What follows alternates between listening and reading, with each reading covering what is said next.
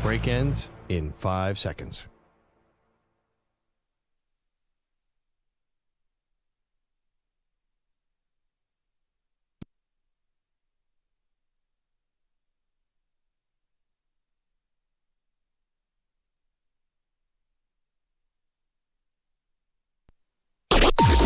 Maggie and Perloff on the Infinity Sports Network. All right, draft's 2 days away. The intel is rolling in. All the reporters emptying the notebook. Welcome to the show, Maggie Gray, Andrew Perloff, and here's some interesting developments for you, Pearl. From Albert Breer, whose intel is fantastic.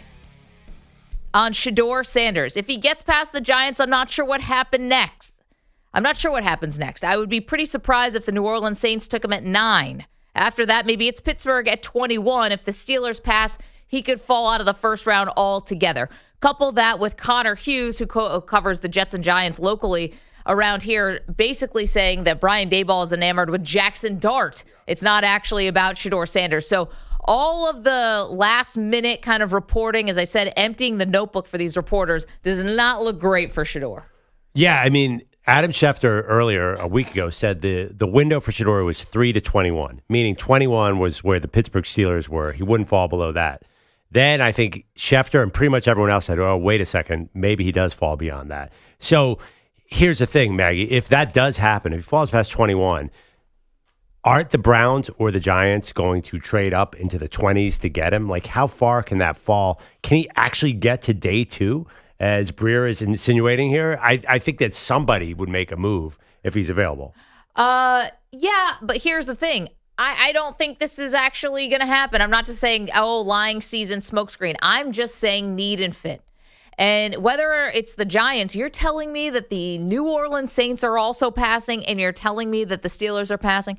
I don't understand how, we listened to that Aaron Rodgers talk for 45 minutes the other day. When he wasn't blasting the New York Jets, he was basically kind of being wishy-washy. I thought, reading the tea leaves, this means, yes, he still is interested in the Steelers.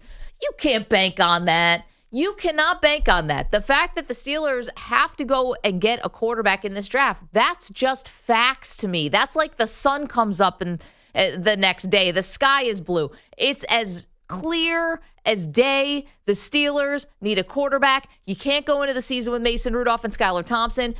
That's not going to happen, because here's the thing about that.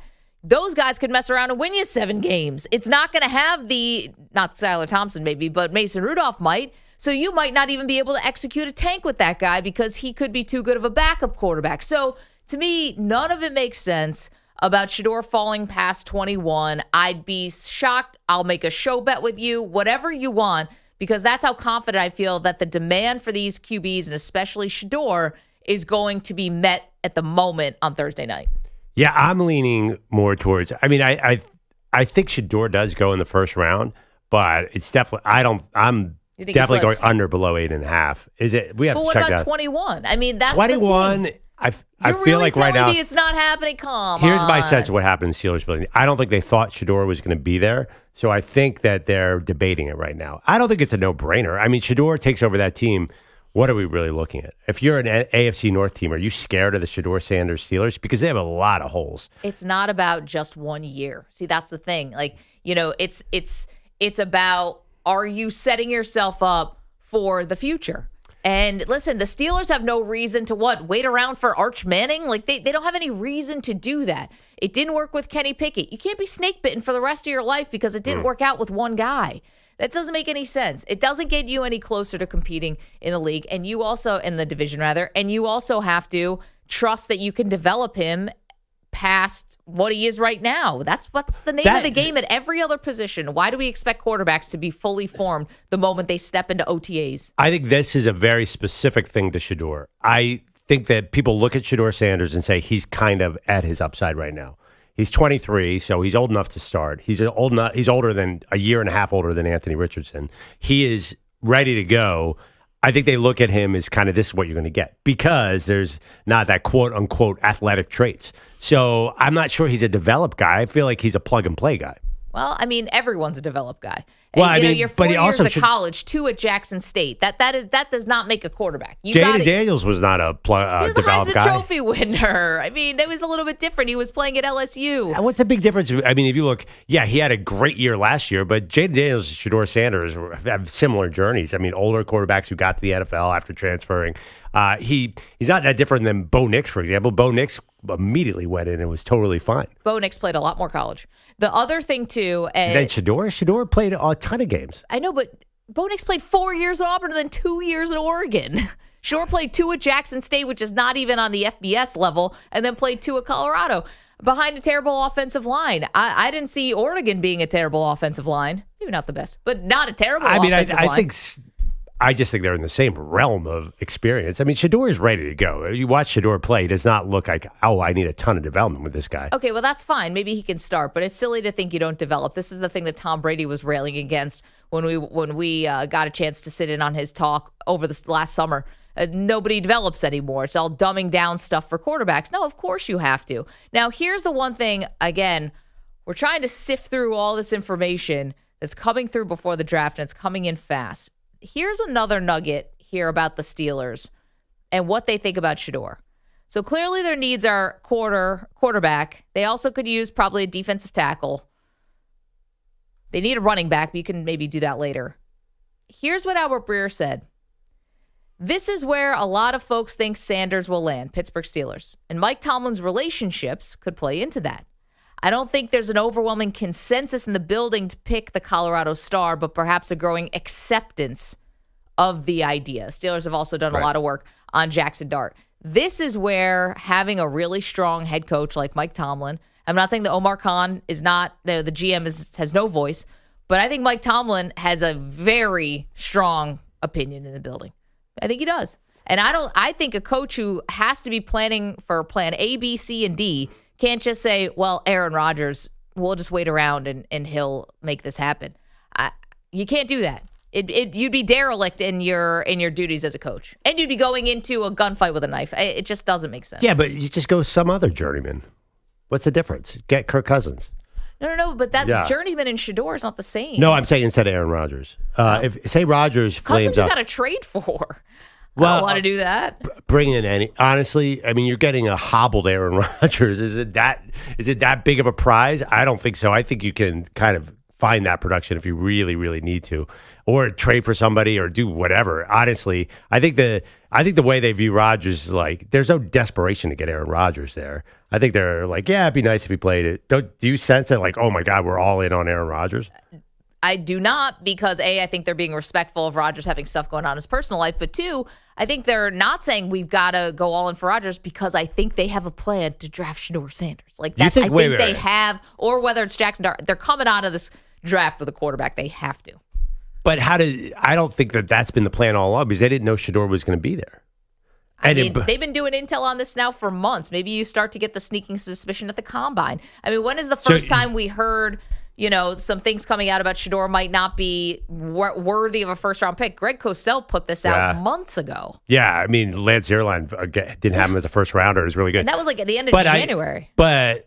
I can't believe that. I think that they thought the Giants were in on Shedeur because the Giants basically were Team Shedeur from day one of the season. And by the way, they still could be. Yeah, they still could be. Yeah, so I don't think the Steelers – I think it's more likely that they were planning on, hey, Rodgers is not going to show up and we're going to do some desperate old guy move instead of like, let's plan for Shedeur. That could not have possibly been the plan. But there's still 100 variables. That's not a plan. That's a possibility. I'd love to know from the Steeler fans how you guys feel. And don't tell me it's Mason Rudolph.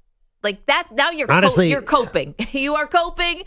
If you're like, you know what? We need to try to face off against Joe Burrow and Lamar Jackson. Give me some Mason Rudolph. I honestly think there are a lot of fans who are like, don't give me Kenny Pickett 2.0. Ironically, the same exact position. Right. I think there are a lot of people who be like, we're getting Shedeur, who's is there a better comp for Shedeur Sanders than Kenny Pickett? Wildly successful college quarterback with no physical traits? They're same things. I mean, I think Shedeur would probably be even more successul than Pickett. Pickett's last year was fire. Good. It was fine. Way, way better than Shedeur's. Yeah, I think he had 42 touchdowns, 7 picks, and ran like crazy. Yeah, I guess, and maybe, I sure, if you want to say that. But here's the thing. Kenny Pickett clearly didn't have it And whatever he definitely had it in college. There is no doubt. He was a fantastic college player. But player. he failed on the pro level. That happens. But here's my thing, bro. You do this job for as long as you do. If you're Mike Tomlin or you're Omar Khan, you're going to miss. It's going to happen. Right. They decided to take a quarterback in a weak draft, and it was Kenny Pickett was the only first-round pick. You want to say, like, they're getting the up-close and personal view. It seems like they still like the guy, or at least they're accepting of his, skill set. You want to just, like, wait around. Where does that get you? What does that do? Well, listen, they did it last year. You're right. And it didn't work. I just think that there is an argument that, Shedeur is an opportunity. You take Shedeur, that means that you're stuck with him for 3 years. They might look at that and say, I don't know if this guy is good enough to be our quarterback for the next 3 years. That means nobody else can be a Steelers quarterback. If you commit to this guy, you're in for a penny, in for a pound. I think that there's some fear. It's a big choice. Even if he falls to you, it's a big decision. That means we are going to be built around Shedeur. And I said it yesterday, it's cold in December. Shedeur feels more like a warm weather quarterback to me. Just played at Colorado. He's fine. Yeah, but He's literally played in Colorado. It's just still not snowing there. Not a big guy, not a big arm guy. Did he play in the snow at Colorado? I mean, it's going to be cold. It's not like he was playing at Ole Miss. Yeah, I really think and I think Deion knows this too, would be much better served to be in Vegas or New Orleans or Arizona. I get him into a dome with that sort of style of quarterback. I think he'd be better off. And so that goes to my point, which is I don't see him slipping past the Saints, let alone getting to the Steelers. I mean, I think that people forget about what need does to teams, especially when it comes to quarterback. You can fart around with other positions. You don't do it with quarterback. It's the one position that gets artificially inflated. And I'm admitting that it's inflated. I know that Shedeur is probably not the 9th best player in this draft. I get that. But you're telling me that Shedeur as new face of the team, influx of positivity, something fun, something new, and actually the guy can play football, which I think he can, then this is how quarterbacks fly. The draft process is tailor-made for quarterbacks. We know that. It's happened time after time. Why we think this would be any different, I do not understand.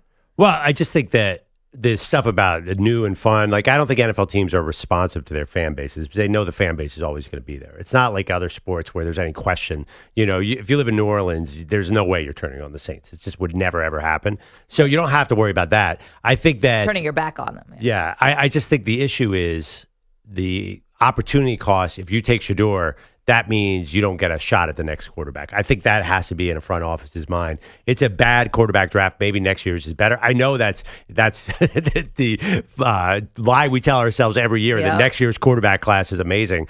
But I do think that if you take Shedeur, if you take Kenny Pickett, if you take going back, if you take Jake Locker in 2011, if you take who is the Trey Lance or Zach Wilson. You're just talking about the misses. Yeah, which is what, 55%? Okay, well, let's talk about the hits, though. I mean, but nobody expected that Bo Nix was going to be this good his rookie year. You mentioned, maybe we thought Jaden Daniels would be. No one thought Michael Penix was going to be going as high as he did. Like, it works both ways. Yeah, I just think that it does work both ways, but you could get really stuck with a middling quarterback if you don't love the guy. And I think, those guys, last year it was a very strong quarterback class. I mean, look at Michael Penix was in the national title game. Yeah. Bo Nix was unbelievable. It was untouchable at Oregon. J.J. McCarthy won the title. Those guys were really accomplished. Mm-hmm. This year, we're looking at Jaxson Dart. I mean, I'm sorry about Jaxson Dart. Like, this is not the same. No, it's not. I mean, let's be fair. Cam Ward didn't win anything either, and Shedeur gets credit for turning Colorado around. Because they were in the depths. Right. But J.J. McCarthy actually hoisted what's it, egg still? No, it's crystal ball. No, the crystal ball's gone. Yeah, what is it? Is it like a little trophy? It's like I can't even remember. What did they hoist? No, remember? Did you guys not see when Ohio State went to the White House last week and the vice president J.D. Vance broke it? Apparently, it's actually detachable. Just nobody told him, so they sent him away. Yeah, how would you describe it? It's like a trophy. It's a more standard run-of-the-mill trophy. I'm still going to call it gold trophy. No. Yeah, and I'm still going to call it the crystal egg. And it's got a football on the top. Right? The crystal ball goes to like the best team that finishes like in the coaches' rankings or something like that. Like that trophy still exists. The BCS, The crystal football? the crystal football still exists. That thing was just so repurposed. freaking impressive. It was like having a cool chandelier. I got a chance when I was at Sports Illustrated to do like a lot of college football tours and go to a lot of these athletic departments. And you would like go into, you walk into, I don't know, Auburn, Clemson. I don't actually think Clemson had one. Who had one? Ohio State. And this cool, sparkly Football-looking thing. football was just there under glass. So cool. And then they replaced it with something not as cool. So there's not actually a football on top, but Nico. there's the shape The of shape a of a football. football, right. Yeah. And the bottom comes out. When you say Apparently. Mr. Vance. when you say Nico, there's not actually a football. Did you expect like a leather football to be on top of Like it? the Lombardi. I don't know if people were picturing like the crystal ball on top Yeah, of the no. tube. We're making trophies worse these days. Have you Yeah. noticed like Stanley Cup, Crystal Football, Well, USA Lombardi, like the classic ones are way better than what we got now. I never Did you see liked the college basketball one? I'm like, what is that, a plaque? I actually no idea. I did not see that. It's wood. I don't like the baseball one. The flags. Yeah, is that still It's what they got? iconic Commissioner until the trophy, commissioner yes. called it a piece of tin. Yeah, one time we got I like the 26 at flags DP on show, it, we or got- the 30 flags on it. somehow Harold Reynolds MLB Network sent his gold glove to the DP show. Mm. Nico could have made it in his bedroom in 15 minutes. It was basically a glove, spray painted, Yeah. whatever color, and Gold. it was so cheap. It wasn't even really gold. It was so cheap. I couldn't believe it. Well, how many years had it been since Harold had won it? I mean, Maybe it faded. it didn't fit. It was just very poorly made. We were remarking on it like, oh, you could have ripped off the glove and used it and had a catch. I thought it'd be more of a trophy. Stanley Cup's the best trophy. There's an aura about it too, because the guy who comes with the kind of like Harry Dunn haircut with the gloves on, There's going to be a lookalike competition, not competition, but a lookalike get-together outside of the Hockey Hall of Fame for the guy who handles the Stanley Cup. We should know his name. I've We met should. him now like Oh, twice. is he still part of it? Oh, yeah. Blonde hair, parted down the middle. Yep. His name is, I want to say Phil or something along the lines of Phil. He's going first name. He's got a name like that. It's like a Phil. Phil. What are you doing here? He's seen some things. Great Paul, debates maybe? usually happen Phil on. Pritchard? Yeah, Phil Pritchard. That sounds right. Good poll, Pearl. Or is that the guy from Modern Family, Phil Pritchard? Phil Dunphy. Phil Dunphy, thank you. That's who I was thinking of because I remember his name could was have that similar to job. Phil Dunphy. Great debates are on Wednesday. We should have done best trophy. We may still. I think we might Have have we done done that. that? Yeah, we definitely done that. Maybe we have. And it was hard to beat the Stanley Cup. That It's is so good. You can't drink beer out of most of these trophies.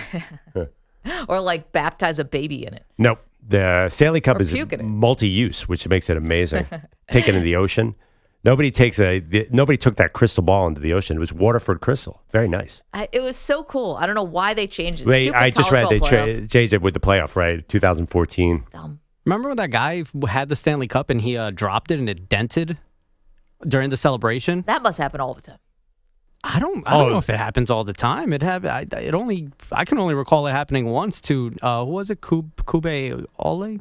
I mean, but that's what we see, Manny. This thing gets to spend a day with every person on the roster. You don't think he you're gets dented? The best one was when Tom Brady almost threw the Lombardi Trophy into the ocean when he was hammered. All-time moment. Remember he was getting Yes. carried by Gronk? That is one of the best sports moments that Tom Brady, the GOAT, Hey, the avocado tequila, drinks twice a year. And it's Apparently, basically it's an just like easy regular date. tequila. Yeah. Oh, I think we found out. It was such a good idea, too. The boat parade, it was COVID, and they were trying to keep people kind of separate. It was Tampa, and it was awesome. And then here comes Brady, just schnockered out of his mind, just throwing the Lombardi Trophy from boat to boat. What a legend. Yeah, that was a good moment for Tom Brady. When Tom Brady lets loose, there's a viral video of him out now jamming to, was it Drake at Coachella or somebody? I don't think Drake's at Coachella. Who was it? Kendrick. No. Travis Scott. Have you guys see that? Tom Brady's in the front row. Travis Scott dancing. Yeah, his son looks mortified. Yeah. Tom Brady having a good time is always fun little social video. Big question, will Tom Brady draft Shedeur Sanders? Let's bring it back full circle. Tom Brady in charge now at the Las Vegas Raiders. This is why she gets paid the big bucks. That's me. Yeah, is anyone else asking that question too?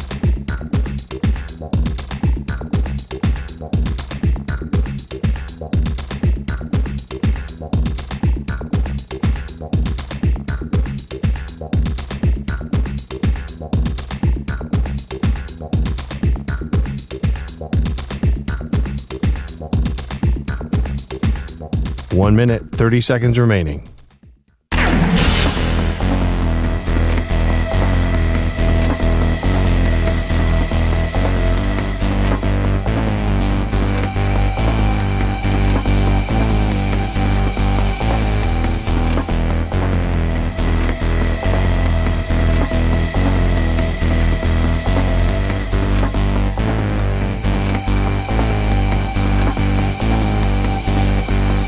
One minute remaining.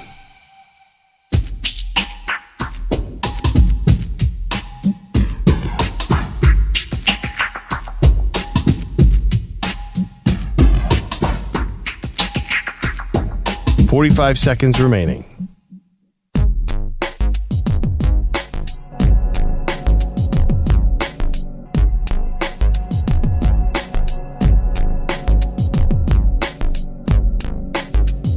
"30 seconds remaining.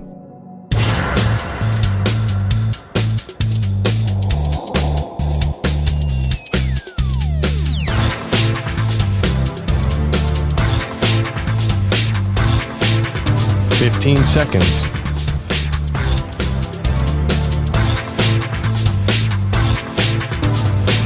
Break ends in 5 seconds.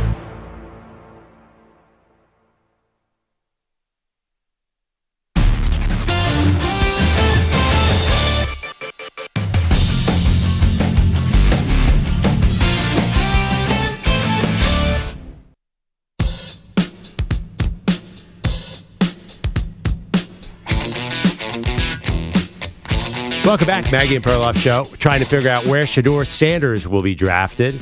He could go 3. He could go 9. He could go 21. He could go 46. He could go 68. And by the end of this process, he's going to be a 7th-round pick because he's been falling and rising and falling and rising. I do remember one draft prospect who people thought could go 3 or could fall out of the first round. And he actually reminds me a little bit of Shedeur Sanders. Geno Smith. Everyone had him 3 to the I think it was 3 to the Raiders. Raiders worked him out. Raiders were all into him. Was there a million times. Passed on him, and then he fell to the second round. I don't think that happens with Shedeur Sanders, but it is funny, the wide range on Shedeur Sanders. I mean, you look at a mock draft, originally he was 2, then 3, and now people are dropping him. It's unusual. Yeah, I mean, some of the other ones that we've seen, it ended up going the kind of the same way as Geno, like Malik Willis, people thought was going to be Will Levis. Will Levis, yeah. But he's so different than those guys. Like Malik Willis and Will Levis were like big athlete, big arm, not polished. Like Shedeur is the opposite of that. Although Geno was pretty polished at West Virginia.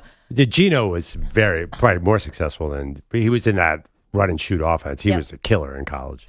But again, like the other guys were really a lot more projects. It's going to absolutely be a beauty in the eye of the beholder thing, because either if you're a team that would have, like the Colts, that just took a flyer on Anthony Richardson, who had 3 college starts and was all athleticism, all upside, or say you love Jalen Milroe, who played in a lot more games and bigger games than Anthony Richardson at Alabama, but profiles like a similar way, then you're not going to want Shedeur Sanders. Like, then that's not going to be your guy. If you do want a little more of a, timing, rhythm, accuracy, all that stuff, then you're going to like Shedeur a little more, but I'm a classic pocket passer. Which is funny because he never threw on time and he never stayed in the pocket at all, not once. And I ever said maybe 4 running for his life. Yeah. But so people are assuming that he's a good pocket and timing quarterback, although there was no protection to be this timing quarterback in Colorado. So it's kind of funny. He does have to, a lot of analysts have said, and you brought it out in the beginning of the season, he tends to drift away from the pressure, not step up. Yep. One thing about Jaxson Dart is not wildly talented, but he does step up into the pocket. So it's interesting to see how these quarterbacks are evaluated. You're right. Do you go traits, Jalen Milroe, or do you go production, Shedeur Sanders? It's a great question I think every team faces. I think you would probably lean production. You would not want Will Levis. No, I'm not that guy. Because we talked to Quincy Avery yesterday, right? And he's like a quarterback guru who's trained 300 different quarterbacks. And to be fair, not high on Shedeur. So I'm splitting with him on that. But one thing that he did say that was really hard to coach up at the next level is accuracy. I think we look at Josh Allen and we're like, hey, he wasn't that accurate in college, and look what happened in the NFL. But the way that Quincy and other people who are really in the know on this stuff define accuracy is not completion percentage, which Shedeur's is through the roof, 74%. But it's not that. It's, do you hit a guy in stride and the timing is perfect that your receiver, tight end, whatever, can make a play off of that? That's how the real people define accuracy, not some silly completion percentage, bubble screens, stuff like that can goose your completion But that's percentage. exactly what happened to Shedeur. He was thrown behind the line of scrimmage all the time. I mean, the teams watch that. But Jalen Hurts was actually had a decent percentage, but he was not accurate. That's and I think it took Jalen Hurts a long time to get really accurate. So it's few and far between guys who can develop that skill at the pro level, is what Quincy was saying. Yeah, and Jalen Hurts was a second-round pick. I think a lot of these guys we're talking about, maybe not Shedeur, but Jaxson Dart, Jalen Milroe, Tyler Shuck, those are second-round picks. I mean, they're not. They'll probably go for it. That's what Quincy also said. He's like, demand is a big deal here. 888-710-4ISN. Mark's in Ohio. What's up, Mark? Good morning. Hey, good morning. I have a lot of questions about how they evaluate quarterbacks. Like, I don't understand how, like, someone like Bo Nix and J.J. McCarthy are first-round prospects, and then someone like Jaxson Dart comes out of nowhere. Like, I have never even heard of the guy until we started talking NFL draft. You And didn't then watch him beat Georgia this year? You didn't see Jaxson Dart beat Kirby Smart? I have very little time. I just listen to you guys on the radio, and That's that's good pretty enough. much it. But, like, yet someone like Will Howard, who won a national championship, is only a third-round prospect. What I do know is that, like, I can judge character. I'm pretty good at judging a person's character. And Kenny Pickett, for example, I thought bust the entire time. I'm a Pittsburgh fan because he just, it's how they handle getting money, getting fame. And he, you know, in his first rookie year, you hear about him being out at the club and all those things. Whereas with Shedeur, I can imagine that's one thing you don't have to worry about is because of who his father is, Right. that he'll be able to handle the fame. He probably already has good character, knows how to, he's all football. It's what's important to him, I believe. And so those are the things that I see in Shedeur that I like. Mark, thank you for the phone call. Sorry, who did Mark say was out at the club? Kenny Pickett, which I love. I don't think that's true, but I would love to see Kenny Pickett at the club. Big club scene in Pittsburgh? Probably. I mean, I don't know. I was like, I think Kenny Pickett's been married forever. Yeah, he was married at 21 to Maybe the wife's at the club, to a too. Princeton soccer player. Yeah, he is. Seems like a happily married man. But you could be right. Something went wrong with Kenny. People rip Kenny Pickett because he didn't want to stay and compete for a job. Yeah. I do think there might be some character competitive issues. I don't think he's out partying all night, but maybe Mark knows more. Hey, Mark's got his ear to the streets, you know? Yeah. And talking to the bouncers, talking to the people under the VIP, the velvet ropes. I mean, Kenny Pickett is also, I've seen a lot of interviews with him. He seems like a very nice person. He does not seem like a troublemaker. But I also agree with Shedeur grew up a pro. I think Shedeur knows how to be a pro. So that point is accurate. What's the line that you guys love from Batman about Bane when he's like, you entered the darkness, but I was born into it? I'm going to butcher that line. Where's EJ when we need him? You guys know this Pennsylvania. one? That sounds about right. Right. Shedeur's born into the fame game. He didn't have to learn it. Yeah, It's but I innate. mean, It's second nature. but teams, they're definitely old school coaches. Like, wait, we're drafting a quarterback who has to record a podcast twice a week, like that. That's the least of their issues. I feel like the team would love that right now. I don't think so. You think an old school coach would love that? First of all, who's old school anymore? And secondly, I think the podcast, I think teams nowadays just sort of take that. Like, if they I don't think that scares them off. I think Sounds arrest like- warrants scare them off. Sounds like something is. I think famous dads who also know how to coach can scare somebody off. I think there are a lot of side things that people question about Shedeur. I think honestly, Dion is the biggest one. I think Dion's on my. You can't say that this is a normal situation. No, it's not. Kenny Pickett's dad was not a Hall of Fame player who's now an outstanding college football coach. That is not the situation. That is true. 888-710-4ISN, 888-710-4476. But we are not going to be talking about the same things when Arch Manning gets drafted. Or are we? That's a great point. Yeah, but, Cooper has no interest in coaching. He's too busy doing his little funny segments on Fox.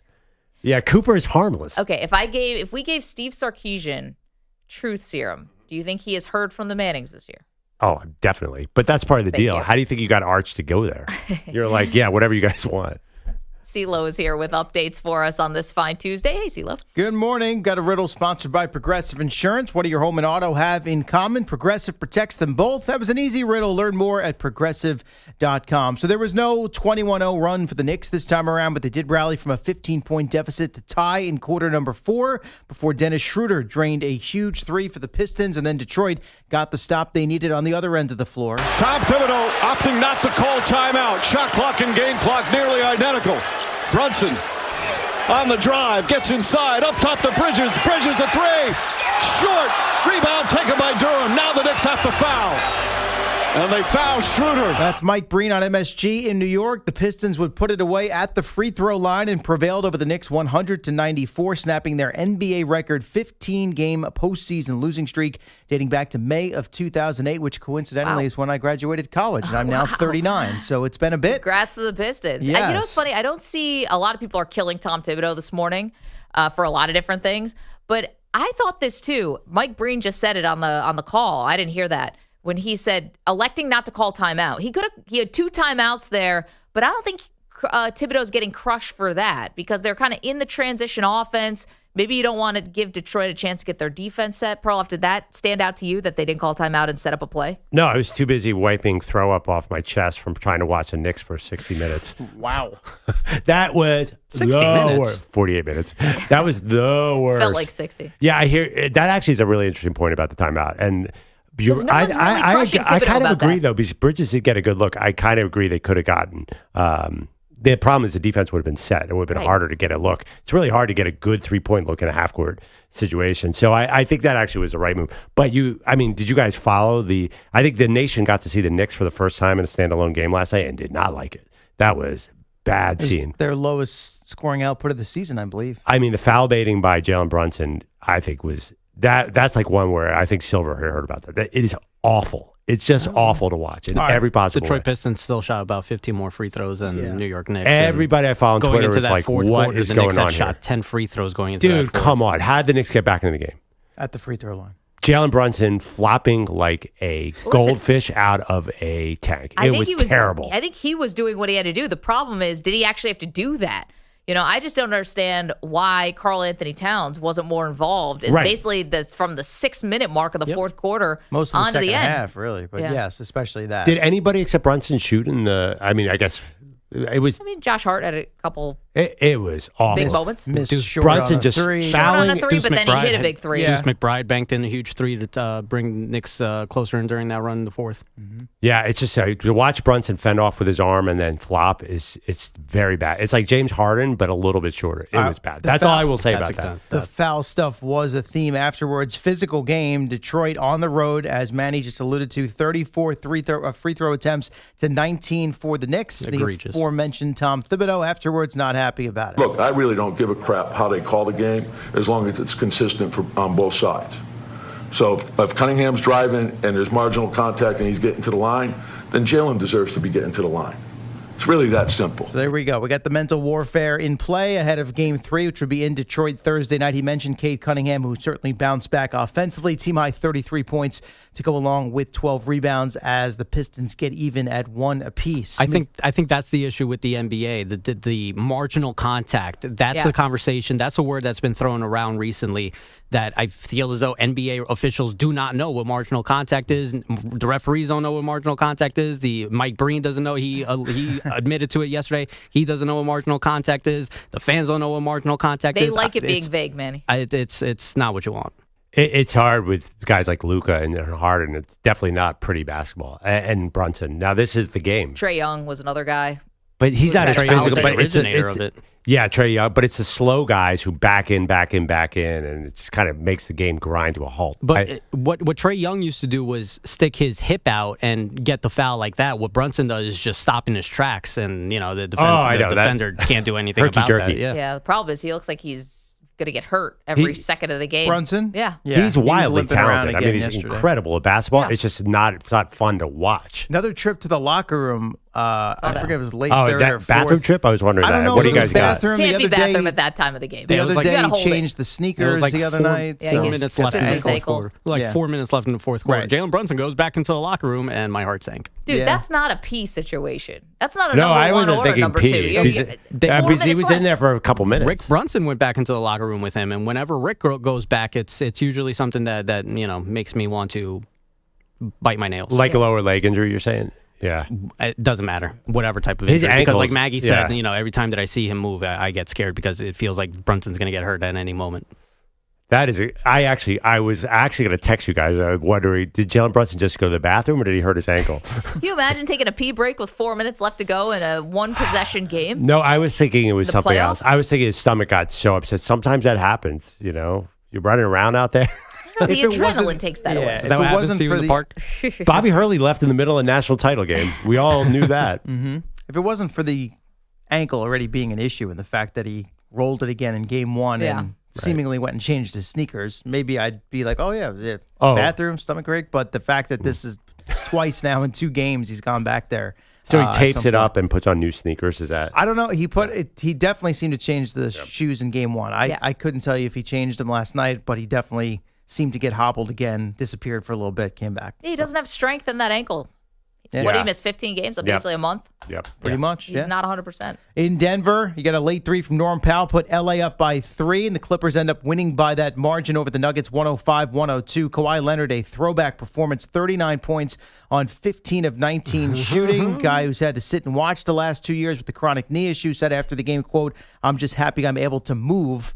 That's what I'm taking pride in, is just being healthy." So that series is now even as well. Game 3 also Thursday night and shifting to Los Angeles. Speaking of LA, busy night of playoff action on NHL ice as well, and a wild one between the Kings and the Oilers. Trophy. Edmonton erased a 4-goal deficit to pull even with the Kings on a Connor McDavid goal with about 90 seconds left in the third period, but then less than a minute later. That's broken up by Gavrikov, racing up ice, more for LA. Hits the brakes, hits the trailer. Now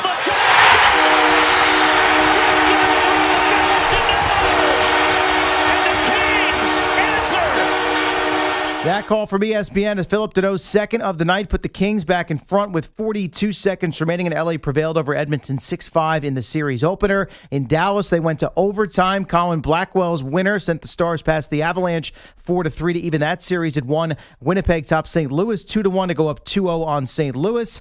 And after blowing a 2-0 lead of a young Montreal team, the 1-seed Capitals turned to the Great 8 to get the job done in OT. First career playoff OT winner for Alex Ovechkin. His second goal of the game as the Capitals prevailed over Montreal 3-2 to open up that series. That's awesome. Kind of feel like it's setting up to be a real storybook here Yeah. for Ovechkin Yeah, in this Certainly season. could be. Yeah. CeeLo, thank you very much. Coming up, the one draft pick that will be taken in the first round, we know of, that could have the biggest impact right away. Not year one, week one. We'll tell you who it is. It's Maggie Perloff. You're in a 5-minute break.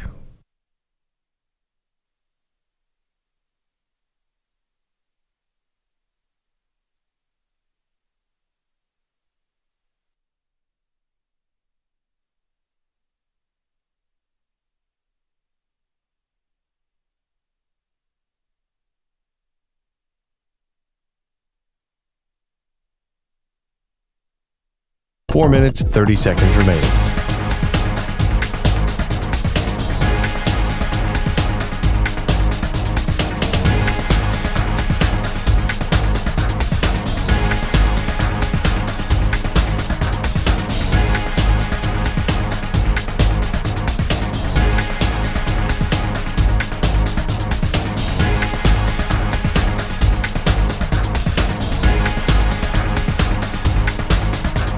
Four minutes remaining.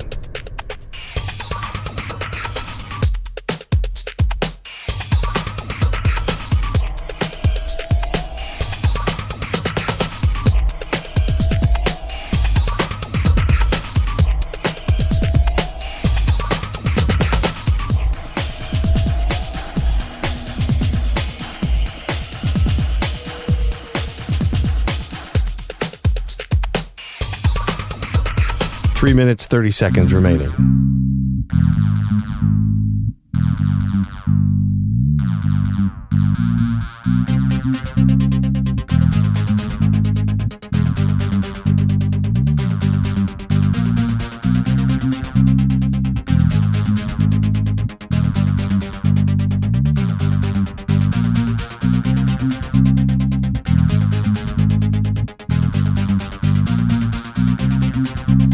3 minutes remaining.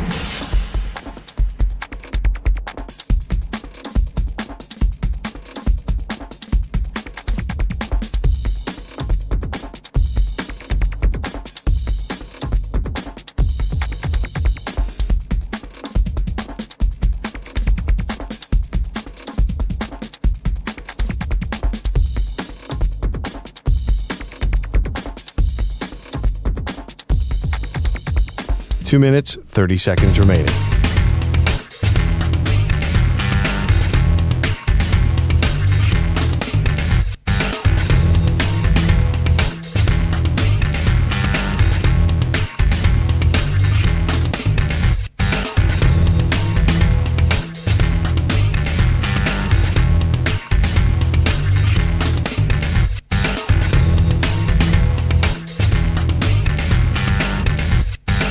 Two minutes remaining.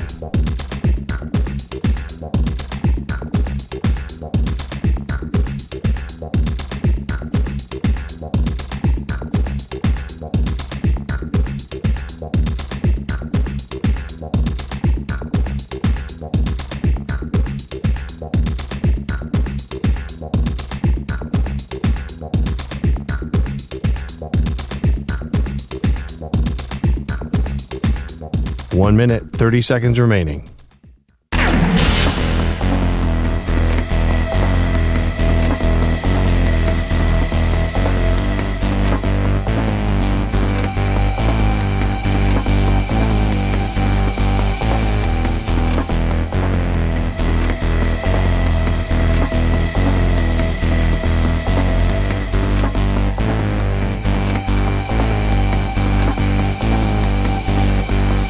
One minute remaining.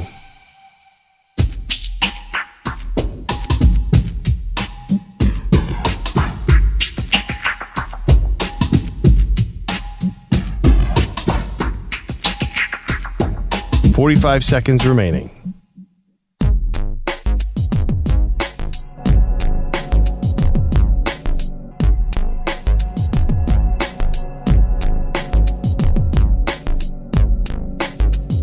.30 seconds remaining.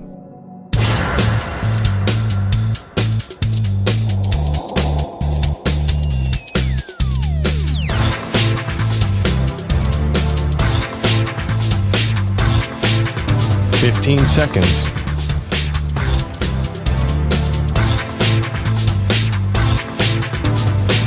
Break ends in 5 seconds.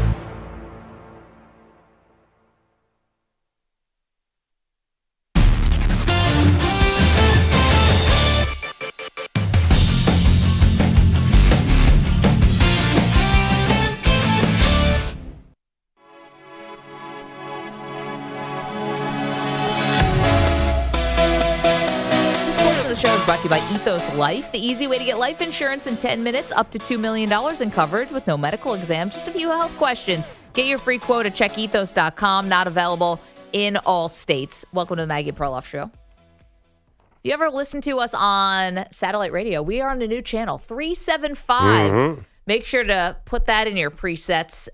We're excited to be on 375. Of course, you can always check us out on the rewind function on the Odyssey app. We're on YouTube. We're on Twitch. We're on Twitter. We're everywhere you want to be. I know right now, Perloff, it is not very much in style to take running backs in the first round. We've seen a couple here and there, Bijan Robinson, Jahmyr Gibbs, but it's not really the trend today, right? It's very few and far between. This is not like in the 80s and 90s where it was no-brainer running backs were going top of the draft. Yeah, so there was a dip in running backs going. Right. See, to me, I think Ashton Jeanty is clearly going to, be one of those guys. That's an outlier. He's going to buck this trend. He's definitely going first round. Top 5 maybe is the latest rumor, is that the Jacksonville Jaguars are very, very interested in Ashton Jeanty. The question is he the guy in this draft that has the ability to impact a team in a positive way? I'm not saying the first year, week 1, like he is getting carries, he's out on the field, scoring a touchdown week 1, like he's going to be a high fantasy draft person. All that. Are you kidding? Absolutely. By the way, I think that trend is over because Saquon Barkley killed it last year. Yeah, but not for the Giants who drafted him. Well, I just think that they're going to have 3 first-round picks. I think Omarion Hampton goes top 15 for sure. He's the other. I think both Jeanty and Hampton are week 1 starters. I think they're both top 5 picks in fantasy. I think Jeanty's probably 2 or 3 in fantasy football. Maybe even, listen, Derrick Henry and Saquon Barkley aren't young. So I think he is immediately expected to be the highest end running back. I'll bet you the odds of him leading the league in rushing are close, are reasonable. Yeah, he should get in there, whether he goes to Jacksonville, the Raiders, even Chicago with Ben Johnson.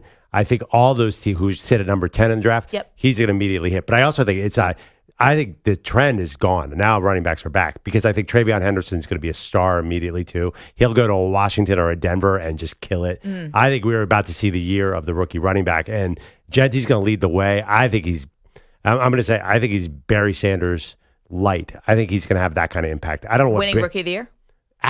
Well, I think Hampton would be his biggest competition. I think those Omarion Hampton, who will probably go 13, 14, 15. Right.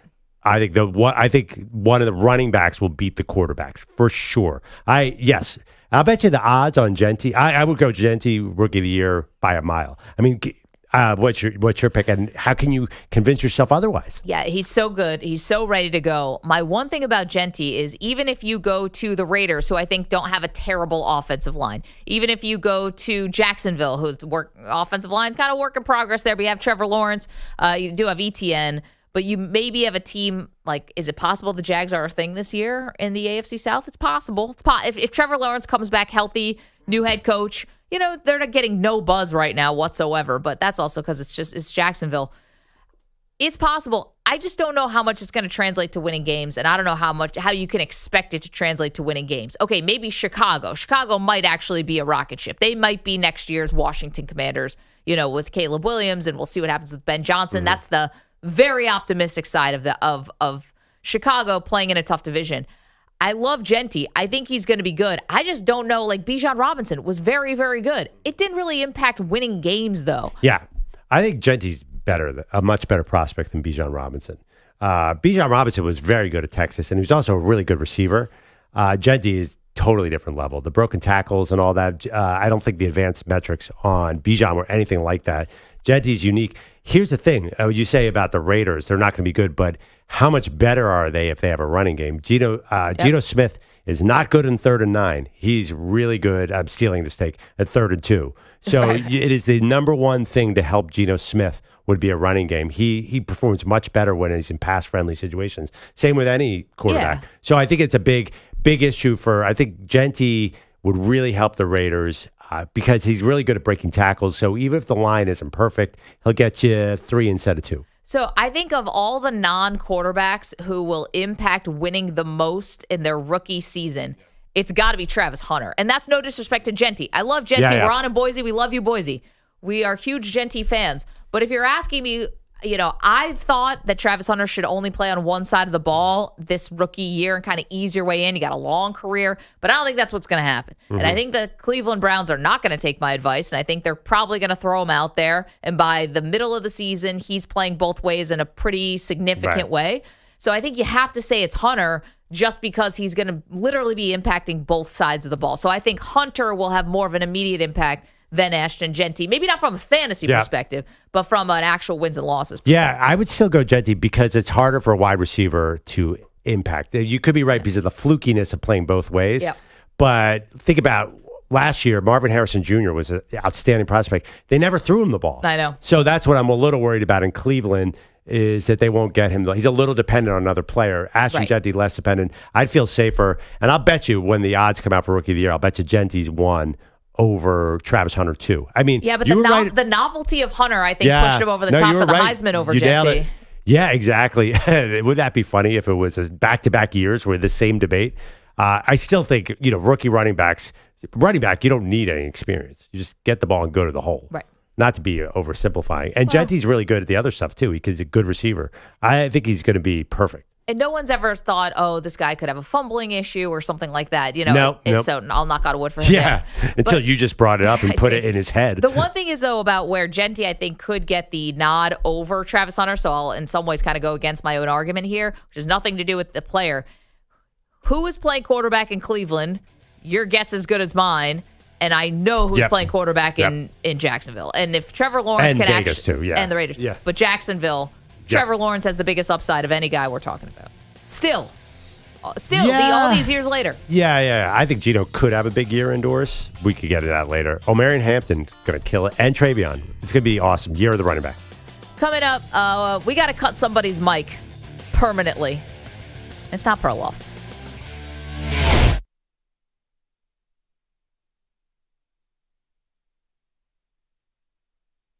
You're in a 5-minute break.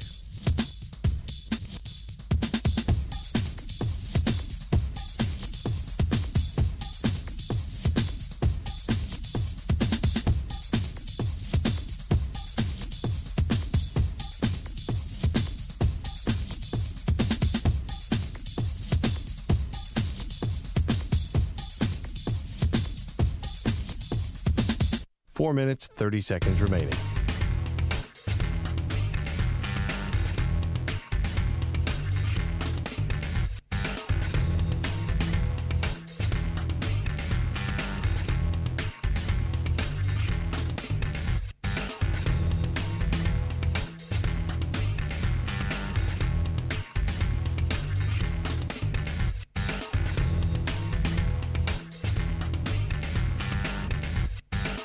Four minutes remaining.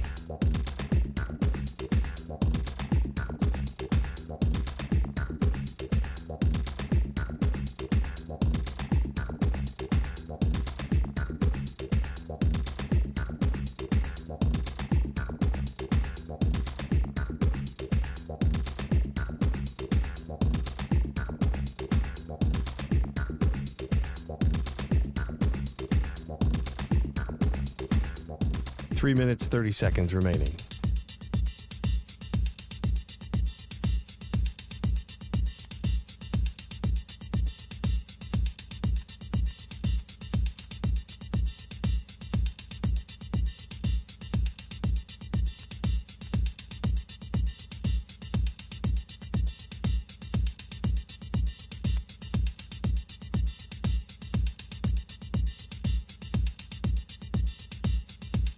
Three minutes remaining.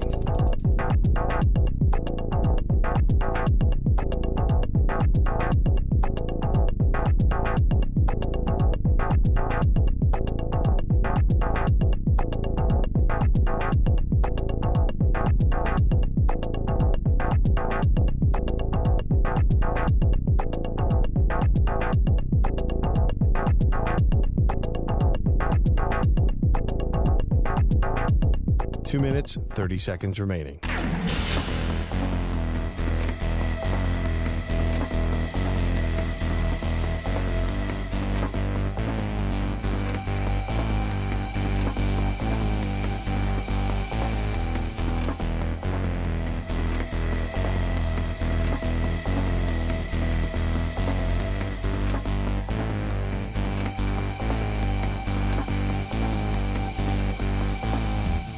Two minutes remaining.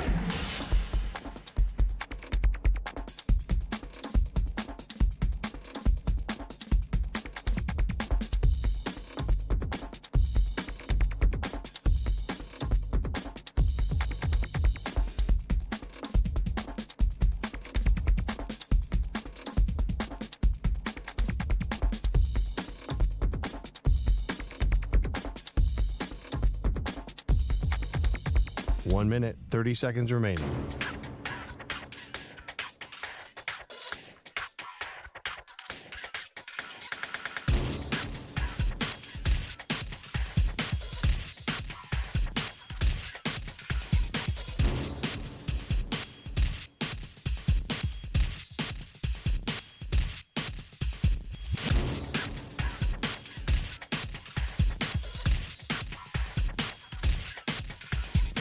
One minute remaining.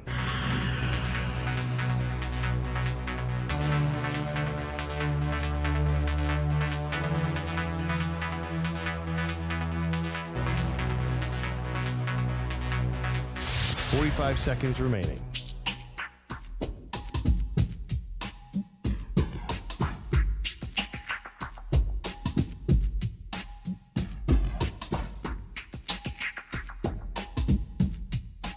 Seconds remaining.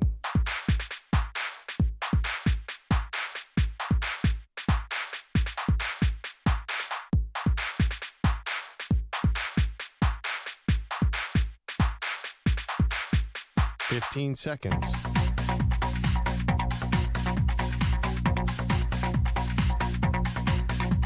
Break ends in 5 seconds.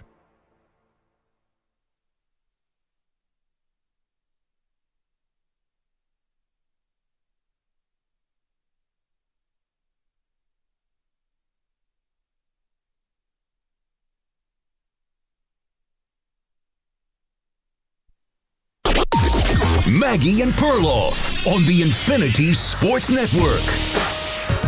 We get back to the NFL draft in just a moment. Welcome to the show, Maggie Gray, Andrew Perloff. But, Pearl, I think that 2025 is going to be the year of the drought buster, year of the slump buster, whatever you want to call it. Excuse me? Yeah, I said it. Manny, she's looking at you, buddy. Yeah, big slump.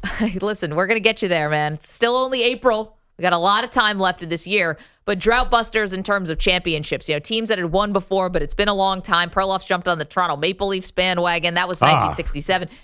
I think this is going to be the year of the drought buster, but the biggest story, if you were going to ask anybody, what do you think the biggest story is in 2025? It still is Luka Doncic getting traded. Until something wildly crazy upends that, it's going to be Luka Doncic. So Nico Harrison, a name none of us really knew until this trade deadline, and now he's become all types of famous. It's all about February, right? Yes, we were very unaware of his long career at Nike, but now we're all very aware of every move he makes. And he's getting 20,000 people chanting to be fired. He was addressing the media yet again. So this is a week after they did a smaller reporters roundtable that didn't go that well. Now he's out in front of the whole media because they felt like that fell really flat. So they put him out there again to answer more questions about why in the world did he make this Luka trade. And he got some very pointed questions, including why shouldn't you be fired? Well, one, I think I've done a really good job here. And I don't think I can be judged by the injuries this year. You have to judge from totality, from beginning to end. And right. Funny about that, right? It's he thinks they've been very successful in Dallas. And last year was a good year. To be honest, I agree. I think they have been very successful in Dallas. They took a chance on Kyrie Irving when nobody wanted him. The Derek Lively, they've they got done those some two good things. centers. It was a good formula last year for sure. No doubt. But the biggest reason why you got to the finals last year was why? Gaffney. No, Luka Doncic. It was, yes. Derek Lively. Yes. It was PJ Washington. By the way, PJ Washington, uncharacteristically hot. No, last he was year's very playoffs. good. But obviously, Luka Doncic was your answer. Of course, the answer is Luka. And, nobody really followed up on that. It's yes, you've been successful, but what has been the sun of which all these things are revolving around, right? Yep. Obviously, it's Luka. Yep. And, he said that he thinks they have a championship caliber team right now, Perloff, had it not been for the injuries. Well, then I would also ask Nico Harrison this that nobody followed up on. If your team is that ready to win right now, save for the injuries, well, you had Anthony Davis back at the end of the year. So Kyrie Irving is out, but you know what? Kyrie Irving's 32. I'm sorry, he's 33, and he's out a lot. A lot. In fact, Kyrie Irving hasn't played more than 60 games since he was a member of the Boston Celtics. So you might live in a world now where injuries, and along with Anthony Davis, who clearly is nicknamed Street Clothes for a reason, you may be dealing with injuries quite a bit here, sir. So if your team is so good right now, championship caliber, if not for the injuries, well, you have to imagine you're probably never going to be playing with a full deck. You couldn't get out of the play-in. Don't you think if a team, Perloff, was that good, even if they were missing one guy, even someone as important as Kyrie Irving, they would be able to do a little bit better than losing in the play-in? Oh, obviously. I mean, I do think it's a funny year because the Mavericks are not alone. There are several Western Conference teams who build dream teams, but the West is just insane right now. Right. So I think that hurt them a little bit. Obviously, I think they'd be the third best team in the East, ironically, but they're not in the top 10 in the West. So you nail it though about you traded for injury prone players. You got injuries. And by the way, just going back, you said that the day the trade happened, like, wait, Anthony Davis? Why would you have faith that guy's going to be on the court? And he wasn't. I mean, I know he came back, but even when he came back, it wasn't enough time to gel, so it really didn't matter. There's like a beauty in the eye of the beholder thing that Nico Harrison keeps talking about, and he talked about it yesterday. He goes, listen, if you don't believe that Anthony Davis is one of the best two-way players in the league, then you're never going to love this trade. And I think that is really playing your fan base for a fool. Because I can think that Anthony Davis is a great two-way player, and I can also point out that he's missed 153 games over the last 5 years. So, like, him being great and him being available are two very different things. And so I think Nico is trying to be slick here, and he's trying to, he's really trying to sell his vision. But you want to know what? We're going to be right back here again next year. And Kyrie Irving, we don't even know when he's going to be back. He's still recovering from an ACL injury. So he's not even going to have a full season next year. So you're just going to be able to blame injuries until the cows come home. It's going to be very unsatisfying. If they're healthy next year, they could be a pretty good team. I don't think championship team by any stretch of the imagination. He said they are. Well, he's wrong, which is nothing new. But let me ask you this. What if there's one savior here? What if Luka goes out in the first round with the Lakers? Then maybe, first of all, it's already going to be an outstanding 30 for 30. There's no doubt about that, the trade. But maybe it's not the story of the year if Luka falters in LA. Maybe that softens a blow for Mavs fans. That's a big if, by the way, because I think the Lakers could easily come back and make some noise. But if they did fall short, then maybe that makes it just a little easier to take. So, game tonight, by the way, game 2 between the T-Wolves and the Lakers. I think that in order for Nico Harrison to look like he did the right thing here, I don't think it's just that the Lakers have to lose in the first round. I think you need a Luka crash and burn. Like, it's got to be he comes in, he's fat, he's out of shape, he never gets going. Like, I think the whole thing has to be a failure, not just one season.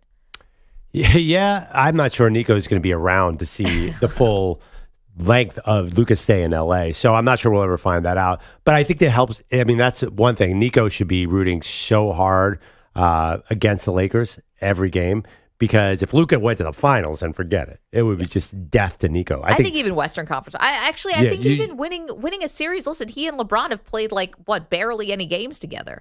It's not like he had all this runway to gel. Right. I mean, you and I kind of argue about this too. You think that there is a little bit of runway. I think LeBron's getting older and older, so there is some pressure to do it this year. And Luka, he didn't look great in that first game. You saw the negatives on Luka, which is he can be two-ball dominant and not really move around.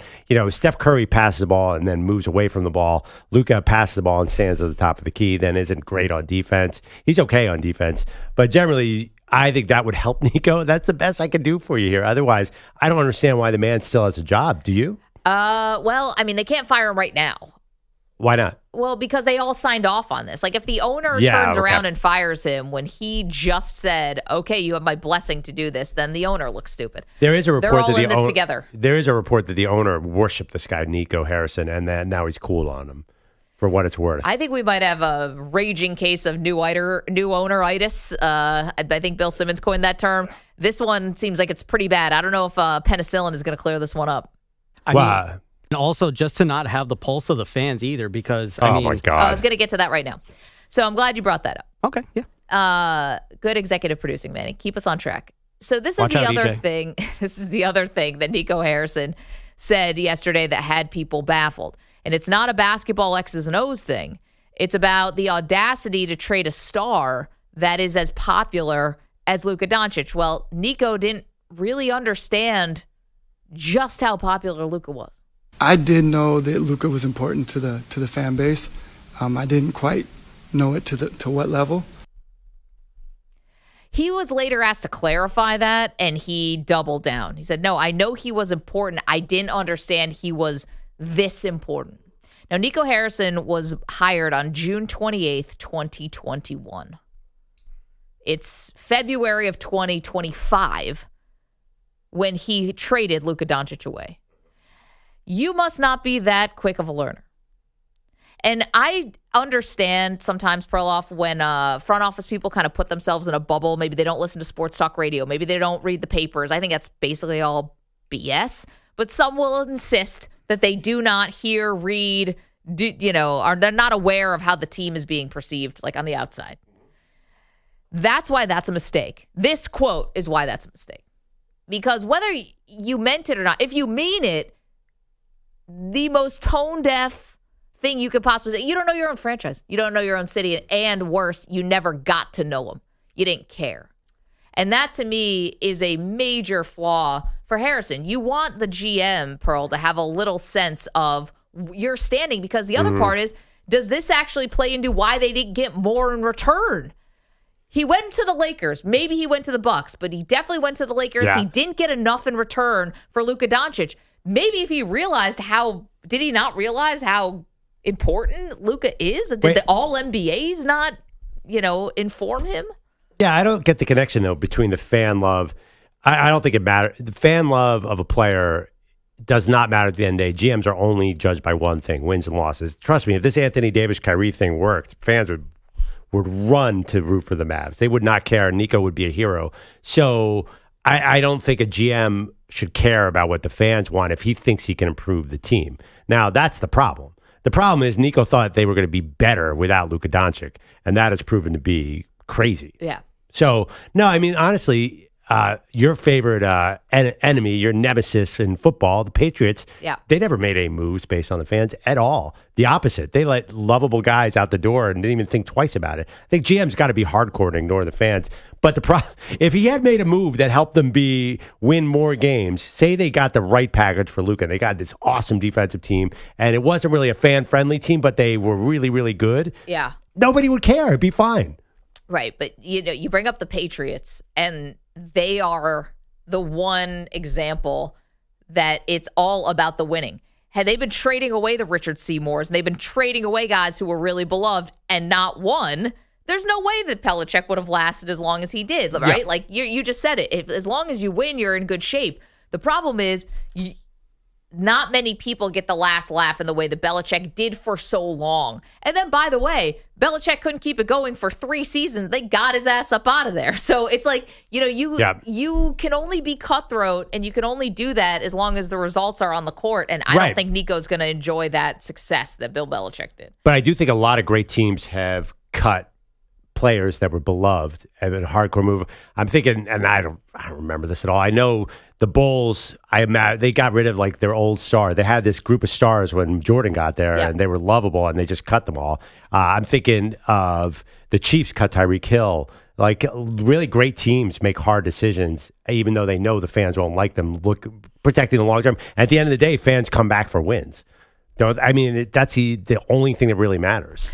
Yeah, I mean, I think there's probably some examples throughout history, and this could actually be a great debate, like the trades that really damaged a franchise. I know there's one for a team that I root for. What's that? And now I wasn't around to see it, but the Tom Seaver trade for the New York Mets was something that they did not recover from for a really long time. This is a really long time ago I'm talking about, but that was a horrific trade that happened in the middle of the night, almost like Luka Doncic. But I think getting rid of a fan favorite when you think it's better, I think that's generally a move that shrewd GMs do. That is definitely like the fans like past production. They usually hold on to the old guy too long. Right.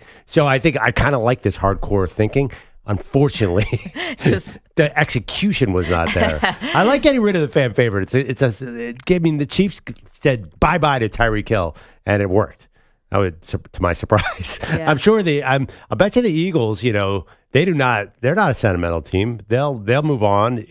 They moved on from Carson Wentz pretty easily, and he was pretty popular. So I kind of like this idea. It's just the execution of it. But Nico did not know that Luka was popular. That's even crazier than the trade. Like, how did you not know Luka Doncic was popular? I have no idea. And I think he means it. Yeah, I don't think he's messing around here. And the other part, too, is this is why that quote doesn't make sense, and it makes me worried a little bit about Nico. Well, I'm already worried about him, but he made his bed. You worked at Nike, which is all about taking the temperature and the pulse of the greater fan base, right? Don't you make bets on people? If it was just about leading scorers or if it was just about rings or whatever, you're trying to find who the zeitgeist likes. Nike is all about who's popular in the streets, who's popular in amongst young people, who can sell jerseys, like who can sell shoes. Well, that might explain. You didn't think that Nico or that Luka was popular? Like, what did all those years of Nike do for you? Well, that might explain, because I don't think Luka is a top Nike guy. I feel like Nike, I'm thinking some of the commercials, like they get like guys like Zion and like the young John. I don't know if John Morant's a Nike guy. I just think that Luka is a little bit earthbound to be a shoe superstar. Don't say in your own market, though. Right, you would think having all that knowledge of what Nike does and then apply it to your market, you should be able to see the signs that a guy's really popular. Yeah, but he might have been looking at the national scene and said, well, you know what? He probably was thinking like a shoe executive. Yeah, because I Shoe forgot. likes young and up and coming. They don't like established. I know. So I forgot all the national commercials with Anthony Davis and Kyrie Irving on them. Kyrie Irving is basically nuclear reactor for things that he had said and done. Shoes are popular, though. Shoes are very popular. Yeah, Kyrie's shoes were popular. What is the deal with Luka's shoes? I don't know nothing about him. I'm not great at sneaker culture. Does he have a big selling shoe? Not that I can think of. But no. Nike's more, it's shoes, but it's also, don't you see, like they are the kingmakers. Yeah. They understand this type of thing. Right, but shoe companies have a very specific, they like young and electric. That's what Luka is. Luka is young and not electric. He has 3 dunks in his entire career. Sounds like you agree with Nico then. Well, I think Nico is looking at a national perspective and saying like, wow, Luka, we have metrics on this. Anthony Edwards is more popular than Luka. So I think he probably... Where does Anthony Davis fit in this conversation? No, nowhere. Not at all. I just wonder if that's why Nico was thinking from a Nike perspective where Luka's not exactly their style of player probably, which is stupid. He should have walked out his door and seen the jerseys. I assume he has an office in Dallas. Does he live? Where does he live even? Is he in the city? But actually, I got to be honest. The tiers of the Luka fan, I didn't know either. I figured most people just took him to the finals. What do you think? Everyone's going to be okay with him getting shipped out of town for an older, injury-prone player, literally nicknamed street clothes? So Luka does have a shoe deal, by the way. His newest is the Luka 4 Space Navigator. And who is that? That is Nike. And how's it selling? Luka 4 Space Navigator. By the way, I did see he's the number 1 selling jersey since he went to the Lakers, but it's a new team, so everyone's got to buy their jersey. I think the funny thing is Luka's visibility from a Luka standpoint, he won this trade massively. I mean, massively. Well, not monetarily because he can't sign the Supermax anymore, so he probably lost like $100 million. But yes, he comes out as the winner. Right. I mean, I don't think he was signing that deal. Would he want, if he had a choice between, even with that money? He said he was signing it. Just, to be fair to him, he said he always intended on signing it. But did he know the Lakers was an option? Nobody did. Jay is our buddy in Nashville. Jay, good morning. What's up, dude? Man, y'all got me calling in reading tea leaves again. And first of all, yesterday, y'all sound like y'all had a bunch of dope fiends calling in yesterday. That was funny as I don't know what. But I remember I told y'all before y'all even came to like mornings, I was like, man, first of all, like Anthony Davis, you barely blow on him. And like he's going to tear an ACL or something like that. You might speak too loud around him and something's going to happen. But as far as Nico is people got to realize Nico is a fall guy. This was a decision made by somebody above Nico's head because you can see when everybody was yelling fire Nico, you see the look on Mark Cuban's face. And all I'm reading off of Mark Cuban is like, dude, this is not Nico's fault. Like, you can tell Mark Cuban's like, Nico is going through this. He's not even the one who really called this shot. I can see it off of Mark Cuban. And really with Luka, it reminds me of the Marcus Allen situation where he had to sit on the sidelines all them years. Because it's almost like, I'm like, did Nico like bang somebody's smoke show of a daughter or wife or something? Because that's what it seems like happened. Because this is what happened to Marcus Allen. You know what I mean? That's Wait a minute, hold on, Jay.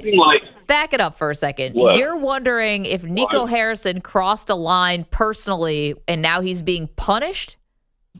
No. Not Nico, Luka. Oh, Luka. Yeah. Luka. Okay.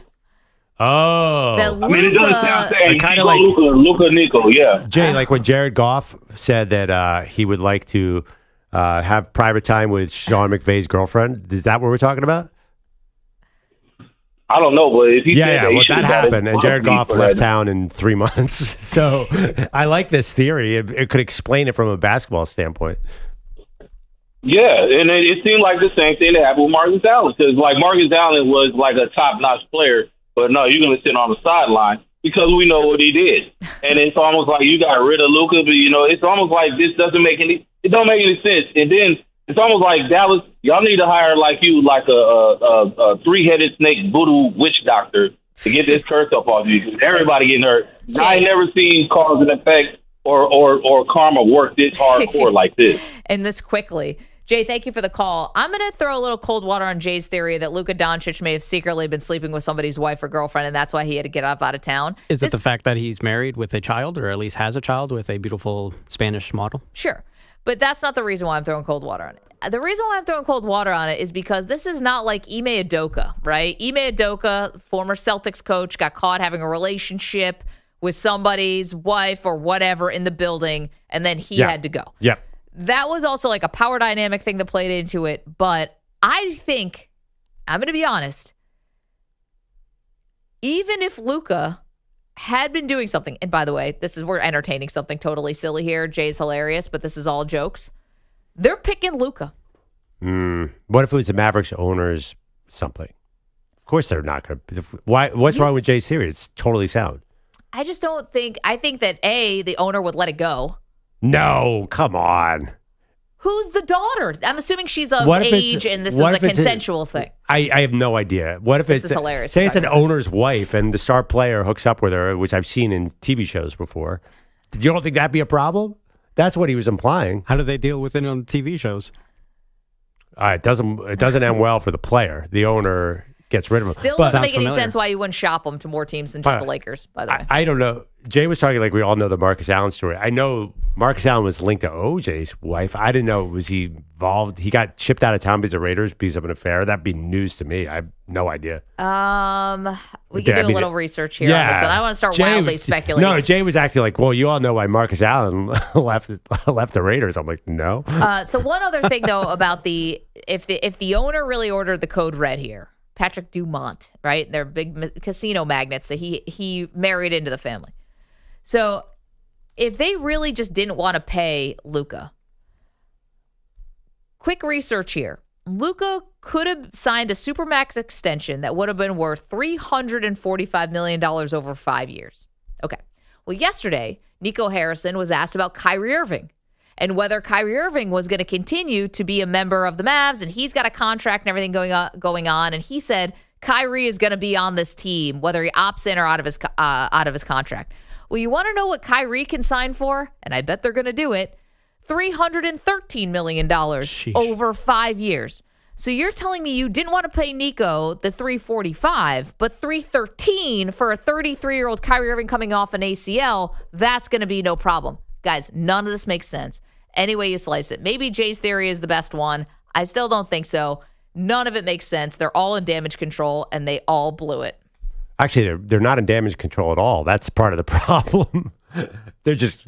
He said one thing that sounds like damage control. It sounds like he's like, I did the right thing. He just keeps doubling down. I mean, we're kicking a dead body. I mean, Nico's definitely going to get fired. This is definitely not going to get work out. I mean, there's no way Kyrie Irving and Anthony Edwards and this team are going to get Davis. Anthony Davis. They'd kill to have Anthony Edwards. Yeah.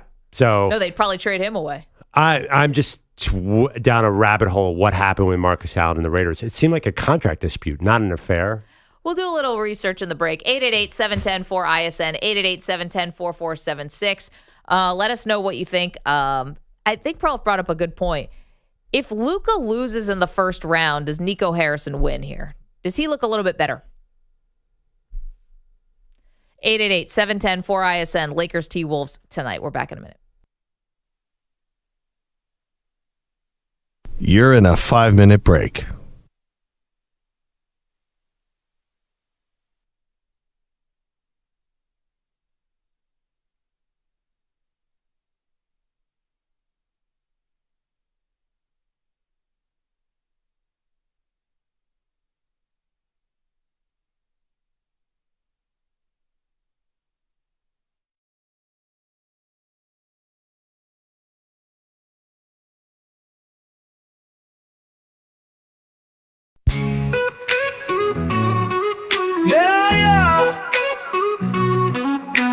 Down in Music City, there's a man named Jay. He's tuned in to Maggie and Perloff every single day.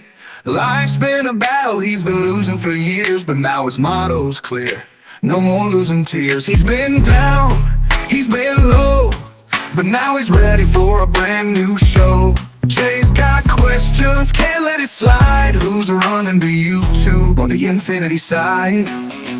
Jay in Nashville calling out the crew. Who's behind the curtain? He demands the truth. Peter Bummelotti's ghosting, no work in sight, but Jay's got the Maggie and Perloff show to make it right. Make it right.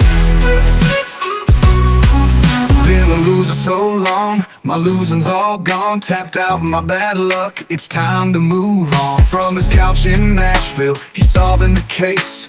Infinity's mystery, he's all over the place. He's got theories, he's got plans. Is it Moose or Perloff behind the cams? And Bellotti, forget it, he's MIA. Jay's the one who's showing up today. Jay in Nashville calling out the crew. Who's behind the curtain? He demands the truth. Peter Bummelotti's ghosting, no work in sight, but Jay's got the Maggie and Perloff show to make it right. Make it right. Jay's turning his luck, rising up the ranks. Infinity answers, he's storming the banks. Bellotti might miss it, but Jay's always there with a sharp-eye question and a comfy chair. Jay in Nashville calling out the crew. Who's behind the curtain? He demands the truth. Peter Bummelotti's ghosting, no work in sight, but Jay's got the Maggie and Perloff show to make it right. Jay in Nashville, he's taking the stage. From loser to legend, he's turning the page. Infinity's mystery, Bellotti's no show. Jay's the real MVP of the Maggie and Perloff show. Make it right.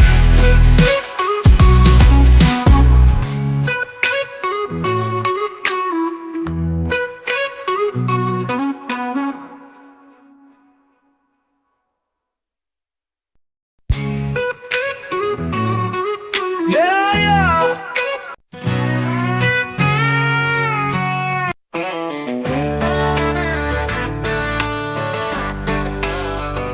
When Nerdy King Perloff made a big old bet, said if I lose I'll go pay my debt. Texas bound, he claimed real loud, but that old Ford still parked and proud. Kevin Lamel's got brisket on the grill, Victor Wimmy's dunking just for thrills, and he's back home, dodging that drive, talking about stats on a hard 9 to 5. He ain't never going down to San Antone. Talk the talk, now he won't pick up the phone. Said Wimby was a bust, now he's got the crown. Rookie of the year while Perloff gets town. Big words, no ride, just microphone moans. He ain't never going down to San Antone. And then there's Bellotti, oh bless his soul. WrestleMania hits, he crawls in a hole. No emails, no text, no I'll be late. Just a folding chair and a Ric Flair cake. Monday rolls in and Pete's MIA. Still rewatching The Rock from 98. He's got a dream, and it ain't this show. Just tag team belts and a stone cold flow. He ain't never showing up the day after the slam. He's playing hooky like it's part of the plan. Sipping cold brew in a luchador mask while the whole damn crew picks up his tasks. The lights gone with the WrestleMania tone. He ain't never coming in from parts unknown.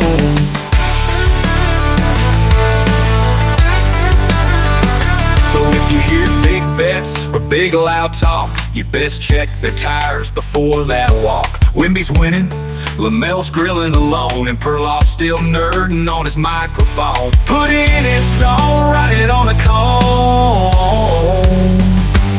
He ain't never going down to San Antone. Hours, 32 minutes, and now 25 seconds away from the probably second greatest day on the calendar, sports calendar to me, the NFL draft, first being the Super Bowl. I cannot wait. I'm thrilled, even though my Eagles pick 32 for now.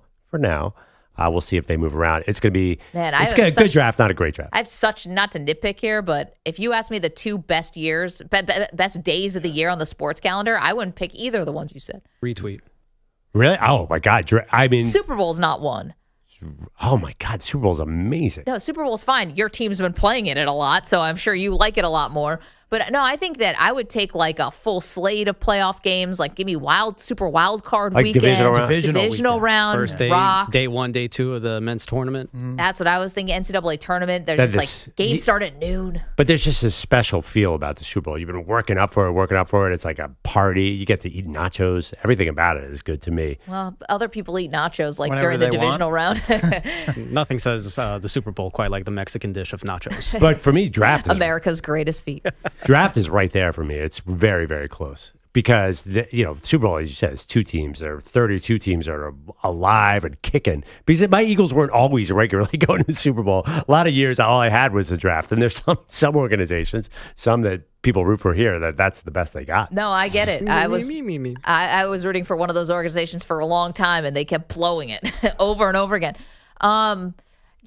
Draft is probably my top 5, but I don't know if it's my number. I used to sit there with notebooks as a kid. I used to be the full on pretend I was going along with the draft. I was a full on nerd. That explains a lot. I don't know about you guys, but let me tell you something. Day 1 of the NBA Summer League, I'm right there every year. Everyone's got their thing. Not gonna yuck your yums, Manny. Get to CeeLo, who's got the latest headlines for us. A very busy night last night. Yeah, and we talked last hour about officiating and the difference in free throws at Madison Square Garden for Game 2 between the Knicks and the Pistons. So 34 for Detroit, 19 for the Knicks, and the Pistons 100-94 road win, evening that series at 1 apiece. Interesting statistical trend, which I guess was put out before the game last night. So Ray Acosta officiated this game. The Knicks have, in the last 3 years at home, their winning percentage is .626. But with Mr. Acosta officiating, it's .300. Get the tinfoil hats on, guys. I just don't understand why the league would want to extend this series. Like, what's the conspiracy? I don't know, and I'm not even saying it's that the league is intentionally doing something, but for whatever reason, this particular official doesn't seem to jive well with the Knicks, especially on their home floor. This is like a little Scott Foster, Chris Paul situation? I suppose it is, yeah. But are we talking about last night? Here. Because the Knicks got into the foul the third and fourth quarter in 2 minutes each. They had the second half was all Knicks. Eventually it was, but at the end of the day, the disparity of 34-19 and the fact that for whatever reason the Knicks don't particularly fare well at home with this guy officiating games. The Knicks grab every single play of every moment of every play. Their hands are all over everybody. If OG lost his hands, he would not be able to play any defense. What? Have you seen how the Detroit Pistons have been the officiated Pistons this are week? even worse, by the way. No, it's all bad. I was watching the 90s last night. I couldn't stand it. Well, Steve Kerr called Wasn't that the golden era of the NBA? I was going to reference that. He called the Houston Rockets Golden State Warriors 1997 basketball, and he didn't mean it as a compliment. Oh, this might be like thing. 92, 93, this series, something like that. I thought that was the golden era of basketball. I thought you guys wanted it to go back to that. I'm confused now. What do you guys want? Here's the thing. It's like I'll go down the road on any ref conspiracy you want, and the NBA did themselves no favors because Tim Donaghy. But I don't get the motivation for trying to hurt the Knicks. The Knicks would be the team that they'd want to advance. You got Timothy Chalamet there, courtside, and all the celebrities. I don't think they're doing it on purpose, but for whatever reason, they just don't seem to play well with this guy when he's got the whistle. At any event, I thought the Knicks got the calls last night. I'm being dead honest. They did down the stretch. Yeah. But I mean, it was a physical game for Detroit all the way through. A lot of people think officials keep games close. That's their only goal. It doesn't matter which team they're rooting for. Mission accomplished last night. Yeah, that was a crazy one. 15-point lead all of a sudden was gone. Asar Thompson did eventually foul out for Detroit. Head coach J.B. Bickerstaff on his team's approach. Right, we don't want to be on our heels because we're worried about foul calls. We need to be who we are, and we need Asar to be who he is. And he's dogged on the defensive end of the floor. But again, there's some cheap ones we can find our way away from. But we want to continue to be physical. And it definitely seemed like he got under Brunson's skin because when he fouled out, Brunson's laying on his back and he's holding up the 6 for 6 fouls, and the Knicks were still trailing at that point. It's like maybe focus on, taking a lead in the ball game before we worry about that. But that's the way it goes. Helps when Cade Cunningham gets back to doing his thing. 33 points to lead the way for the Pistons, while Dennis Schroeder finished with 20 off the bench, including a huge 3 to put them back in front after the Knicks had erased in full that 15-point deficit to tie. Looked like maybe they would come from behind to win again, just as they did in the series opener, but instead you got a 1-1 series heading to Detroit for Game 3 on Thursday night. Meantime, in Denver, the visiting team also bounced back from a series opening defeat. Norm, the right wing three is in! Timeout Denver! 103-100. Norman Powell has turned it on in the fourth, and Big Shot Powell with one of the biggest shots of the night. Clippers radio put LA up 3, which ended up as their margin of victory over the Nuggets, 105-102. A lot of heavy lifting for Kawhi Leonard. Had a huge game, 39 points on 15 of 19 shooting. Game 3 of that series also Thursday, and shifting to Los Angeles, where you had Stanley Cup playoff action last night and a crazy game between the Kings and the Oilers as Edmonton erased a 4-goal deficit to pull even on a Connor McDavid goal with about 90 seconds left in the third period. But then less than a minute later, Philip Deneau scored his second of the game to put the Kings back in front, and LA prevailed over Edmonton 6-5 in the series opener. In Dallas, Stars and Avalanche went to overtime in Game 2. Miles Wood does turn it over. Here's Colin Blackwell going at Johnson. Blackwell into the slot, shoots. Save made through traffic by Blackwood. Blackwell scores! It's over! This series is tied! They don't call him Big Game Bob for no reason. Bob So was good. choosing Final Call on ESPN. The energy just booming through that clip there as Dallas bounced back in overtime to even that series at 1. So you guys spent the last segment talking Nico Harrison, all the rage in Dallas these days, to the point where right behind Pete DeBoer, Stars head coach last night, first row behind the glass, was Fire not Nico? one but two gentlemen wearing a Fire Nico t-shirt. Oh, which was no. interesting. So they really, I mean, in Game 1, you had a lady that was in a similar spot wearing a My Cup Size is Stanley t-shirt, which I thought was very The creative. hockey fans always bring it. But the Fire Nico Please t-shirt was very vivid last night. I like the please, just to, please. Polite. Fire Nico, please. Got to be polite about it. What Southern do you charm. guys remember I'm sure you do, the woman who was the Edmonton fan? Yeah. Who got very famous last year? Yes. For being real loose. For showing, Yes, now I remember. Yeah. for showing her cup size. Yeah, exactly. And it wasn't Wasn't she Stanley. Scottish as well? It was pretty close. She's like Scottish, isn't she? I don't remember. Or Irish? She had an accent. We talking about the same lady? I'm sure That we does are. sound familiar. Yeah. We're all talking about the same lady. Yeah, Oilers the fact that you could Oilers even girl. like pick out her face in a lineup would be like a real. that Oilers girl. No, Oilers I was girl. thinking of a different hockey chick. Oh, yeah, no, I remember Oilers girl. there's now. a different hockey chick? Are you talking about recently the gal that came in to watch the Maple Leafs? I think that was And it, she was yes. hammered She was just out on the obliterated. streets. Yeah. Yeah. I remember Did she Oilers- flash the camera? No, She didn't flash, but she was referencing Got it. the players being distracted by her. Oh, right. I definitely large remember breasts. being distracted by Oilers girl, though. Yeah. But that was Go ahead. in Edmonton, though, right? This Exactly. in LA. So Yeah, that's how I was wondering. Do you think she comes back? And Oh, by yeah. the way, like God, please. and every red-blooded man in Canada and the United States said a silent prayer and lit a candle to hope that she comes back. I just wonder, like, does the team, does she get all of a sudden like a free ticket in the mail? Hey, the assignment. Maybe it's very possible. Instead of just, in this case, she VIP? can try to distract the Kings when they come to Edmonton because there's not much else to do in Edmonton. Listen, I think it's would gonna think. work. Wow. CeeLo with a shot at Edmonton. I mean, No, that's you're listen. probably right. You read all those player polls. That's what they talk about. Edmonton and Winnipeg. Yeah, There's not a lot to do in those cities when you're on the road trip. Poor Just can't Alberta. hang out in the hotel. So maybe they send Oilers girl over to the Kings Hotel and see what Listen, happens. I think she does her best work in public. You don't want to hide that from people. Yeah. you No, you know? don't. She's a No, you don't. freaking cold hero. if you got it, flaunt it, right? Amen. That's what people say. Speaking of Winnipeg, they topped St. Louis 2-1 to go up 2-0 on the Blues. And after blowing a 2-0 lead at home against Montreal, the 1-seed Capitals turned to the GOAT to get the job done. As the puck comes toward Beauvillier, Ovechkin was in the vicinity, and a shot here for Beauvillier. A chance, they score! And Ovechkin got it! His first overtime game winner! Good morning, good afternoon, and good night, Montreal! Alex Ovechkin, the overtime game-winning goal! That's Caps Radio finishing off a 3-2 home win to open up that series. I'll be honest, I kind of wondered with the chase to catch and pass Gretzky down the stretch, and you thought maybe they'd be a little now. They blew a lead, and it's only one game, but the man's 39 years old. 2 goals, including the winner, an assist, 4 shots, 7 hits. He was quite active for the Caps. Did in anybody game like one last night? I had a little take on social media last night that this is actually helping Michael Jordan because if Ovi can do that at 39 and LeBron is not going to come out of the NBA, shows once again LeBron really not that great. What Ovi making what did LeBron. Jordan do at 39? Well, just denigrating in that LeBron. same city. Yeah, fair. As Ovi. Fair, but don't get defensive for your LeBron. Just stick with the moment here, Maggie. I'm just saying, I wonder if you threw your back out with that stretch. I mean, I'm just a little worried that Ovi's making LeBron look bad by dominating still. I just crossed my mind. A lot of people on Twitter.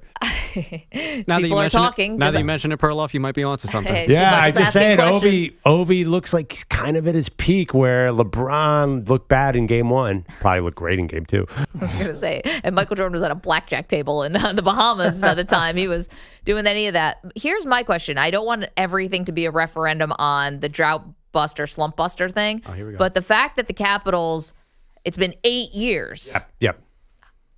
It's not as bad as, the Maple Leafs. Obviously, nothing's as bad as that. But I think it kind of fringe counts. As if they won the cup, would it be considered a drought buster? It's right on the cusp. That was 8 years ago? Yeah. That's literally what I just asked Nico. God. No. That being said, have you thought about... CeeLo just took a bullet. That was very... I'm usually not 3 years fazed ago? by these things. That is depressing. Yeah. I guess that must have been, you know what? Probably because COVID came after that. It feels Everything like got- not that long ago. But Wait, wow. Can we Okay. pause on one thing here? Yeah. You might be insane. If you think the Capitals are a drought, Capitals who never won anything, won 8 years ago, like anybody's talking about the Washington Capitals title drought, is that ever across anyone's mind? You wanted to put the Eagles in there. I didn't want to put the Eagles in there. I said, because I think this whole thing is ridiculous. I don't think the UConn women belong in there. I definitely don't think the Florida Gators belong in there. But What you're about saying Rory? a drought is the Chicago Cubs. A drought is the Detroit Lions. It is not... Rory maybe a little bit, but Rory makes sense. People are talking about Rory not being able to break through. Nobody is saying the Washington Capitals are in a title drought. Find that sentence somewhere on the internet. You are wrong. The Cubs was a curse. Red Sox was a curse. We're talking about droughts and slumps. But you might say the Cubs broke their World Series drought. But it was a curse. That's a different category. But it was a 100-year drought. Yeah, but you don't say the Cubs snapped their World Series curse. Yes, you do. No, come on. It's a But drought. wait. But if there's I'll buy everybody breakfast. If there's a headline, Capitals win the cup this year, break their long Stanley Cup drought. Andrew Kaplan, please work on that, Mr. AI. No, I mean, yeah. I mean, it's just not, it doesn't fit. You're talking about me stretching to get an anti-LeBron take out of Ovi with an overtime goal. That's worse. I'm going to find Washington Capitals championship drought. You might as well do. You could do the Eagles same year. Reference to a drought. To the long It doesn't Washington say- Capitals drought. See, all right, and that was Sorry, I got that was 6 years, 18. not 8. So right, Yeah. but it's going to be 7. It will be 7. But yes, so the right Eagles here. are more just as longer drought than are actually same Okay. drought. Here's How right about here. this? You're going to read the same thing probably. The Sports Illustrated article? I got SI article essentially from sports April on that. 19th of Okay. this year, listing the Stanley Cup title droughts for every playoff. Well, Okay. I'll do you one better, I'll take a Maggie. breakfast all right? burrito. Here's essentially sports. Wait, whatever that what- is. that qualifies? You used to have every team in the NHL? No. Here's one though, and I don't know what this essentially sports is, but this is the headline: Washington Capitals. It's wrong, but Washington Capitals can break a 6-year-old drought with these edges over Montreal for Stanley Cup playoffs. But there it you really go. Thank you, essentially 6-year-old drought of sports. what? But it's kind of incorrect because they won in 18. This is 25, so that's 7 years Yeah, it'll be 7. for the cup. For the cup? Yeah.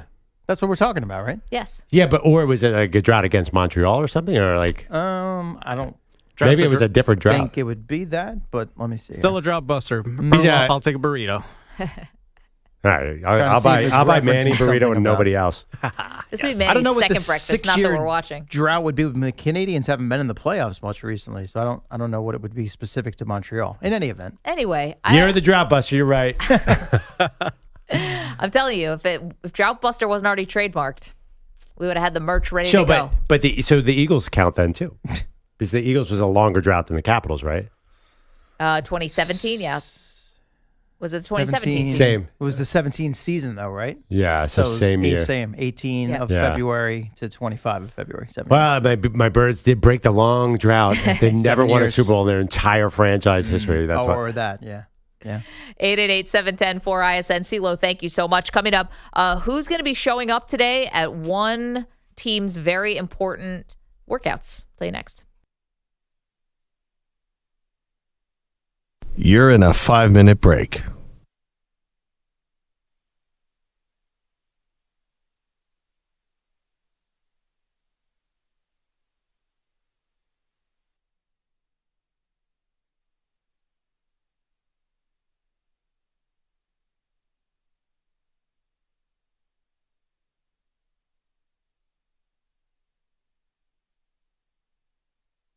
Four minutes, 30 seconds remaining.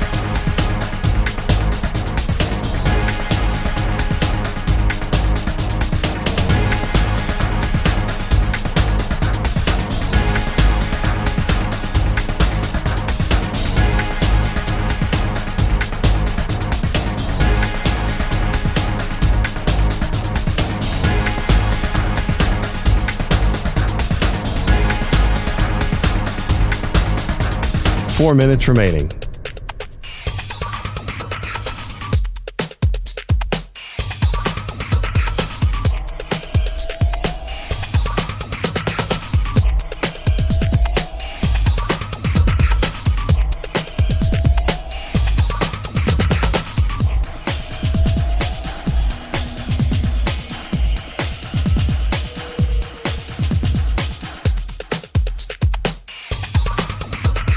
Three minutes, 30 seconds remaining.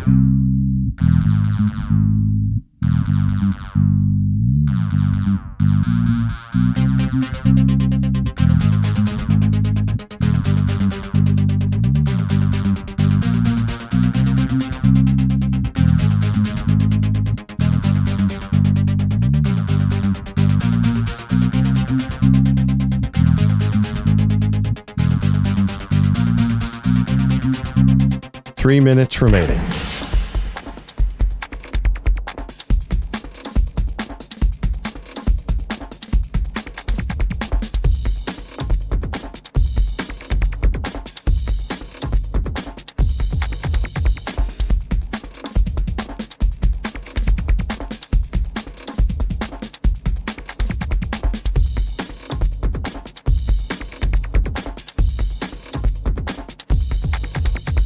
Two minutes, 30 seconds remaining.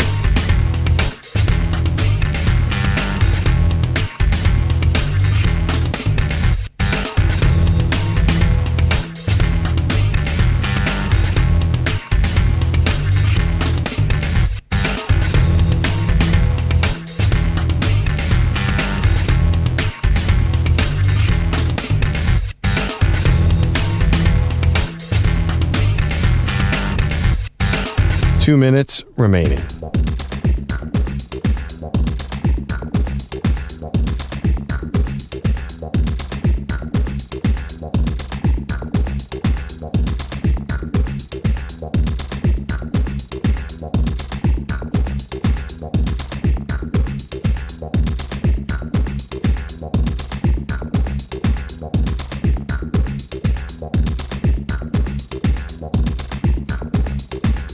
One minute, 30 seconds remaining.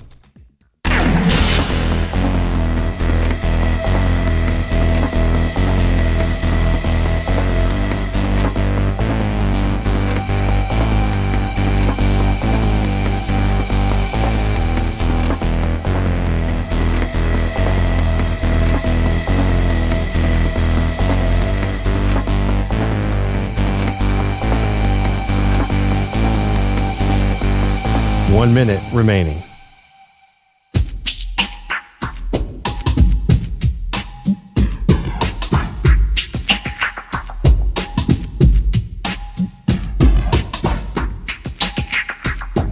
.45 seconds remaining.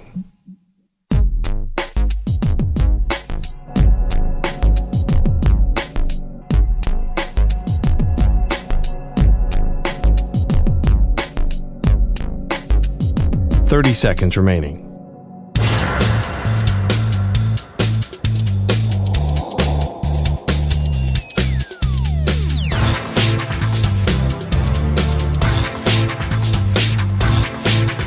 .15 seconds.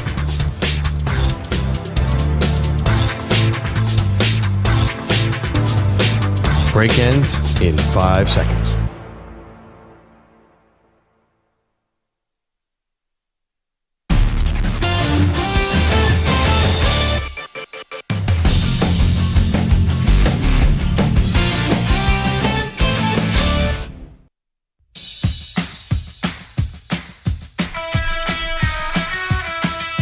deal for the 49ers today and this morning. Welcome to the show. Maggie Gray, Andrew Perloff.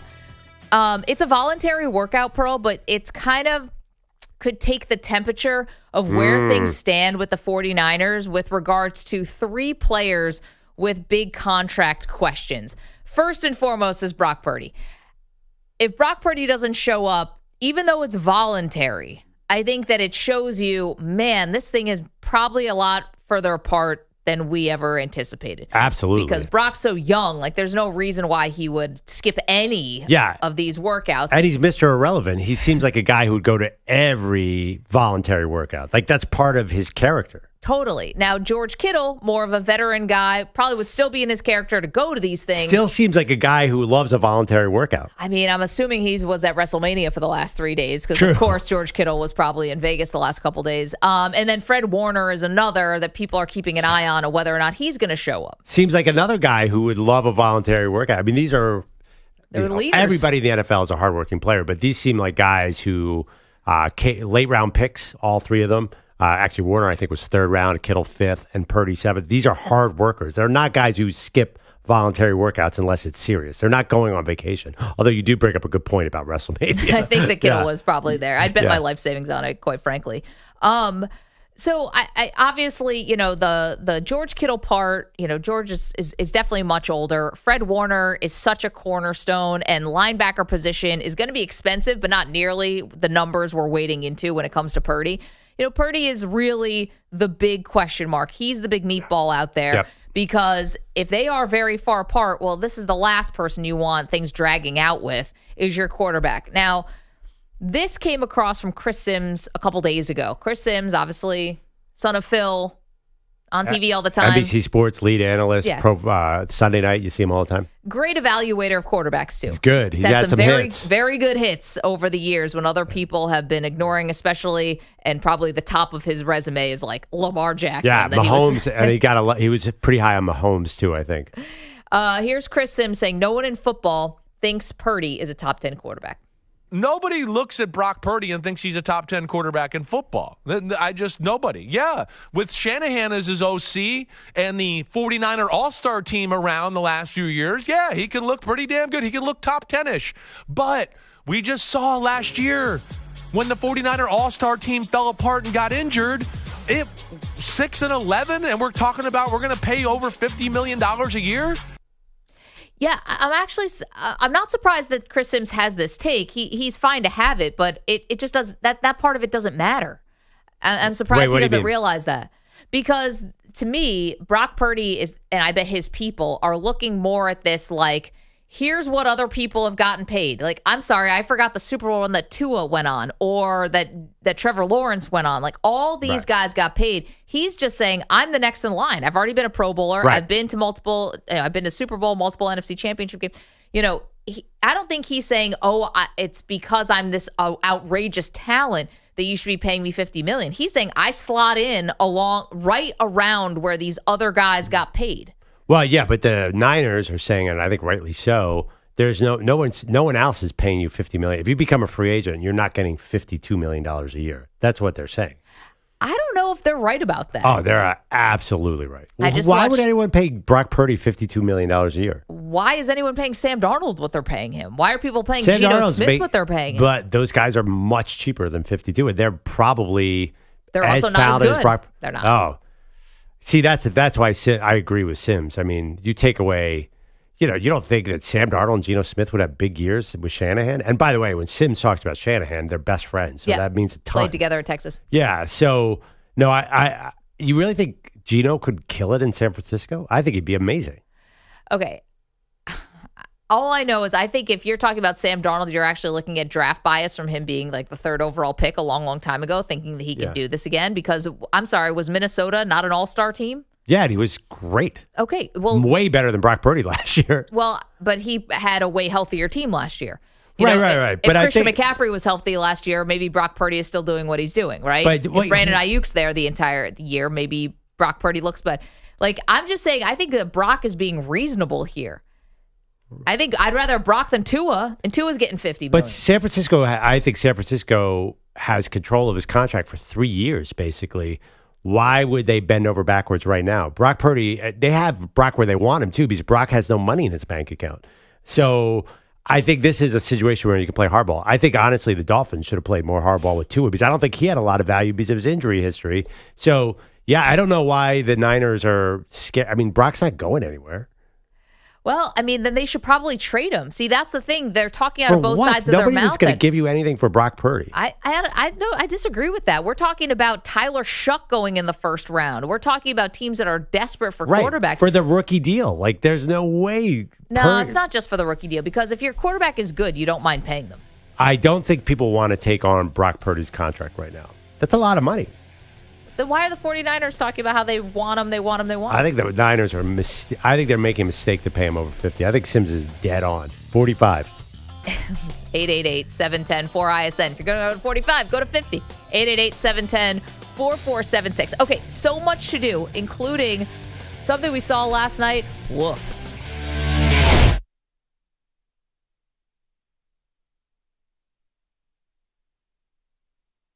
You're in a 5-minute break.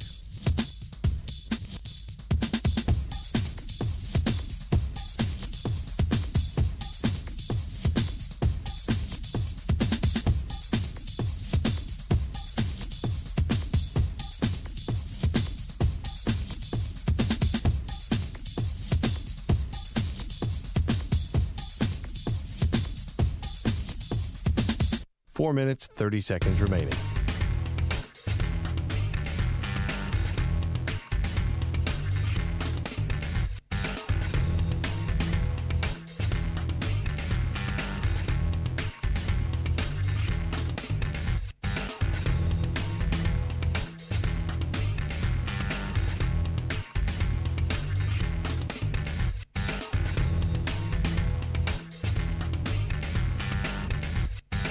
Four minutes remaining.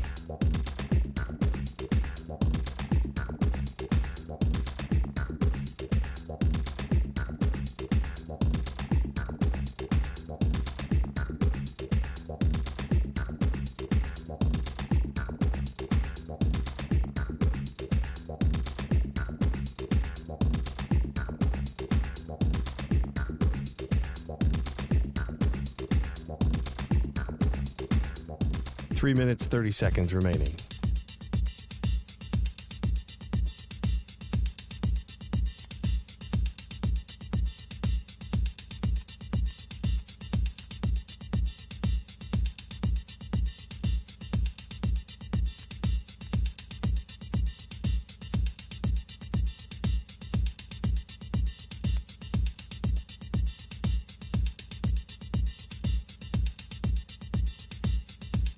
Three minutes remaining.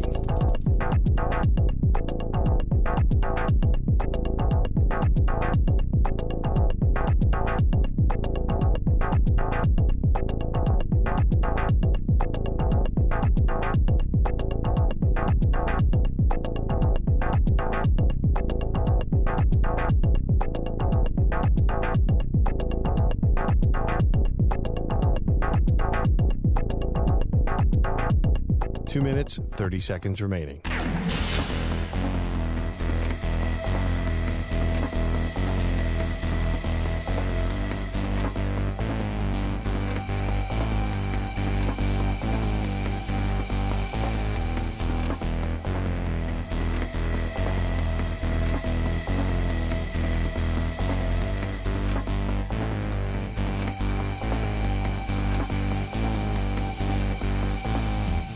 Two minutes remaining.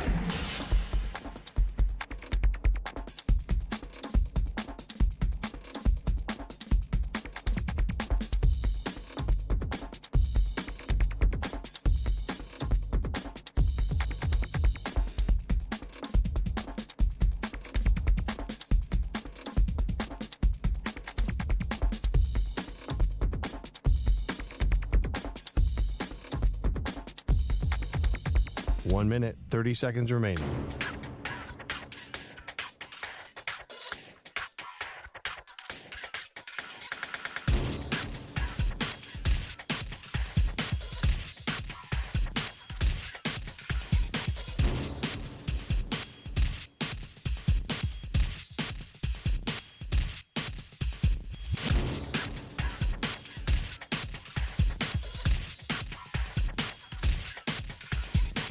1 minute remaining.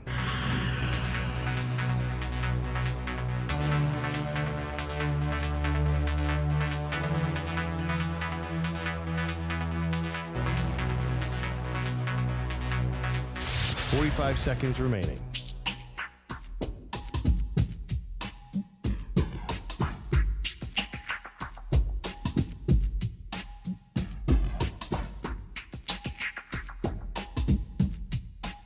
Seconds remaining.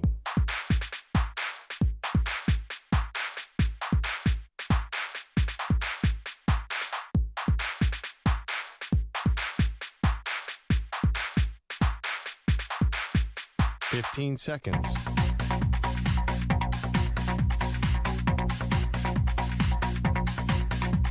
Break ends in 5 seconds.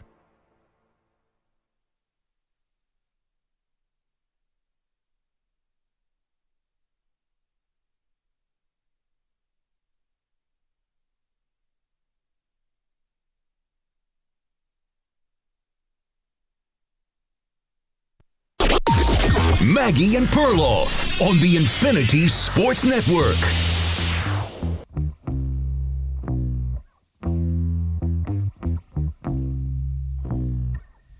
Get back to the NFL draft in just a moment, but got a big question for you. Welcome to the show, Maggie Gray, Andrew Perloff. It's a simple question, doesn't have a simple answer. Pearl, which individual players under the most pressure in these NBA playoffs? So I think it's Shai Gilgeous-Alexander because he's going to win the MVP. When did they hand out the MVP? We double check that. But it's a narrative we've seen so many times in the NBA. Giannis wins 2 MVPs, can't win the title. Joker wins 2 MVPs, can't win the title. Joel Embiid wins an MVP, can't do anything in the playoffs. Yeah. When you are considered the best player in the game, the MVP, I think that's where you have pressure to win it all. And the Oklahoma City Thunder are strong favorites this year. If they don't come away this year with the title, when everybody else seems to be flawed, every other single team has a major flaw, maybe not the Celtics. I guess the Celtics are the one that really scares you. It's got to be him. This has got to be the year. Yeah, I disagree with that. First of all, it's he's, I think, as under the radar as an MVP candidate as you can be. And that's not because he doesn't have national commercials or didn't play at a big college or any of that stuff. It's just, I think it may be the Oklahoma City effect. And also, I think that they're still looked at as being this young team. Of course, they're the number 1 seed in the Western Conference. They've got all the pressure in the world, but they're looked at as a young team. And I think what we do in the NBA, we do not do this in football, but we do this in the NBA, which is you get a couple tries. Like, you need a couple cracks at it before. Like, I look at the Celtics losing to the Warriors a couple years ago. It was like, you have to get your scar tissue and be battle tested, or all these cliches. And right now, Oklahoma City has not gotten to a finals yet. Well, I thought that to get was, to a finals and lose, that's like the next logical spot for them. I thought that was last year. But they didn't get to the finals. Right. No. You're right. You're talking about a final scar battle, and that's a great point. They didn't even get to the Western Conference finals. But still, last year was the year they were young in the playoffs, and this is the year they're supposed to be arrived. Were they the number 1 seed last year, too? I think they were.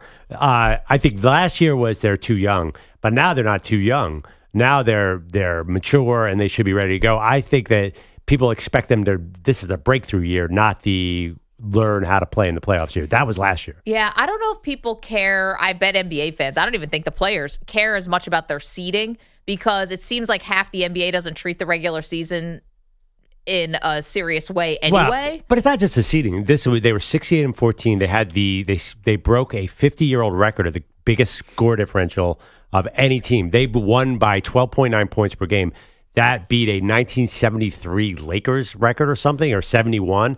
They're an all-time team. 68-14. You're talking about great Warriors teams, great Bulls teams, great Lakers and Celtics teams. I think they're in that conversation this year. They are dominant. I don't think that Shai is the guy who's feeling, maybe he personally is feeling pressure, but I don't think the outside world is putting pressure on him. I'll tell you what, I had a different answer if you're asking me who's got the most pressure in the NBA playoffs right now. I had a different answer to this 48 hours ago than I do now, or 72 hours ago than I do now. I thought going in, I would have picked somebody on the Warriors. I don't know if it's Jimmy Butler. Steph Curry probably has the most to gain, but to be honest, that's kind of gone by the wayside to me. I thought how bad the Lakers looked in their game 1. They're going to play tonight against the T-Wolves in game 2. I thought it put all the pressure in the world on Luka, And we can talk about Nico Harrison and the Dallas Mavericks another time. I'm talking about now. And you've said it that this is like a win now situation because LeBron's 40. Yeah. I think it is so incumbent on Luka not to fizzle out and flame out in the first round of this playoffs. And he can't go out with, all right, you're scoring 37 points, but 1 assist. The team looks like garbage. And, we can say, well, they don't have enough size. They're not big enough. Yes. Okay, fine. Every team's flawed. Teams that Luka Doncic have been on have been flawed. You got to put up a better showing. He can't do that sulking, constant complaining to the refs, bad body language, bad everything that we saw in game 1. Okay, you get yours with 37 points. Good for you. You did not contribute to winning. You were a ball stopper. And I think now, after watching that first game, I'm like, man, Luka has got to look better after what we saw in game 1. Well, you're not going to have him stop complaining to the refs. Just take that out. He cannot stop doing that. He's never been able to stop it. I think it's a compulsion. But let me ask you a question about who's got more pressure, though, Luka or LeBron James? Yeah, see, LeBron is so out in front in terms of his legacy. And he's at 40. Luka's still at 26. We got so much more to go here with Luka. I feel like there's actually a weird amount of pressure on LeBron because he's going to get just a couple more bites at the apple. So, and, their team is pretty good. I would say they could be the second or third best team in the West. They didn't look like it in game 1. But I think LeBron is feeling some pressure. Man, I got to do this now.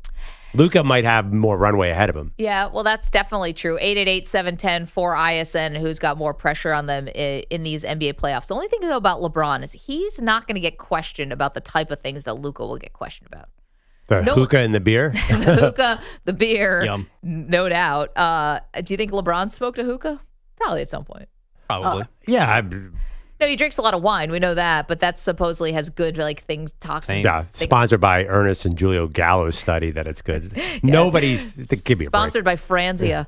Yeah. But here's the thing: I don't think anyone ever questions LeBron's commitment to the sport. No one ever questions his commitment, game to game. Even if he doesn't look awesome and didn't look awesome in game 1, the questions that dog Luka have never been associated with LeBron ever. So I don't think he's got that same type of pressure. Anyway, 888-710-4ISN. I think Luka's in the Joel Embiid, maybe a little bit Joker conversation. Guys who aren't dedicated to fitness.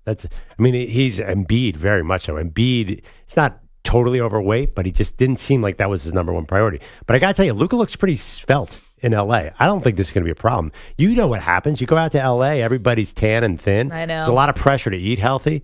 I think Luka's going to be just fine. Just it's it's a juice culture. Oh, it's juice everywhere. There's fresh ingredients. You got guacamole. It's great stuff out there. Can't get guacamole anywhere else but LA. Well, everyone knows that. I dispute that, but go ahead. Yeah. One more thing with the Warriors. Why are the Warriors under pressure? I feel like this is a gravy season. Nobody really expected much of them this year. They were floundering. I don't feel like there's a lot of pressure on them to win it all this year, despite the Jimmy Butler trade. Yeah, I think there is a lot, but the reason is you wonder how many more seasons will LeBron play at 40. I know Steph's game is going to translate, but how long are you keeping that core together?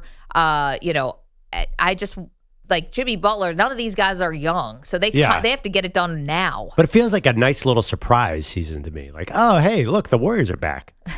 I didn't because nobody was talking about them for the longest dynasty, time. but sure, yeah. Yeah, but and if I told you in February that the Warriors were going to be a threat in the West, you would have said not this year. I think the people had written that team off, and now after the Jimmy Butler trade, it's oh, okay, they're back.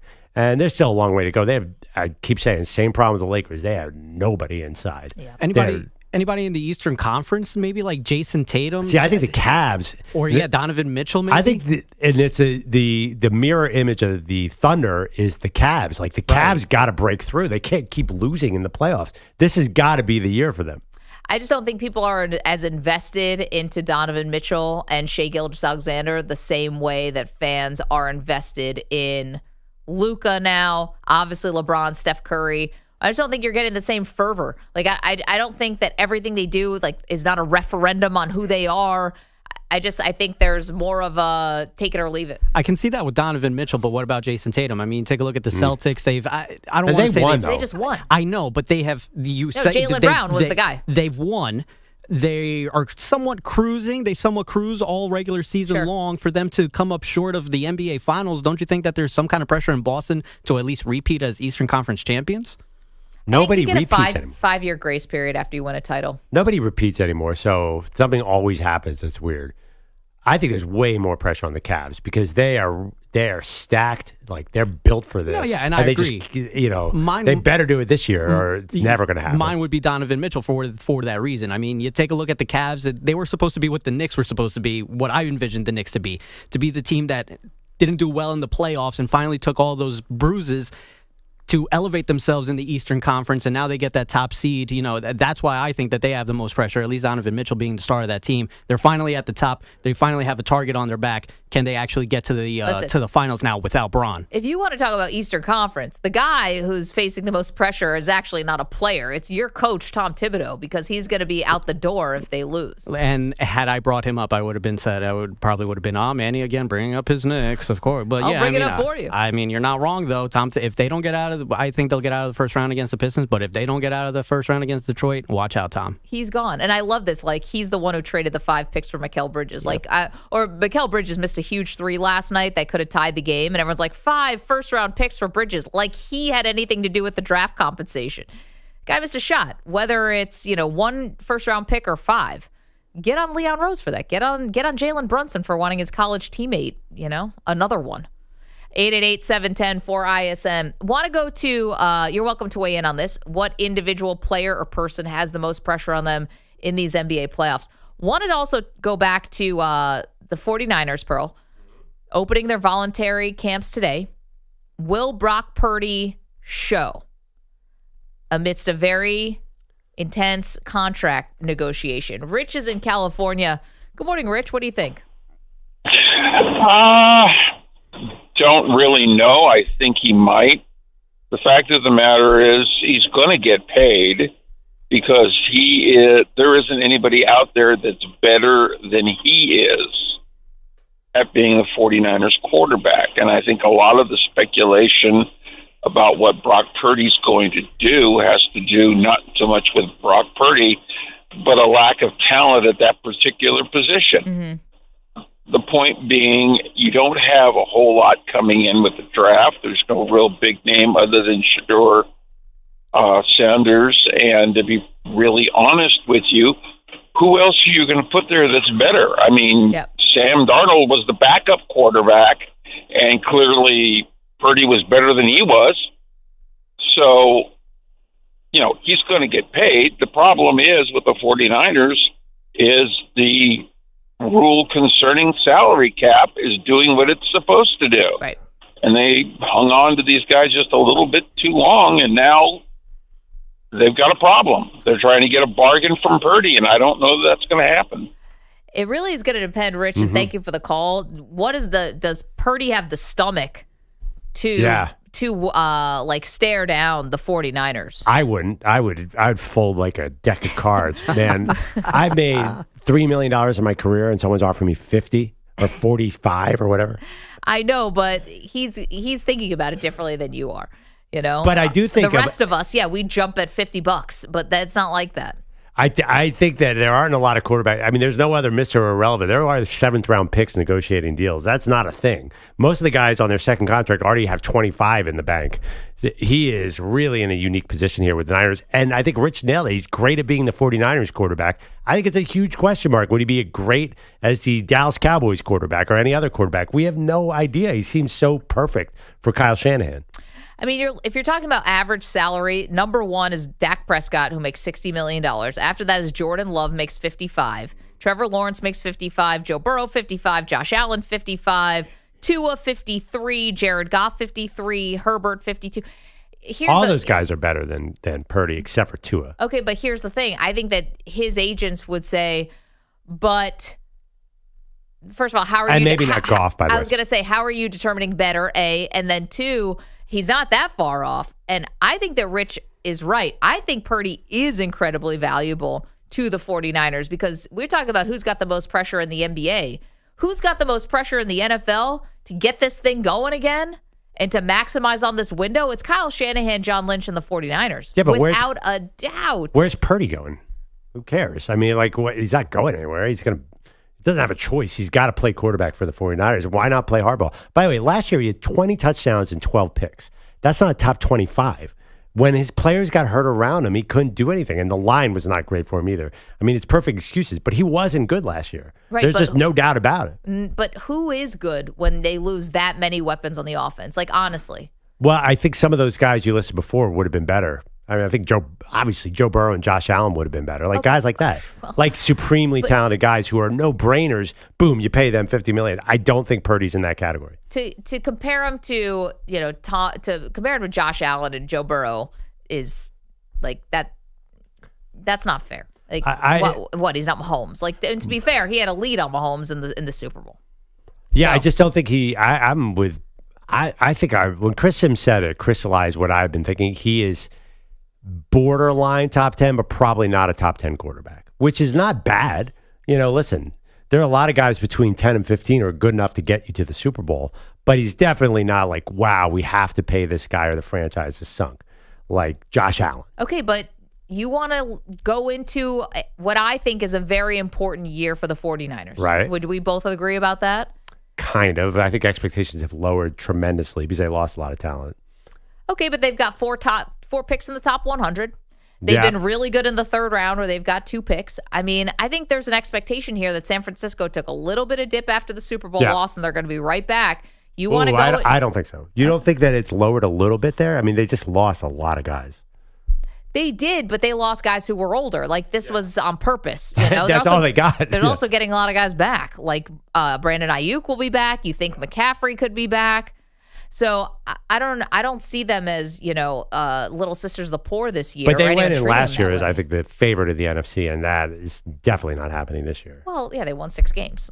Yeah, and they're old and injury prone. I think it reminds me so much of the last time they went to the Super Bowl, lost to the Chiefs in 2019, had a terrible 2020. Then in 2021, they slowly built it back up. I think I know it seems weird to rebuild, but they got to build back up to where they were. Well, I'm not doing it with Mac Jones. And by the way, if I really want to win, I'm not doing it with backup quarterback Mac Jones. Where's Brock Purdy? And where's he going?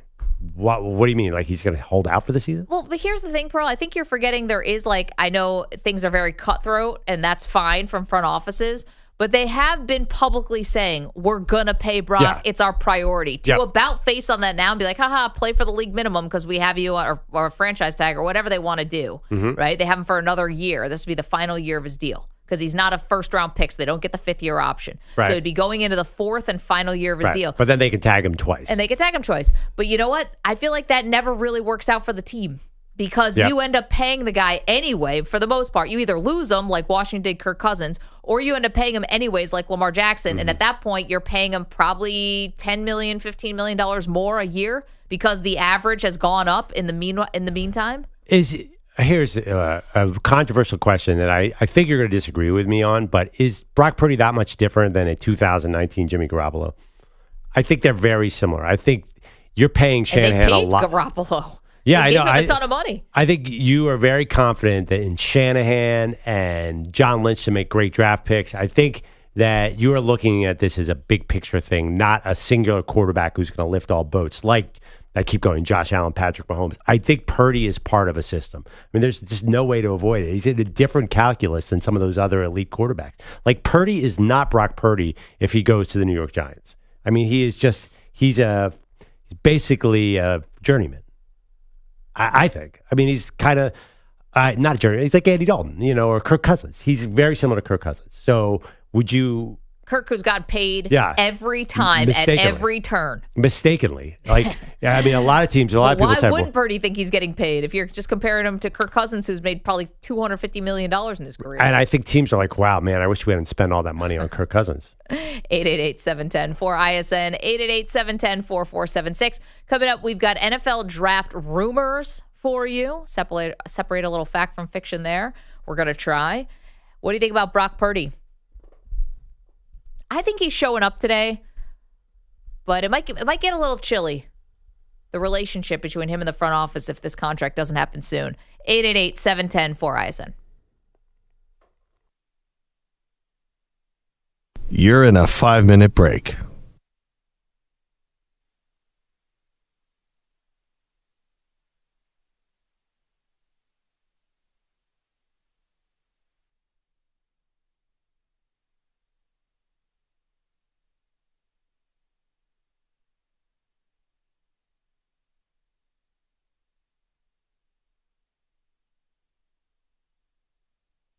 4 minutes, 30 seconds remaining.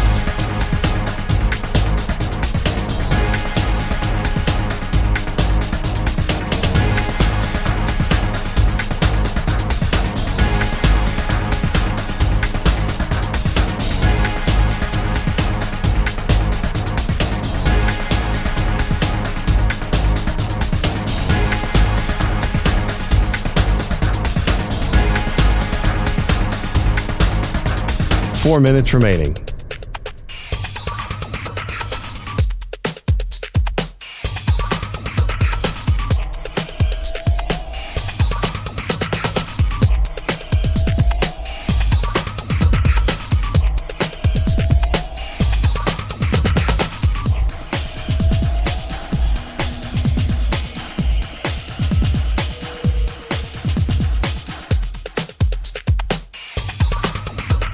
Three minutes, 30 seconds remaining.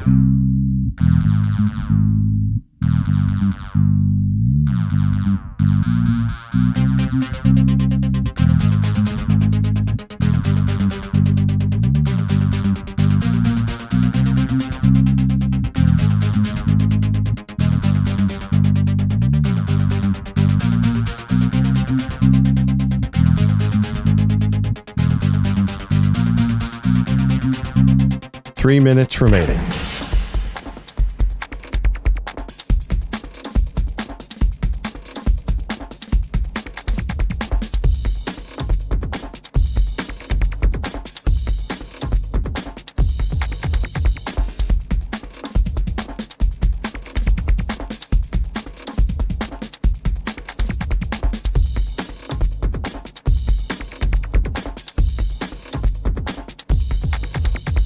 Two minutes, 30 seconds remaining.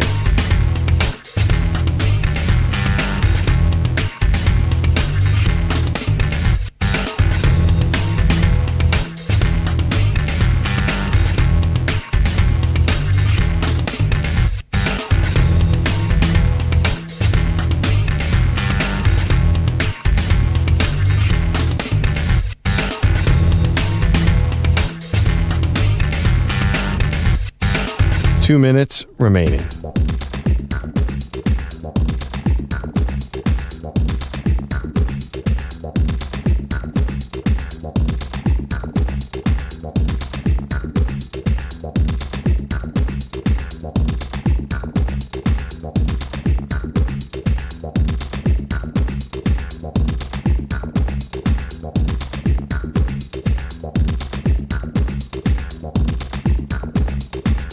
One minute, 30 seconds remaining.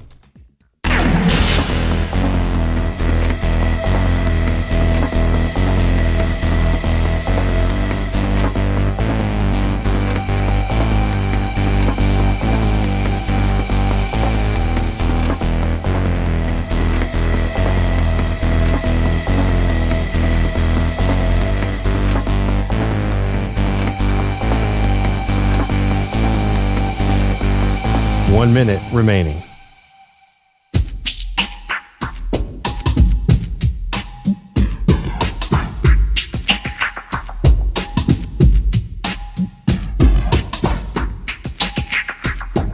.45 seconds remaining.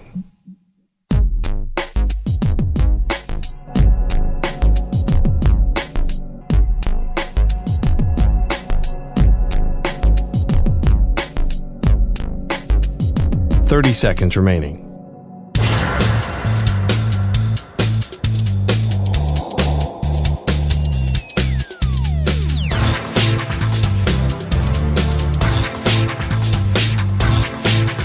.15 seconds.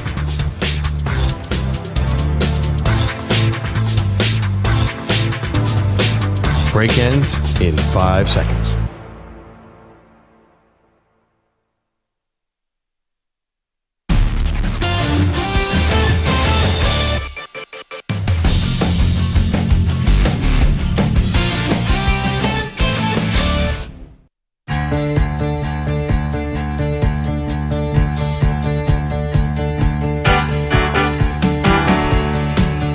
Welcome back, Maggie and Perloff Show. We are now 2 days away from the draft, and the rumors are flying, Maggie. It is crazy. Every insider is trying to drop something big. It's hard as a fan, as another media member, to figure out what's real and what's not real, because the teams are putting out things that serve their purposes. Anybody could be lying about anything right now. So you see a report, it might be a GM telling you, hey, we like this guy or we don't like this guy. It's hard to tell. Well, hard to tell maybe for the layperson. Yeah, that's not what we're for here seasoned vets like Perloff and myself. Let's get we to sniff them out. A little real or just rumor, a little game we're going to play with some of the latest intel that we've got. Manny, you're going to throw us out a statement. We'll tell you if it's real or if it's just a rumor. All right. Serious. Yeah, it's very serious, fellow taxpayers. Let's get to it. Shedeur Sanders, we've heard him connected with the third pick. We've heard him go perhaps to the Saints as well, all the way down to 21st. So, guys, I asked you, real or rumor, Shedeur Sanders will drop out of the first round of the 2025 draft. Major rumor. It's not real, and I will be buying breakfast for everybody if this somehow becomes real. I'm down. Because I've already bet Perloff that he's going to be going.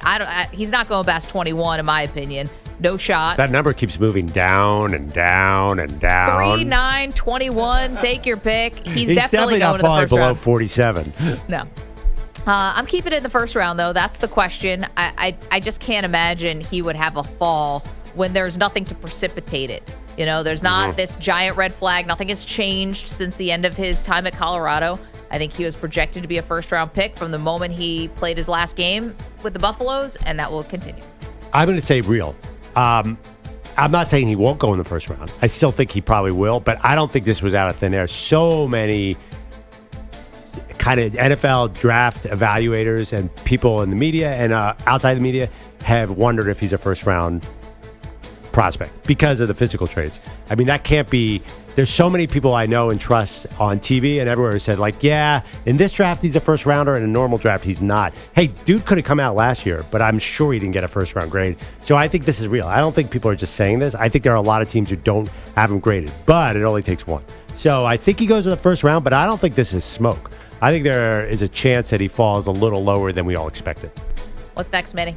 All righty. Over the last 6 to 8 weeks, we've had the number one choice flip-flop around. Seems like it's going to be Cam Ward now. One of the things that's been steady, though, the number 7 pick, Ashton Jeanty, potentially to the Raiders. However, over the last week or so, the Jaguars have suddenly floated their name about. So, real or rumor, the Jags will draft Ashton Jeanty at number 5. 6 pick. Number 6. So I think this is a rumor, Maggie, and I'll tell you why. It's 5. Jacksonville's 5. At number Jacksonville's 5. but the Raiders are 6. Sorry, you said the Raiders are 7. New York Jets are 7. Apologies. Yeah. So it's been Raiders at 6. That's been the one surefire pick. Raiders taking Ashton Jeanty. And now there's 2 rumors. One, that the Jags will take him, or B, someone will trade to get ahead of the Raiders. Who knows? I mean, this is still in the rumor territory. But the Jags do not need a running back. God, they need so many other things. If you're sitting there at 5 and they take a running back when they have Trevor Lawrence, they have a lot invested in their skill positions, I think they need to build their trenches. I think that they would be smart to go offensive line or trade up. I think this is real. I mean, there's a whole new regime now in Jacksonville. I know that it's like Tony Khan is kind of behind the scenes with analytics and stuff like that. But you're telling me you know the tendencies of James Gladstone? James Gladstone, yeah. Does anybody know James Gladstone? Yeah, Jimmy, of course. Yeah, right. Yeah, he's one of these wonderkins, right? He looks like Kevin Clark from the ESPN. And he's about thing. 12 years old. He looks like Nico. Actually, he looks a lot like Nico. And so here's the thing. We don't know James Gladstone, and I don't know if James Gladstone is the one making this pick. I don't know if Liam Cohen, Duval, is he making this pick? I don't trust anything that's going on with Jacksonville. They have not earned my trust. They haven't earned yours either. So I'm going to say this is definitely real. They could zag and take Ashton Jeanty. Why not? I mean, it would be good for them to have nice passing situations for Trevor Lawrence. That's another guy who's not good in 3rd and 10. So, all right, what's next, man? Duval. Well, it seems as though the quarterbacks. Well, we've had Cam Ward thrown about, Shedeur Sanders, Tyler Shuck. Guys, remember Jalen Milroe, the guy from Alabama? Rumor or real, Jalen Milroe will be the steal of the 2025 draft. Oh, I think I would say that's real, but I'm going to say rumor because I don't think he's going to be a steal because I think he's going to go higher than people think. So are you a steal? I don't think he gets past 34. So that's in the second round, the Giants and Browns sit there. I think he goes in that, if not at the end of the first round, in the top of the second round. So I don't think you can be a steal that high. That's my only little nitpick here. But I think I think teams are fascinated with the trades. Look, Anthony Richardson went 4, Maggie. Same exact situation. Just had all the skills in the world physically. And I think teams think they can coach around the deficiencies. So I think that, I guess he is going to be a steal. I think that he goes a lot higher than people think. Yeah, I think this is a rumor. Jalen Milroe is great, and he was fun to watch. But I actually think that wherever he goes, unless that team has really made a concerted effort that he is going to be their starter, I think he's in some major QB battles along the way. I don't think he's a guy like Anthony Richardson is now going to be a quarterback battle with Daniel Jones. Yeah. Like how far we've fallen here. And I think for Jalen Milroe, unless somehow he can really improve his accuracy, which Quincy Avery joined us yesterday and said, quarterback guru, said it's the hardest thing to improve at the NFL level. He's got the tantalizing speed and ability to run, but I just find it hard to believe that if he's on any team that has not made it a priority for him to start, that he could actually win a quarterback battle, unless it's stacked up against him, in his favor. I think if he went to the Giants, he's not winning the quarterback battle over Russell Wilson and Jameis Winston. They would have to stack the deck and say, hey, we want to make sure he's the guy. And I think the same thing would happen in Cleveland. But if they got him in the second round, what difference would it make? Well, that's what I'm saying. I don't think he'll ever be able to get to the top of the depth chart. I think that his running ability will get him on the field, and he'll have time to develop as a passer. Though the word out yesterday is that people think he's the best running quarterback to come in the NFL, maybe ever. Better than Lamar. He ran a 4.40 at his pro day. 4.40. So He's the a quarterback. next Michael Vick. I'm like, yeah, but Michael Vick we knew. Well, yeah, Michael but we Vick can don't. also throw the ball like 80 yards. Yeah, Jalen Miller's got the best arm in the draft by far. Like, he's got the best long arm. He's got a cannon. He's exactly like Anthony Richardson. He's terrible to intermediate stuff. So, but I think his running could get him on the field. And again, that's not ideal. You want your quarterback to be able to do more, but I think his what do you call it? The floor is pretty high because dude's gonna run like crazy, Maggie. He might get hurt. That's one concern. That it? There you go. Nice job, Manny. Real or rumor? Chris LoPresti, big Giants fan. Who do you want, CeeLo? I don't love any of the quarterbacks at number 3, but if I'm Joe Shane and Brian Daboll, it's like, how do they walk back into John Mara's office and look at him with a straight face if they sit there with one on the board at 3 and don't take one? Like, well, a quarterback. What exactly? Yeah, what exactly did they pitch to him when they were able to keep their jobs at the end of the season? Let me ask I don't you think this. it was Russell Wilson and Jameis Winston. CeeLo, what if you got Abdul Carter hypothetically at 3, the pass rusher, and then you came back in and got a quarterback? If you can pull that off, but that's a bold. Just take the next quarterback available. Take Jaxson Dart. Take Tyler Shuck. Take Jalen Milroe. Just come out with a second guy. Yeah, but you said come back into the back, or the back just end get of him at round 33. 1. Perhaps I like that plan more than trading back in. I think there's a lot of trading back in or taking Shedeur at 3. There's a lot of saving face with that second quarterback. Don't you think you can come in and come out of that and Maybe, fans would be okay? If they have conviction about that guy, like I know the report, I apologize if it was just in that real or rumor thing, but like yesterday it was, Brian Daboll loves Jaxson Dart. I don't know how real that is. It's impossible to tell this time of year. Also, but, I don't think Jaxson Dart, though, is not beating out Russell Wilson in a quarterback battle. Maybe not to start this season, but if it's, something that gives them a little bit more time. I mean, Daboll was brought here because of what he did with Josh Allen, right? And the first year with Daniel Jones obviously went well. They got into the playoffs, cleaned up some of the turnovers. He was making plays with his legs. But, we really haven't had a chance to see him work with the true quarterback prospect yet. But I hate to see his I hate to see his time in New York come to an end without ever really getting that chance. Or else why'd you hire him? If they take Jaxson Dart at 33, there's no pressure. If he's good and he plays right, a second round quarterback is not expected to start. I think there's pressure on those two no matter what, considering how bad it's been in New York the last few years. Do you have to play Dart if you take him at 33? Not week 1. I don't know. But at some point, if their jobs are on the line, you got to get the kid out out there. there Get him in the second half. I gotta shed. There's some signs here. They can bring us back another year. I mean, the last time they love doing that too, because the Giants did it with Daniel Jones when Eli Manning was in the building, and they did it with Kurt Warner when Eli Manning got drafted. But what week did they bring Jones in? I don't remember. But like week 2, it was really early actually for Pat Shurmur. But the thing, it was earlier than anyone thought, but those guys were also top 10. Eli was 1, basically, and Jones was 6. I don't know if they're doing it for pick 34. Eli, it was different, obviously, because they moved heaven and earth he to get was him. the guy, whereas Jones, they took him where they did, but there were a lot of people that raised their eyebrows at how high he was taken. Yeah. Yeah, I mean, I think Shedeur at 3 would be a tremendous reach. Right. So I think that's Daniel Jones 2.0. I would not do that if I were them. I would wait. Daniel Jeremiah had a great point. You want if you're the Giants, you want the quarterback to be the second guy to come up to the podium. You want Abdul Carter to be like, I'm here, and then there's less pressure on the situation. I can buy that because I don't want to repeat Daniel Jones where I take Shedeur a little too high. 3 is just too high. Yeah. I love Daniel Jeremiah. He's going to join us tomorrow, actually. We're excited about it. If he really thinks that the Giants draft a quarterback 34, 35? 33. They're the first pick. 33, excuse me. And that he's not the guy who's going to have the more reporters around 34. The podium, then you don't know New York. Right. Yeah, but no disrespect to Abdul Carter. If he's there, he's going to be fine, but there's not questions about Abdul Carter. Just hear it. He becomes another guy on the defense. No disrespect to him, but like all the focus is going to be on the quarterback. Yeah. Whether in general in the NFL. So that better be someone who can handle it, and I think Shedeur has shown that he can. Yeah, but I mean, I think that the Giants it's a big risk to pass on Abdul Carter there. I mean, I think that is a much bigger risk. They might become a huge laughingstock if that played out the wrong way. I suppose. I mean, we hear oftentimes a lot of these guys are slam dunks and then they're nice players. But here's an example from not that long ago when the Jets took Leonard Williams. Yeah. He's had a really nice career. He's moved on. He went to the Giants, Seattle, the whole thing. But he never became a true stud different. I mean, he was considered that he fell in the Jets' lap and was like, oh, this guy, I mean, that's a perfect. Remember Jamal Adams? Oh, yeah.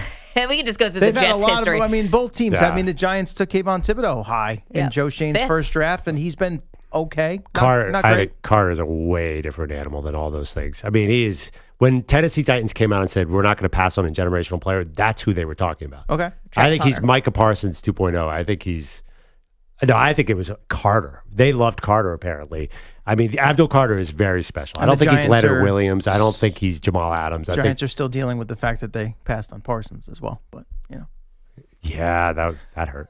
A lot of things have hurt them in recent years. Sela, what else is going on in the world? All right, bounce back game from Pistons star Cade Cunningham last night. 33 points, 12 rebounds at Madison Square Garden. But it was Dennis Schroeder who delivered the dagger to the Knicks on their home floor. Schroeder.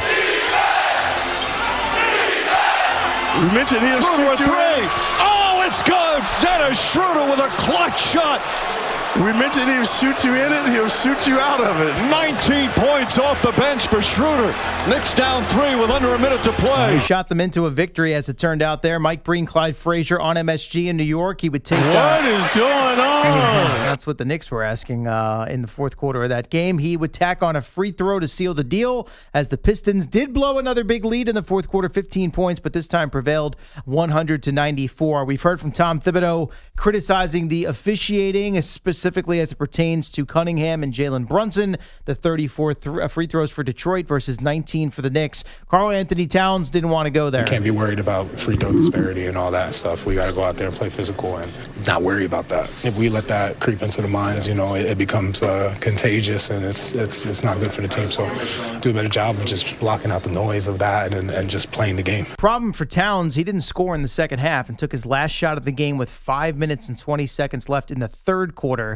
Played the entire fourth, no attempts, finished with 10 points as the Pistons pull even in the series, one apiece, heading to Detroit for Game 3 on Thursday night. Got them right where we want them. Oh, sure, and there you go. Same deal for the Clippers. Game 2 road win, even up their series with the Nuggets. Pops it for Zoo in the paint. Kicks it right corner. Leonard's all alone for 3, and he puts it in. Kawhi Leonard, 35 points for the Clippers, who lead 94-92. Clippers radio. Leonard would finish with 39 on 15 of 19 shooting, but it was Norm Powell with the late go-ahead 3 as the Clippers edged Denver 105-102. Series now one apiece, and even on the losing end of this one, Nikola Jokic acknowledges. I mean, I think we could be down 2-0, too, and I think we can be up 2-0. So I think if you're a basketball fan, I think this is probably the best basketball you can watch. It's both ends, like even mistakes. So I know you hated the Knicks Pistons game last night. Do you agree with too much Jokic defense. that Nuggets Clippers is the best basketball you can watch? I was actually going to say, is there ever been a more even series than these two teams? They really could play into overtime all 7 games.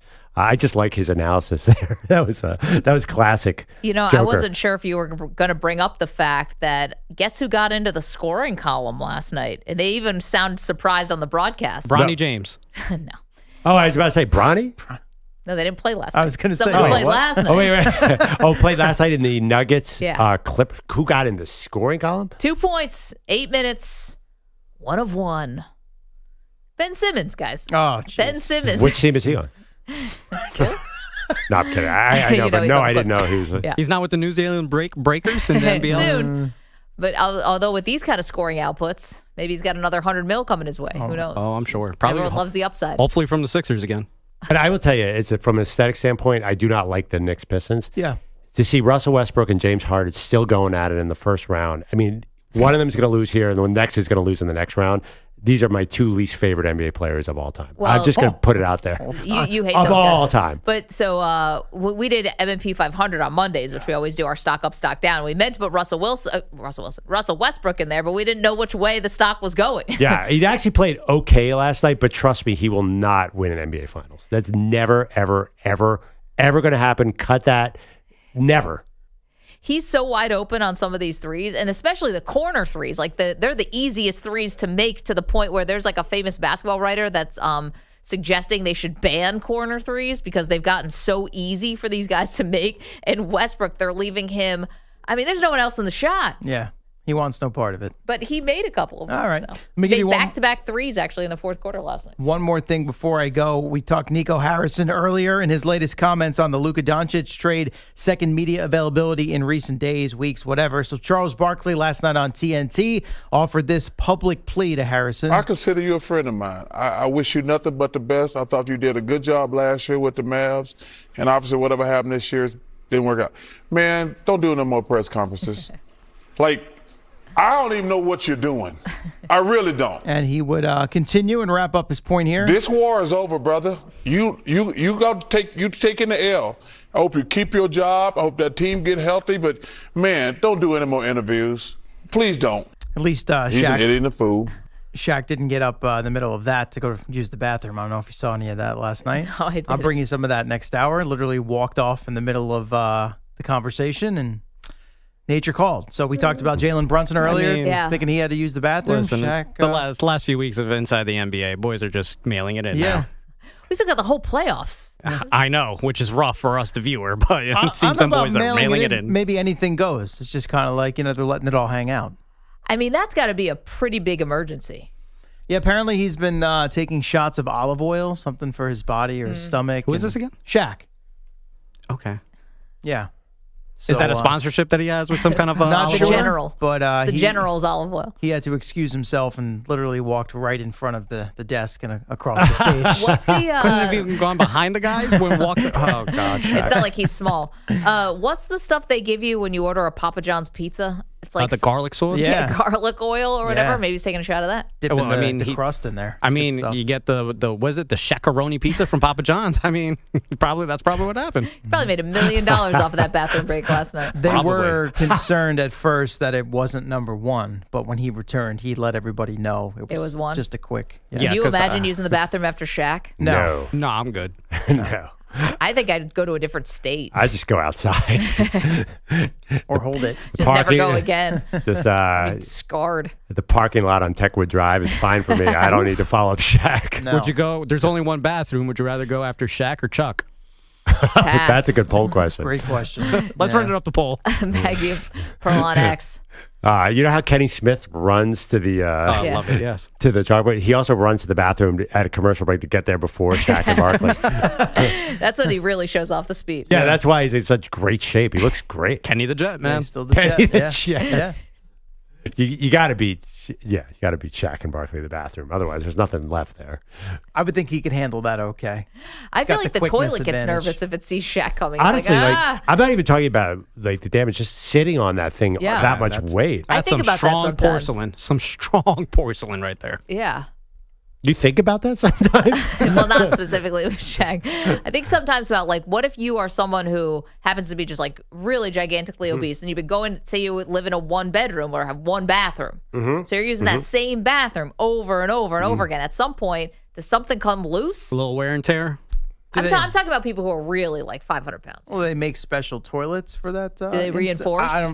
Or just something bigger, thicker, sturdier. I don't know. More surface Scaffolding? area. Scaffolding, right? Yeah. A little better welding. Calling the reinforcement. Someone's like, beep, beep. They're backing up cement trucks. I bet they do. They bet they do at the TNT headquarters. We should ask them. You think they have bidets at TNT? Probably. That's interesting. Let's see. Those have gotten very popular. Elongated, extra tall toilets. There you go. Well, that's just for tall people. Yeah, but elongated. I would maybe the porcelain surface area of the seat a little more. The diameter.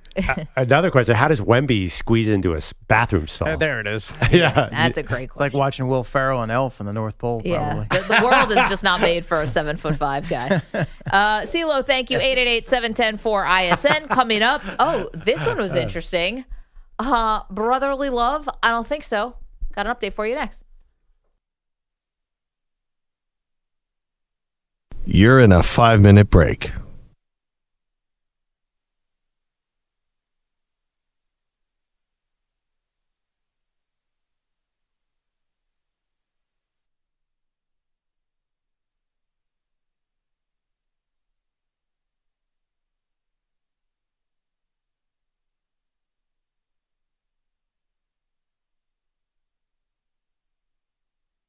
Four minutes, 30 seconds remaining.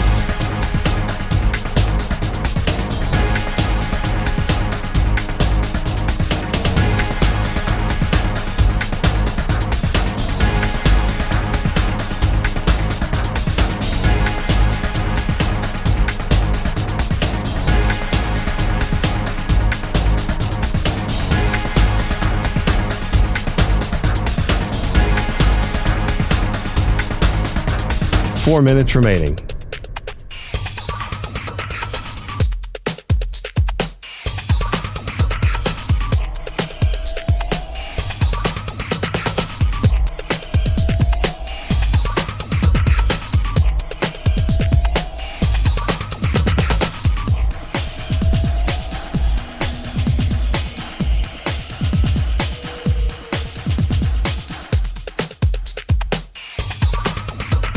Three minutes, 30 seconds remaining.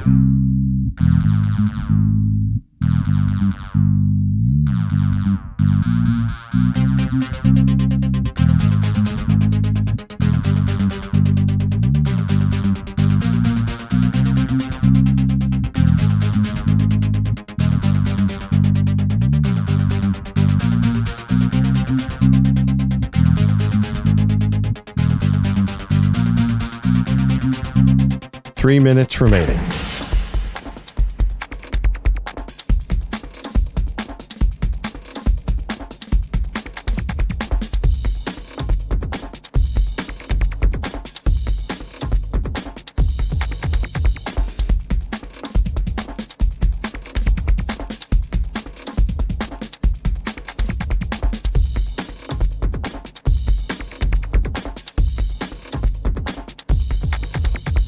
Two minutes, 30 seconds remaining.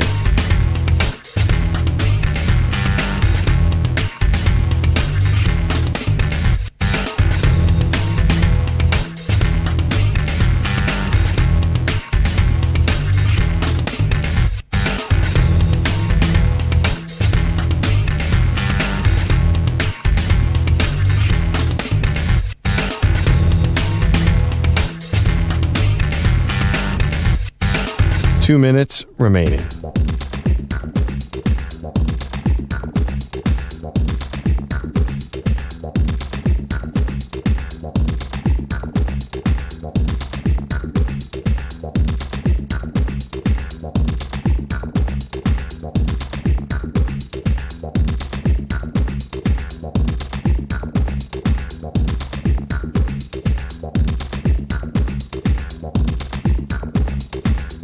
One minute, 30 seconds remaining.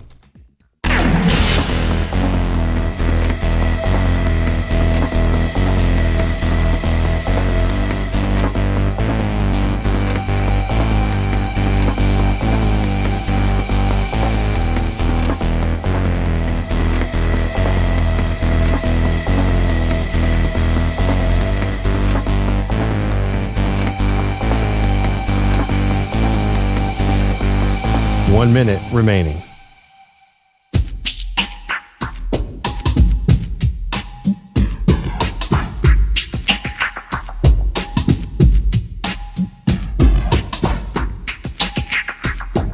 .45 seconds remaining.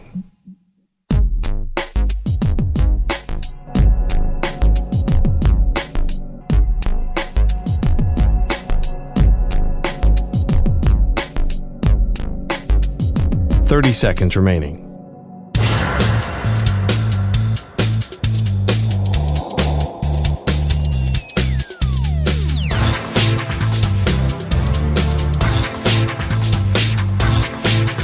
.15 seconds.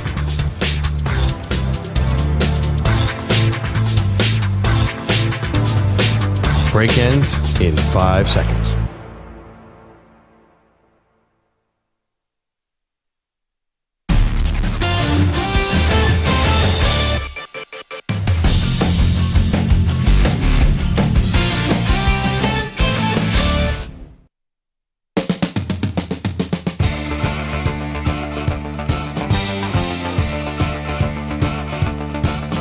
The Defensive Player of the Week is sponsored by the Navy Federal Credit Union, who proudly serves the armed forces, DoD, veterans, and their families. Their members are the mission.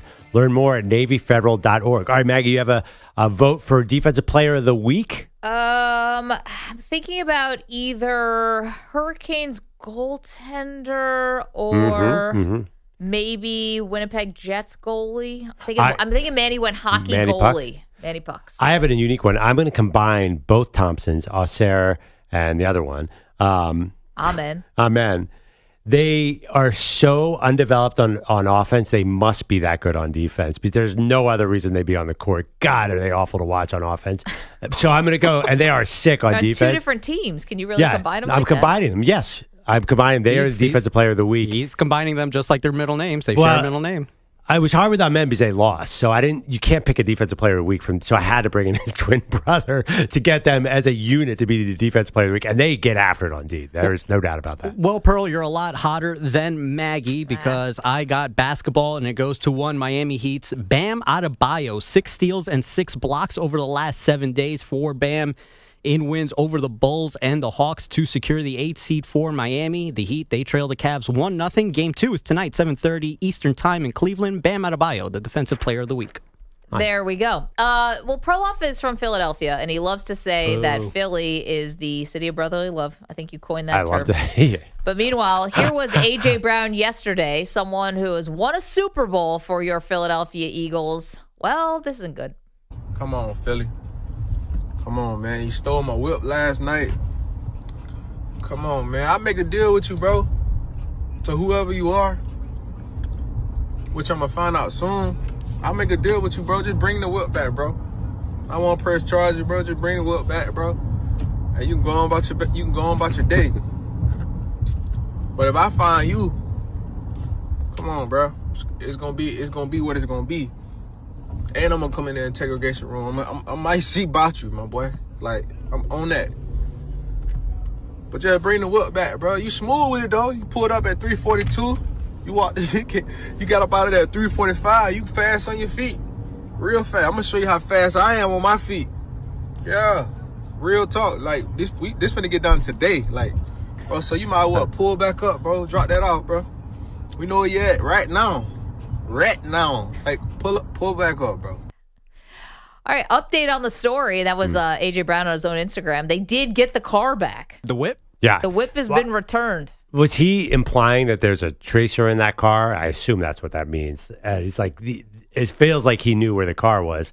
I assume it's a nice car. They must have like an air tag of some sort. Probably, but he just made it sound a little bit more aggressive to perhaps instill but he some said fear. we're going to find. He was very confident that they were going to find this guy. Maybe he has some goons. Who knows? But Big Dom, when he says that I'm going to come to the interrogation room, that's not to play tic-tac-toe. Perloff, how about your own? Stealing from A.J. Brown. Yeah. What a terrible fan base. Car was found in New Jersey, by the way. I don't think he knew it was A.J. Brown's car or cared, by the way. This is what America does right now. We steal from pro athletes. That's like a Yeah, well, that was like supposedly, wasn't that like a gang that yeah, got deported? But and by the way, it's still going on everywhere. There's multiple athletes who are getting robbed. So I think this one might have been a random. He just saw the nice car. Do you think he knew it was AJ Brown? Can you confirm this? I can't confirm, but I think it was targeted. I do. I think people can find out where these athletes live. They know that they've got nice cars. I don't know if people are, maybe they're just driving around and AJ Brown's got like a Lamborghini or something in the driveway, but I think they're targeting athletes. If it was in the city of Philadelphia and you pull up in at South Jersey. South Jersey. Oh, okay. It was at home. I thought he kept saying Philadelphia. No, it was at his home. He said they said pulled Philadelphia, like hello Philadelphia. I thought he parked on the street with a Lambo and somebody just like on South hijacked Street it. At 3:45 a.m. I got it out of his house. Okay, you're right. It's targeted. Boo Philly, everyone. Boo. Coming up.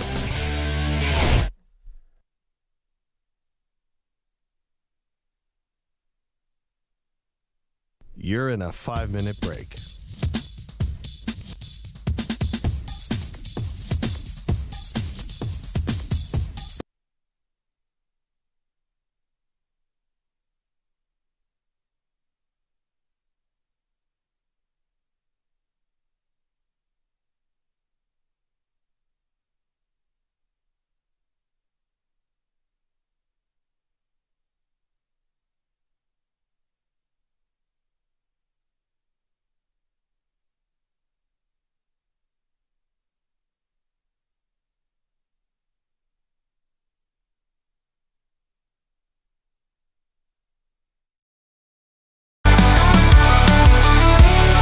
Well, Maggie Gray said in a midnight glow, watch that Queen biopic on the TV show. Thought they left out all the dark and dirty roads, skipped the fights, the tears, the heavy loads. She said, I love that man, but they sold him too easy. Miss the scars and the nights that made him believe me.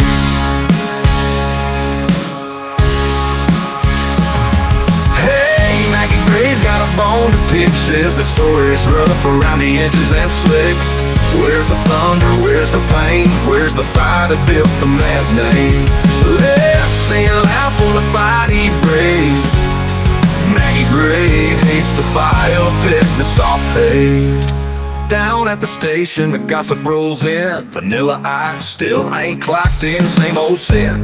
Peter Bellatti's truck parked in his own yard. A whistle blowing, man, it's getting hard. They're chasing ghosts while the clock keeps running. Good intention still as yesterday's gunning. Hey, Maggie Gray's got a bone to pick, says the story's rough around the edges and slick. Where's the thunder, where's the pain, where's the fire that built the man's name? Let's sing it loud for the fight he braved. Maggie Gray hates the biopic, the soft pave.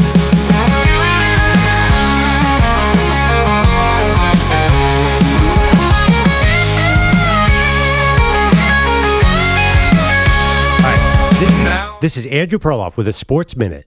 This is Andrew Perloff with an Odyssey Sports Minute. Something unusual is happening with the NFL draft. There have been no trades within the first round. If that holds, it'd be the first time since a merger If that holds, that would be the first time since a merger Okay. Something unusual is happening in the NFL draft. There have been no trades within the first round. If that holds, that'd be the first time that happened since the merger. It could speak to the quality of the draft class. Early reports, everyone wants to trade down. Usually teams trade up for quarterbacks. They just aren't there this year. Long way to go, but earlier indications are this might not be as star-studded as a normal draft. I'm Andrew Perloff. This is Andrew Perloff with a Sports Minute. This is Andrew Perloff with an Odyssey Sports Minute. Alexander Ovechkin is having quite a month. After breaking Wayne Gretzky's goal record, Ovi kicked off the playoffs by putting in the overtime game winner, his second goal of the night. The Caps beat the Canadiens in their season opener. Hold on a second. Let me do this again. Alexander Ovechkin is having quite a month. After breaking Wayne Gretzky's goal record, Ovi kicked off the playoffs by putting in an overtime game winner, his second goal of the night. Sometimes guys hang on to break records. That's not the case with Ovechkin at all. You think that nothing beats... God damn it, Manny. Yeah, I'm just kidding. Alexander Ovechkin is having quite a month. After breaking Wayne Gretzky's co-record, Ovi kicked off the playoffs by putting in the overtime game winner last night against the Canadiens. Sometimes guys hang on to break records. That's not the case with Ovechkin at all. You'd think nothing tops the... I can't do hockey, Maggie. I don't understand the sport. Yeah. Blue lines, red lines. Alexander Ovechkin is having quite a Down month. at the station, the gossip rolls in. Vanilla Ice still ain't clocked in, same old sin. Peter Belotti's truck parked in his own yard. A whistle blowing, man, it's getting hard. They're chasing ghosts while the clock keeps on running. Good intention still as yesterday's gunning. Hey, Maggie Graves got a bone to pick. Says the story's rough around the edges and slick. Where's the thunder? Where's the pain? Where's the fire that built? Break ends in 5 seconds.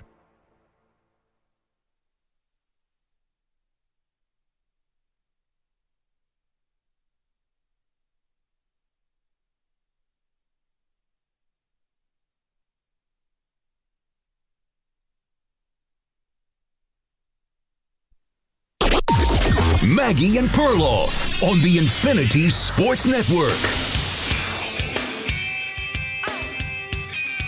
The question of the draft, in my opinion, how far does Shedeur Sanders fall? Welcome to the show, Maggie Gray, Andrew Perloff. On a side note, Pearl and I just having a very robust discussion in the break about whether it's going to be fun to have the draft in Green Bay. Oh, yeah. I think it's going to look great. TV is going to be dynamite, but the boots on the ground, it's such a small city. Only 100,000 people live in Green Bay. Great people. 5,000 hotel rooms, 1,000 Airbnb, like other dwellings. You're going to have to be driving in from all over the place to get to this draft. I think this is the number one draft location of all the locations.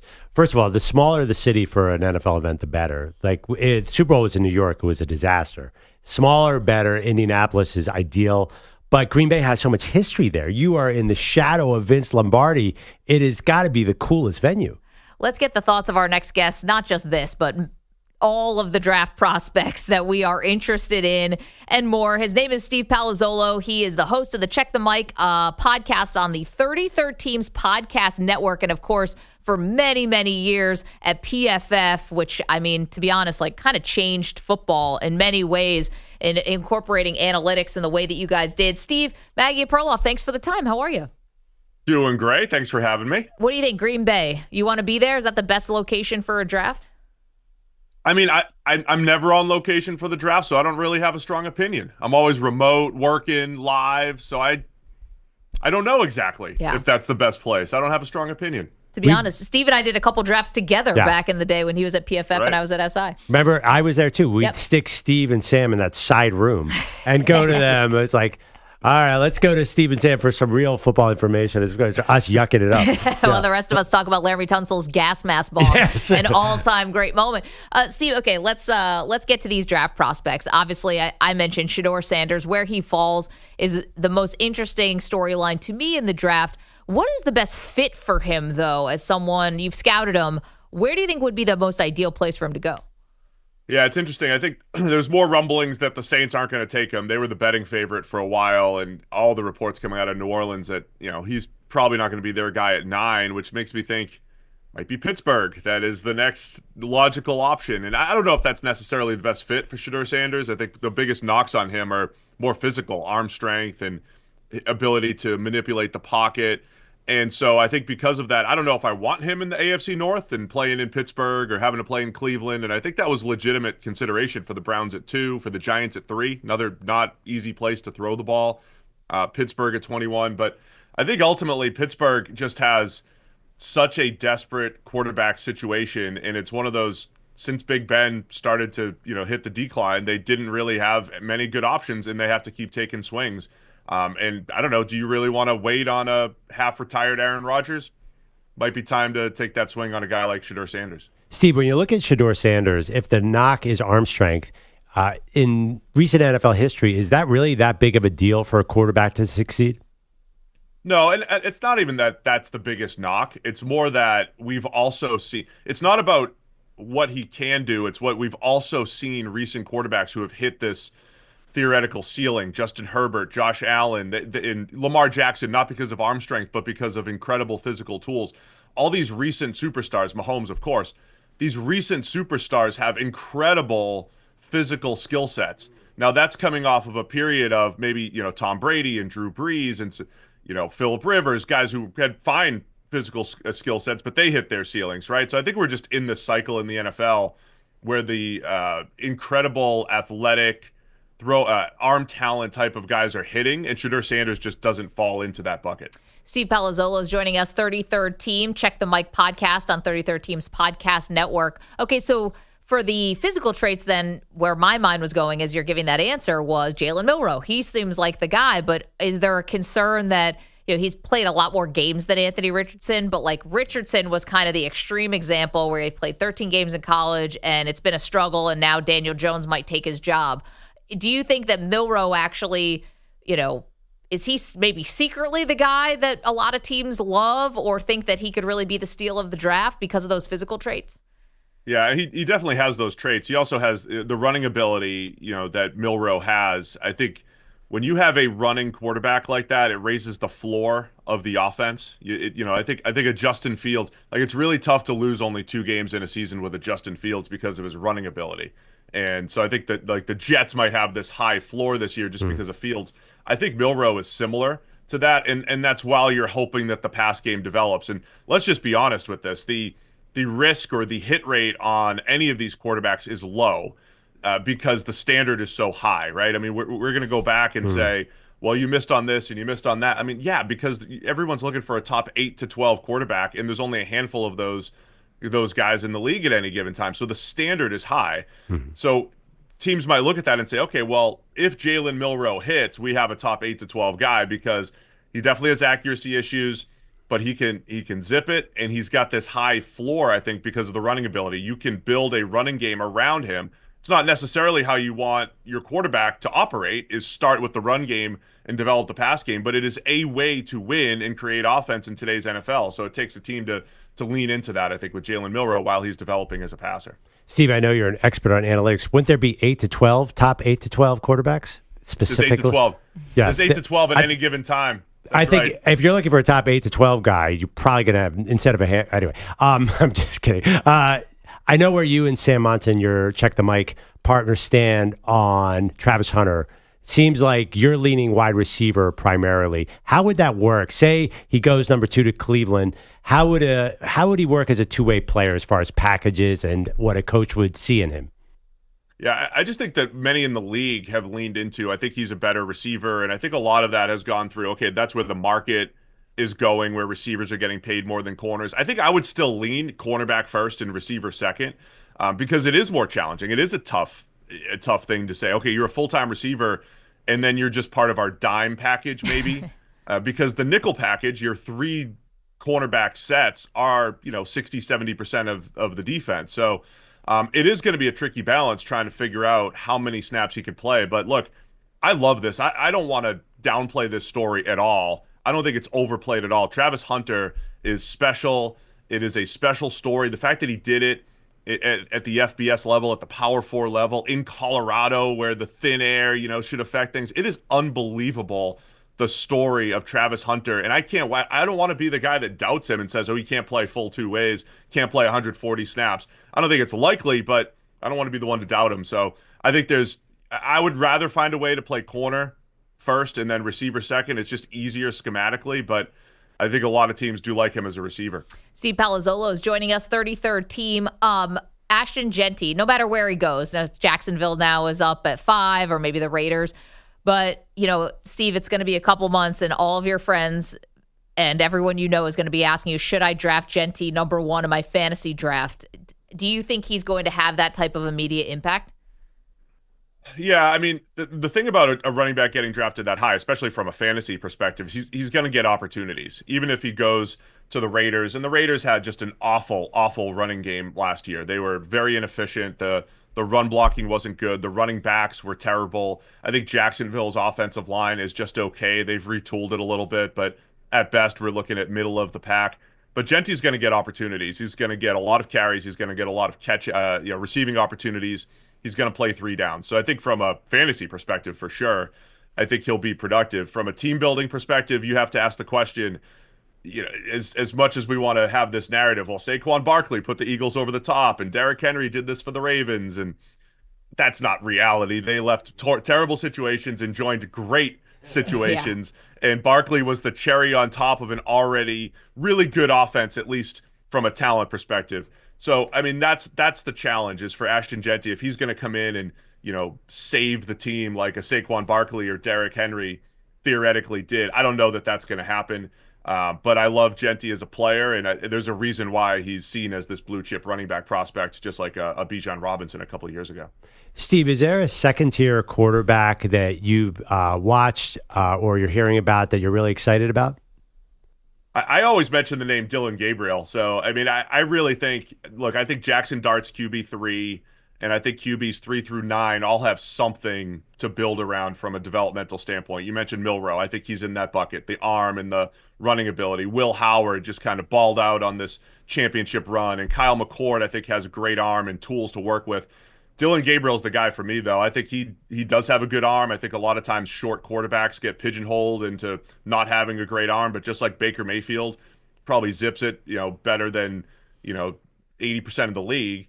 I think Dillon Gabriel has enough arm, proven productive player across 3 different schools. I think his pocket movement is better than other guys in the class, including Jaxson Dart and Shedeur Sanders, guys ranked ahead of him. So I think Dillon Gabriel, if you can get over the height thing, which is a limitation, Dillon Gabriel's the guy that I would hope for in maybe a developmental type of role. Steve Palazzolo with us for a few more minutes. 33rd team. I love the 33rd team. I'm a subscriber. I love everything on the website. It's fantastic. The podcast is dynamite. I want to ask you about 2 non-draft people, if you don't mind, Steve. People that keep coming up as topics on the show all the time, and I know our listeners are really interested. One is Brock Purdy. You mentioned that there, any given time, you think there's 8 to 12 top quarterbacks in the league. Do you put Purdy in there? Because we're all watching to see what his contract negotiation is going to look like. And I think Perloff and I disagree about, if Purdy was out on the open market, what he would get, and just sort of his standing in the NFL, not just for the 49ers. What's your thought on Purdy? For the record, I think there can be 4 top 10 quarterbacks sometimes. That if it's a bad league, right? Yeah, at that time. So you never know. The Purdy one's interesting because I think Kyle Shanahan has over a decade of experience of elevating quarterbacks, and I think that's a legitimate data point. Just go look up Matt Schaub's statistics, and they're unbelievable, and that's Shanahan and that scheme, and we know bringing Matt Ryan to the MVP and the RG3 rookie season, and look at Jimmy Garoppolo's statistical profile. And there's some analytics nerds like my friends that would say, oh, Jimmy Garoppolo's underrated. And it's like, no, you have to look at Kyle Shanahan. You have to look at the situation. I think all of that's true for Brock Purdy. I also think that Brock Purdy is probably the best Shanahan quarterback he's had since Matt Ryan. Since Matt Ryan in 2016 had otherworldly stats and won the MVP. So I think that's the tricky balance, right? Kyle Shanahan is not immune to bad quarterback decisions. They traded a Hall for Trey Lance. So that's the balance I think they're trying to figure out. Do I want to go back to this, hey, we got to go, what if they just drafted Shedeur Sanders at 11 and let Brock Purdy work? Do you walk? But do you want to live in that mystery box world again, or do you want to at least pay for what you know? And I think they can create high-level offense around Brock Purdy. I think they'll eventually get him paid. You want to probably pay him in the low 50s and closer to Tua money as that goes up, and better quarterbacks are reaching 60.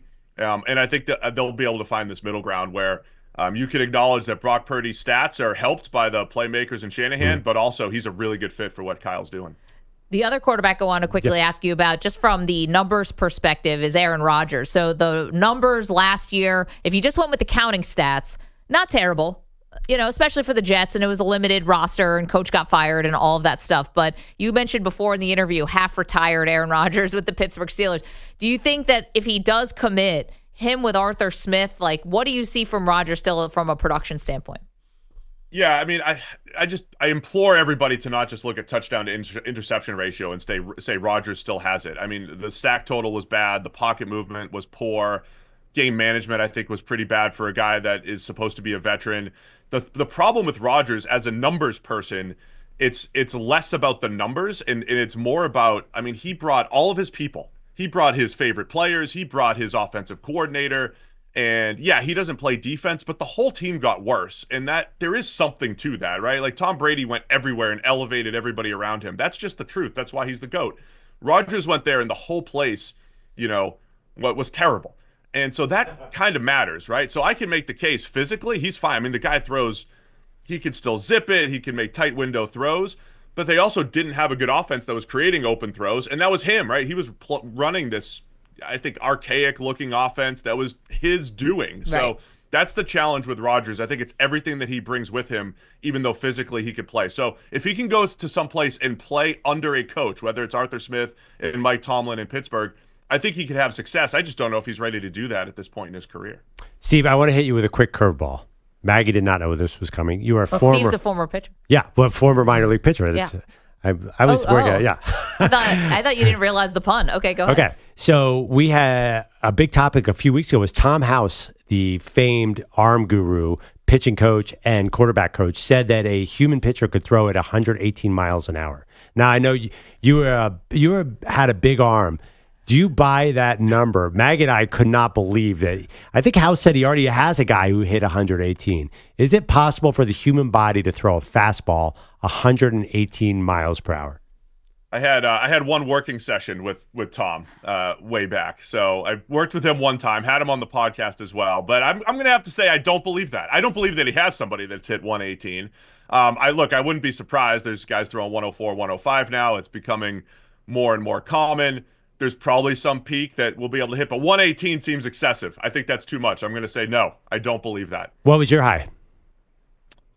Supposedly hit 96 one time, so we'll buy it. It was a kind of a juiced gun, and it was my friend of a friend, Scout, told me. But I was 90 to 94 at my best, I would say, when I was knocking on the door of the big leagues. As long as it was a juice gun, not a juice ball, because then it would probably land in the upper deck. And you weren't juiced. Yeah, right. As long as you weren't juiced. Steve, thanks so much for this. Absolutely love the pod. What's the plan for the rest of the week with you and Sam? What's your pod schedule and everything? Yeah, Check the Mic is the podcast. We're going to be live all night Thursday. We're probably doing about 7 or 8 hours all night Friday. So the first 2 days, and then Saturday we'll recap the draft and then recap every team. Probably about 30 hours of coverage when it's all said and done on Check the Mic.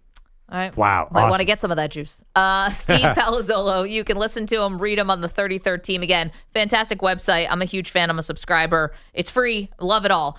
Steve, thanks so much. Thank you. Appreciate it. Appreciate that. Okay, we've got lots more to do. Want to react to that. We see you guys on the phones. You want to talk about Brock Purdy and his future. And also, we do have to update a story that at one point, not too long ago, was very, very hot topic on this show. And we get a resolution. So how about that? We'll do it next. M&P. You're in a 5-minute break.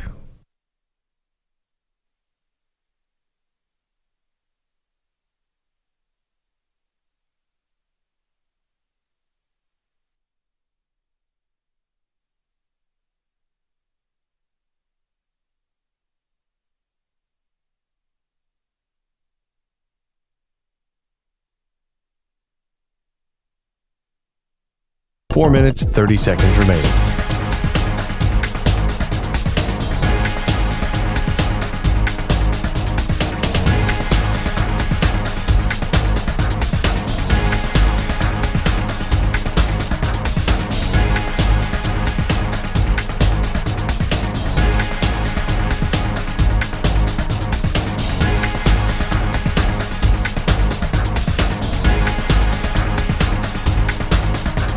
Four minutes remaining.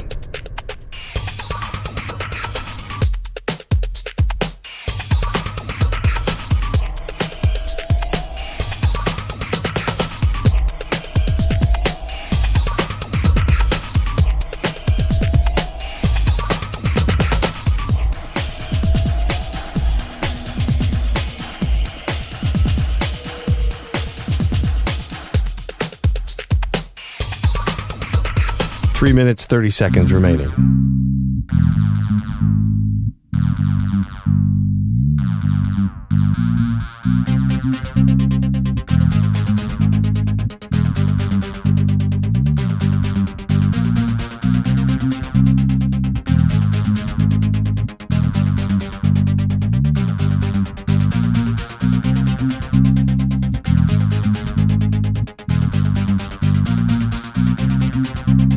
3 minutes remaining.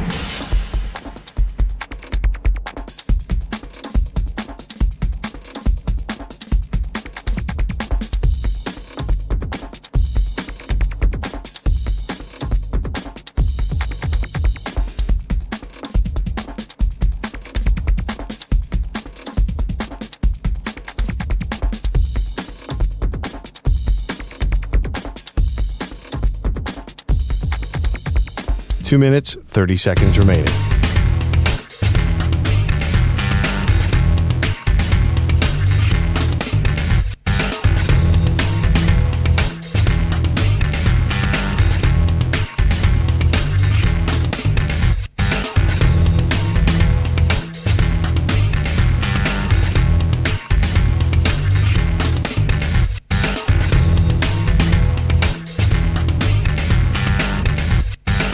Two minutes remaining.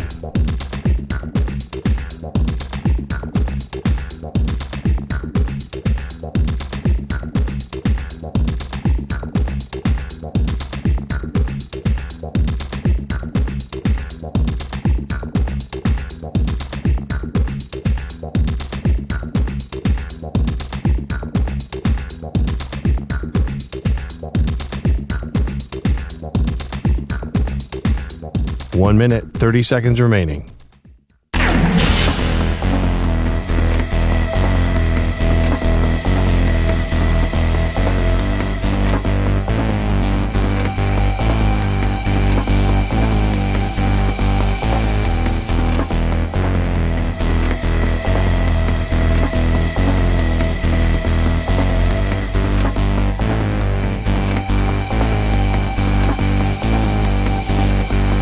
One minute remaining.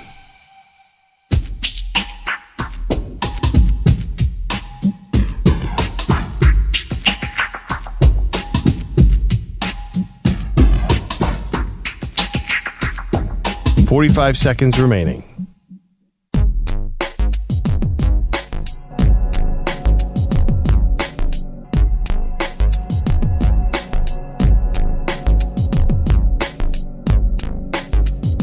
.30 seconds remaining.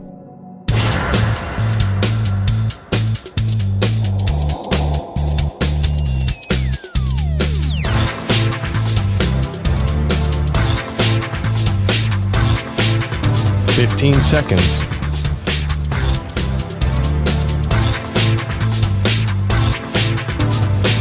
Break ends in 5 seconds.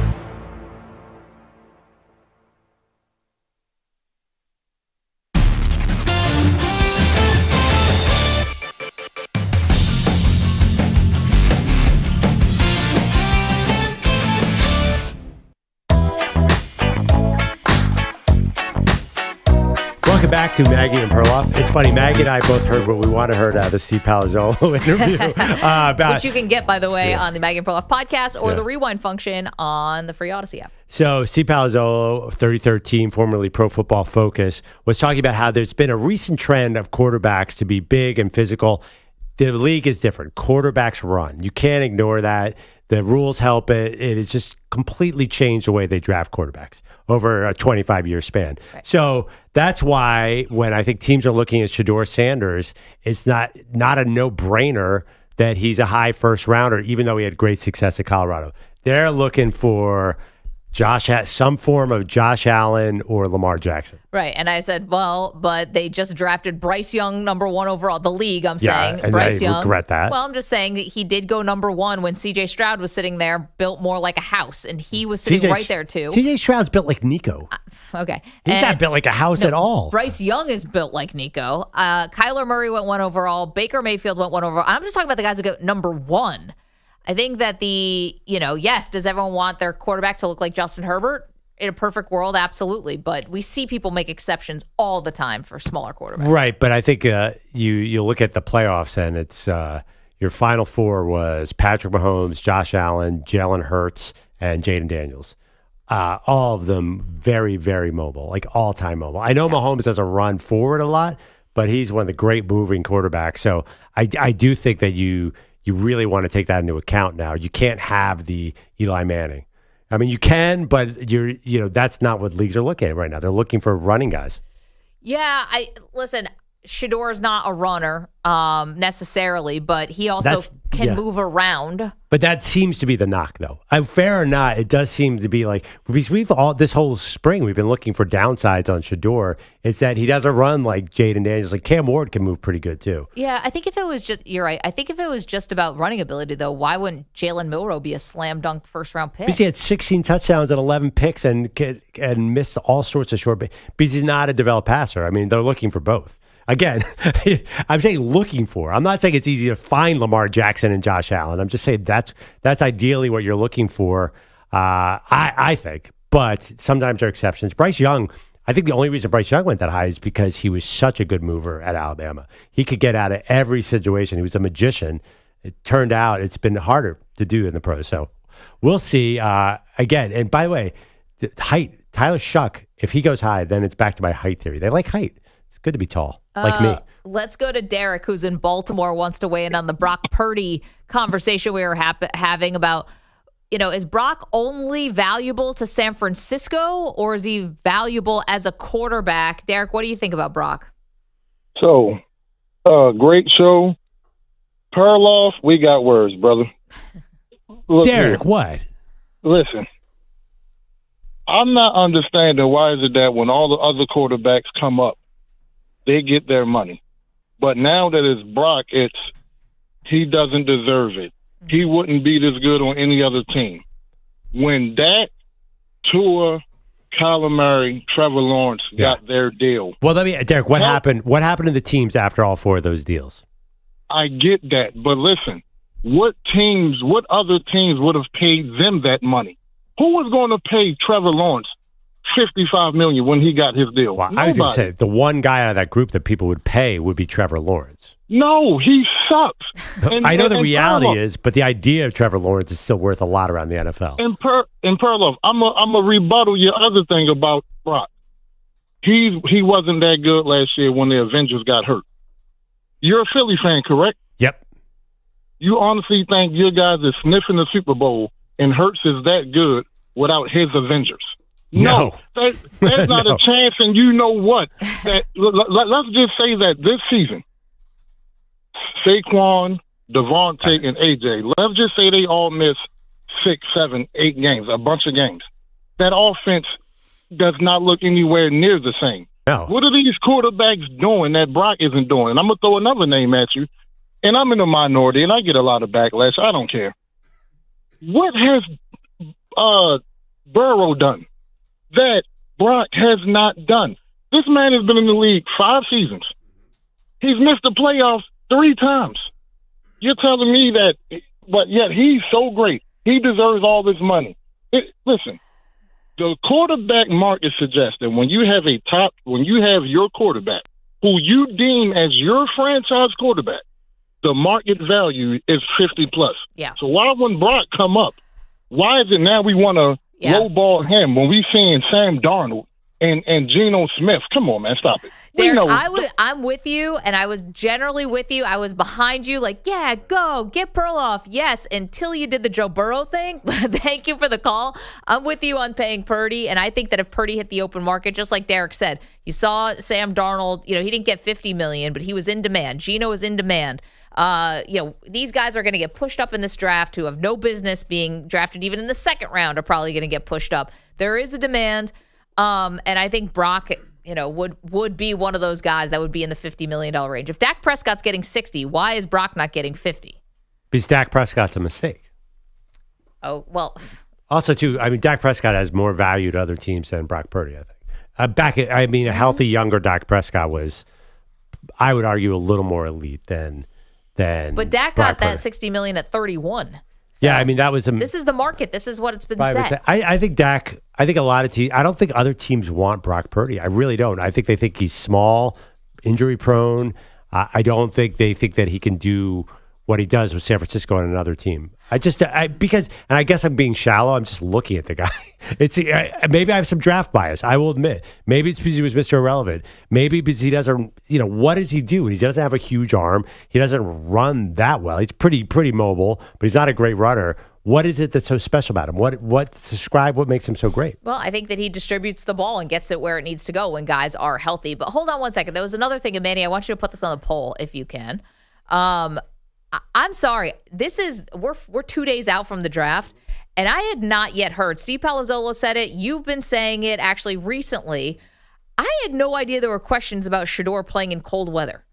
The guy played at Colorado. He wasn't playing at LSU and Ole Miss and Arizona and these places that are just like so hot. Miami. He's playing in Boulder, Colorado in November and early December. Do you guys think it's balmy there? It's 19 degrees. They're playing night games. It's 25 degrees. I just don't. And Kaplan, who works with us, is a Boulder alum.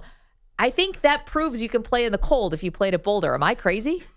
Well, I don't know. He just doesn't feel like a Steelers quarterback. He's not big. The classic guy, Terry Bradshaw, Ben Roethlisberger. Then they actually had some other. Slash though.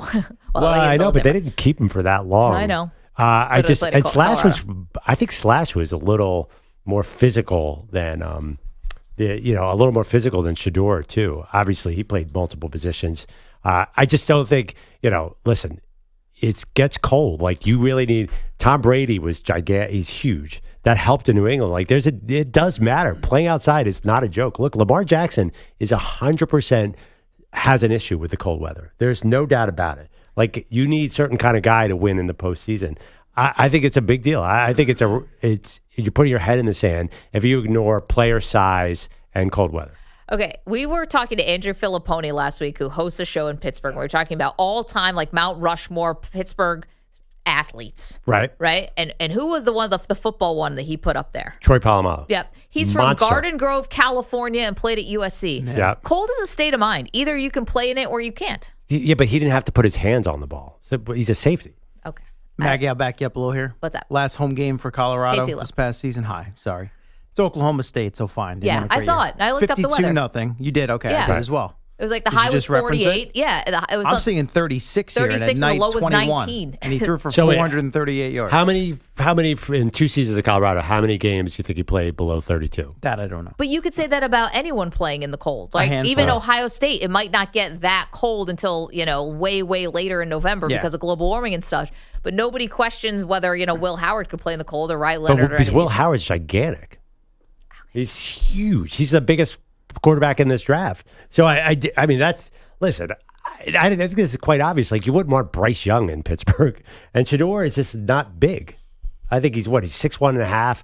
What he weighed at the combine? There were questions. He walked by us at the Super Bowl. He's very average. I just saw Baker size. Mayfield play in Cleveland. I was just going to reference him. Yeah. No one ever brought up the weather.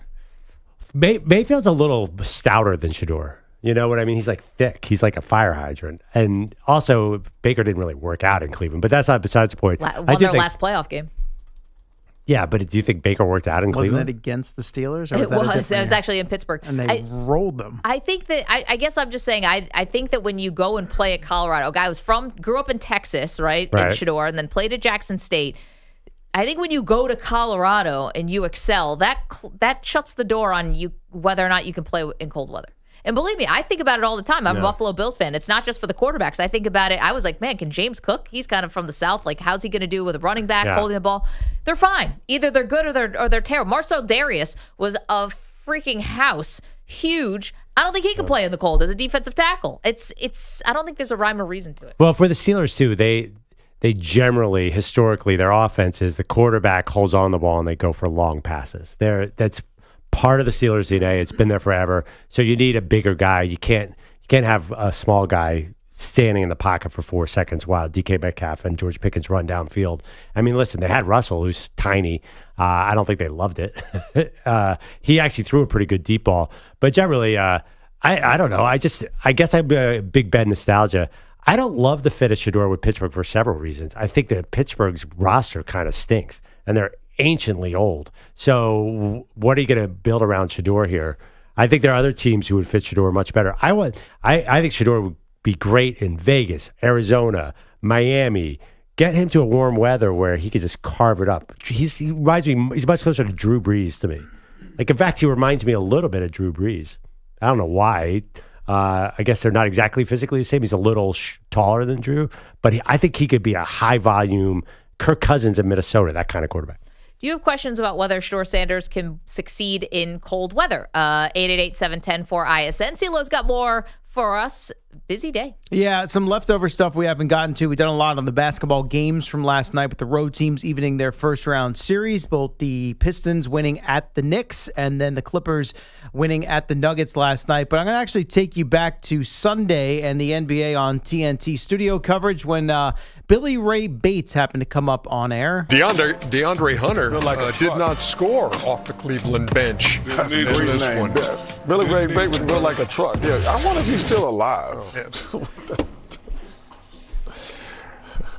This is a fair question. No, but not on national television. Not unless you know the answer. I don't know the answer. That's why I asked. I know. You don't say that. You do not need to ask a question like that. I'm sorry to hear that. Unfortunately. He passed away. Thank you, Shaq. All right, so Charles asked the question, and it felt like Shaq kind of just parachuted in there to give the answer, whether he actually knew the answer or not. And it turns out it wasn't accurate. So last night, poor Ernie Johnson had to account for that error. We would like to issue a correction and an apology for something that happened last night on Inside the NBA. No. We were talking about Billy Ray Bates, who back in 1980 had one of the NBA's best playoff debuts coming off the bench with 29 points. In the course of our discussion, we passed on some bad information that Billy Ray Bates had passed away. While it was inadvertent, it was also inaccurate and insensitive and inexcusable. In short, we screwed up, and we apologize to Billy Ray Bates and his family. I suppose it's better that, going the other way where they thought he was alive and he actually had passed. No, this way is way worse. All right. Well, I'm saying good for Billy Ray Bates. He's still on this earth.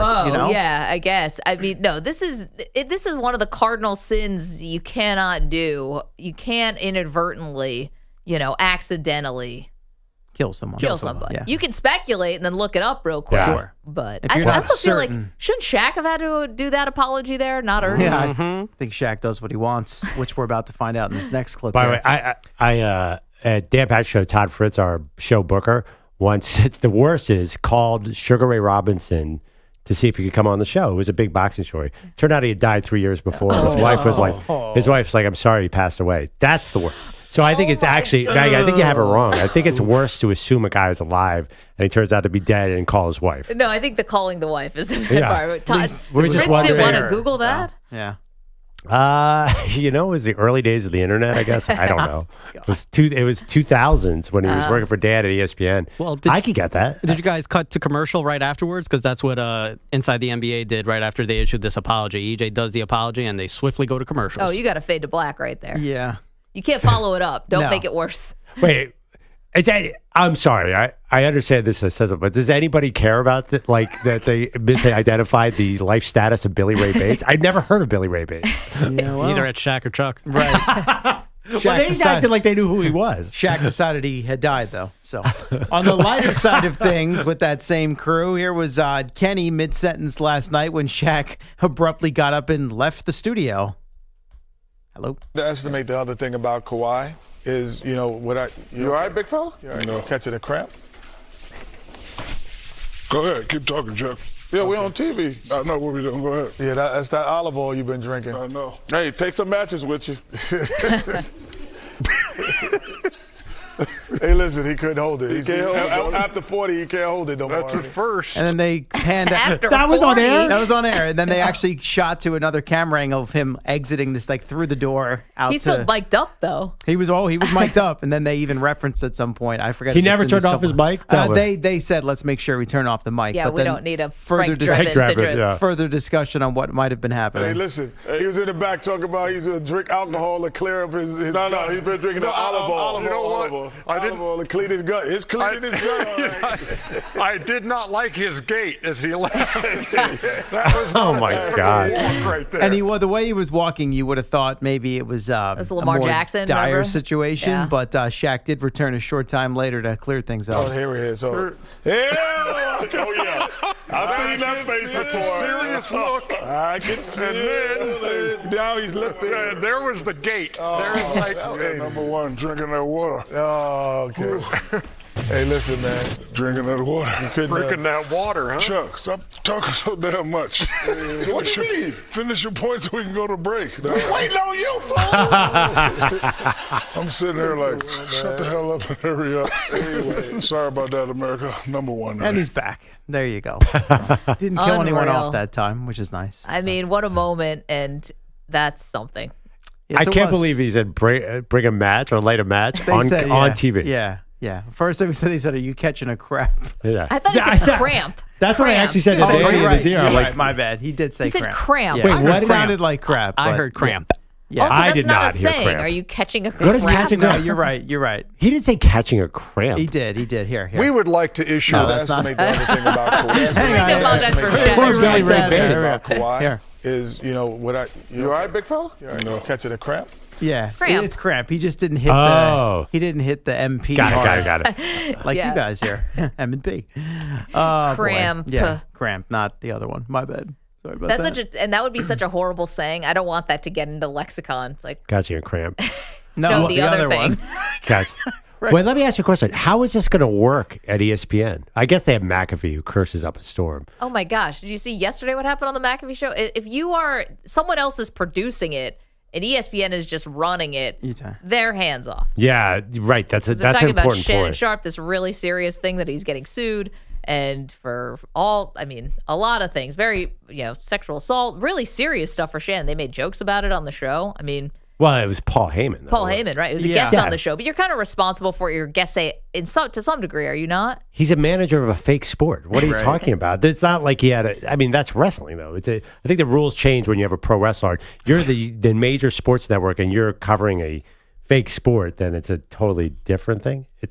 McAfee looked very uncomfortable as Heyman I can never was tell saying, what's real on that show. Yeah. They kind of play in the gray area, but it's referencing some of the stuff he said off the air to him about Stephen A. Smith and whether it was real or not on ESPN's airwaves. But see, that's the whole thing. Listen, Paul Heyman is like a famous yacker, and he lives that character. But baseball writer, right? John Heyman, I mixed him up yesterday. Established that yesterday. No, I've met Paul Heyman, and he does seem to kind of embody this thing. But it also is incumbent on the host to say, we're not going down that road if you really didn't want to. But McAfee doesn't ever really not want to. No. He allows everyone else, like Rodgers and all these other people, to be provocateurs, and he just plays I'm just here as the innocent bystander host. And he's gotten away with it so far. I mean, to use a woman's rape allegation as a punchline is definitely a choice, but I don't think ESPN's going to do anything about it. And Shannon's going to be on TV today, and everyone moves on. I have a question about the TNT inside the NBA. Will that be produced? Will it continue to be in Atlanta, like the same exact thing? Or does ESPN actually try to get their hands in? Because I think that's a key distinction that you make. No doubt. If it's just delivered to them, then fine. But they have those brutal commercial breaks where the guys only get 30 seconds. I wonder what's going to happen to the show. Yeah, I imagine the commercial breaks will have to be a little more formatted because ESPN, I'm assuming, is selling the show. Right. But Charles has a production company. At least this is what I get from his interviews on Dan Patrick's show, that he's been kind of laying this out. He is a production company. And his whole thing is, I want to keep my people employed. So I think he's taking a lot of people who were employed by TNT at Turner, and they're creating a new show. So I don't think they would producing the show? Yeah, I believe he's the production company. Oh, okay. Or something like that. Because here, I don't think they would use that studio because that's going to be the Turner studio. Right. Well, I was wondering, do they stay on Techwood Drive? I don't know. That'd be smart if they just... Everybody used common sense. Yeah, I mean, they just say, I know you're right, it's Turner, but one off, it's just such a comfortable, that's part of the thing. Being in that comfortable home. We were talking about Kenny sprinting back to the backboard. Yeah, I mean, you could recreate it. Shaq knows where the bathrooms are, which is critical. I mean, the other thing, too, is McAfee's in Indianapolis, so they built him a studio. That's what I mean. Yeah, you could recreate it, but it feels like they are more vulnerable. They're a little more high profile than McAfee. McAfee's on from 12 to 3 in the afternoon, where I think...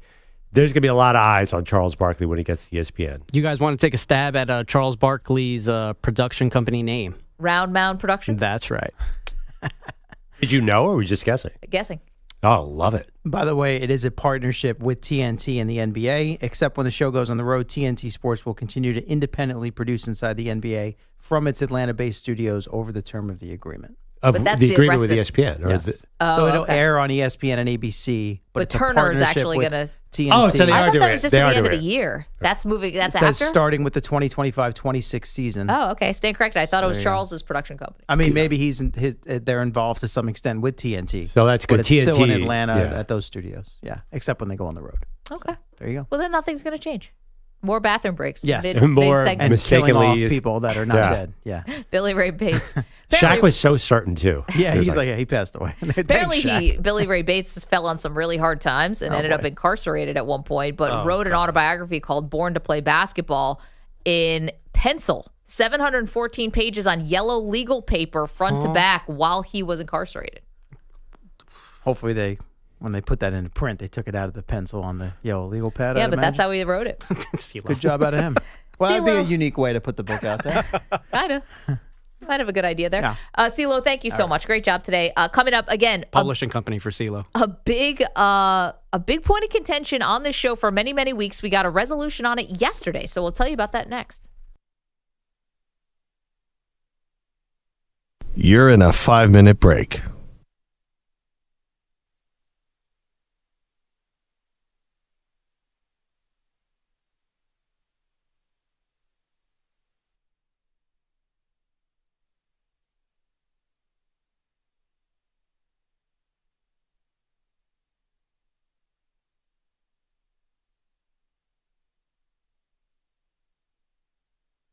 Four minutes, 30 seconds remaining.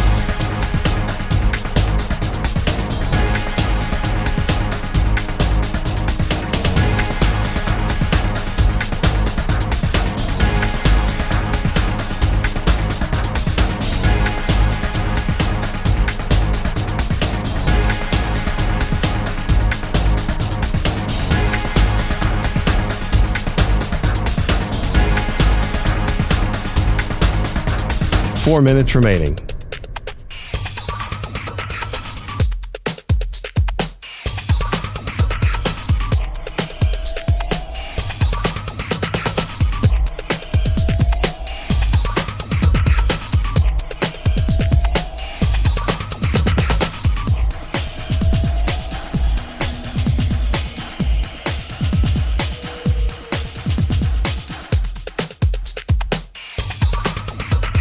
Three minutes, 30 seconds remaining.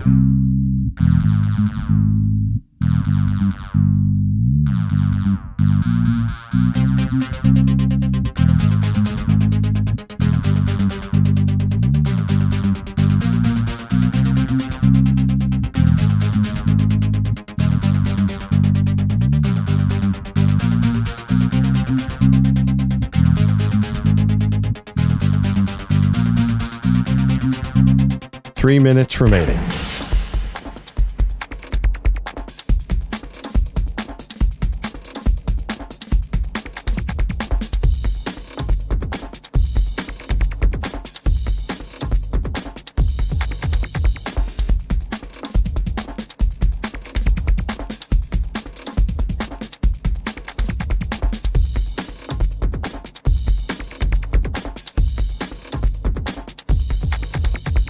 Two minutes, 30 seconds remaining.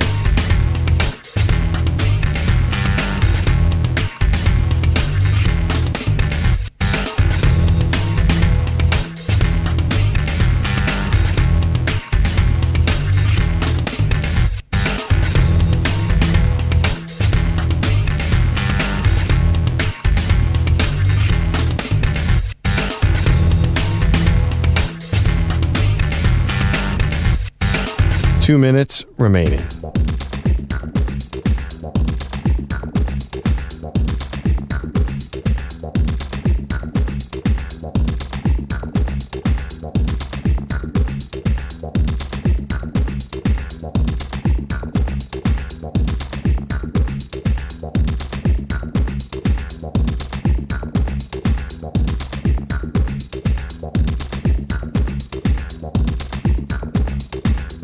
One minute, 30 seconds remaining.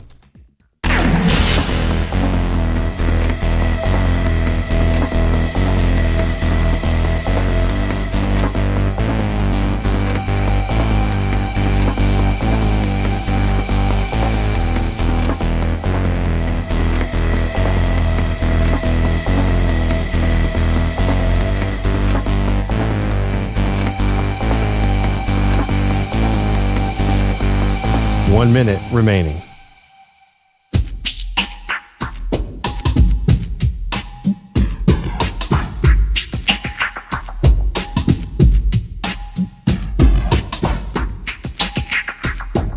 $45 seconds remaining.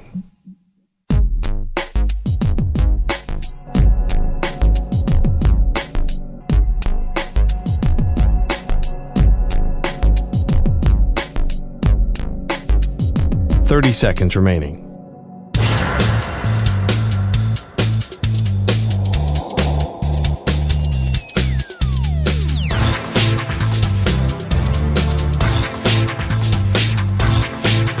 $15 seconds.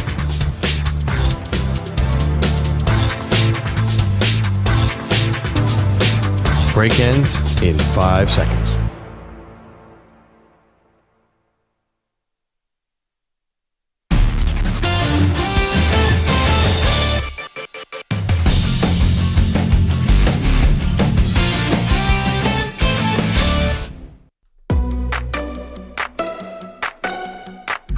Welcome back. Maggie Gray, Andrew Perloff. All right, we had been talking about it for weeks. So really, Perloff, you were kind of keeping this one alive. Yeah, trying.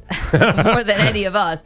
And it was will he, won't he, Cooper Flagg declaring for the NBA draft. We all thought this was a no-brainer, but you were hanging on to him possibly going back to Duke. Yeah, I took a stab at a hot take. I mean, I said if he doesn't win the title, it's important to him to win the title. And he's got a crazy NIL deal, so he might come back to Duke. So then I realized when Con Knippel went pro, I'm like, oh, well, that's that. But then over the weekend, there was a picture of him at spring practice wearing a Duke uniform, dunking the ball between his legs, by the way, pretty sick. But I'm like, okay, maybe it's happening. But there was an important note in that. What's that? He was wearing New Balance sneakers. Yeah. Duke is a Nike school. He's already signed with New Balance for his pro career. That's a known fact. So he wouldn't be wearing New Balances if he was going back to Duke. So the internet sleuths are like, oh, this is just he was working out with the team. It doesn't mean anything. But it was a little weird that they put that out.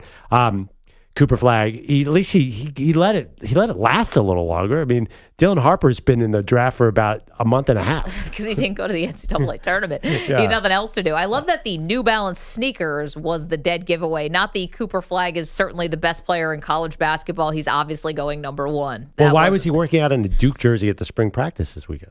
Because he called playing at Duke the best year of his life. So much gratitude, et cetera, et cetera. The brotherhood. I heard an interesting take off of this, a bigger picture. Does this mean NIL's not working because nobody's staying in college? For basketball. Football guys have probably stayed a little bit.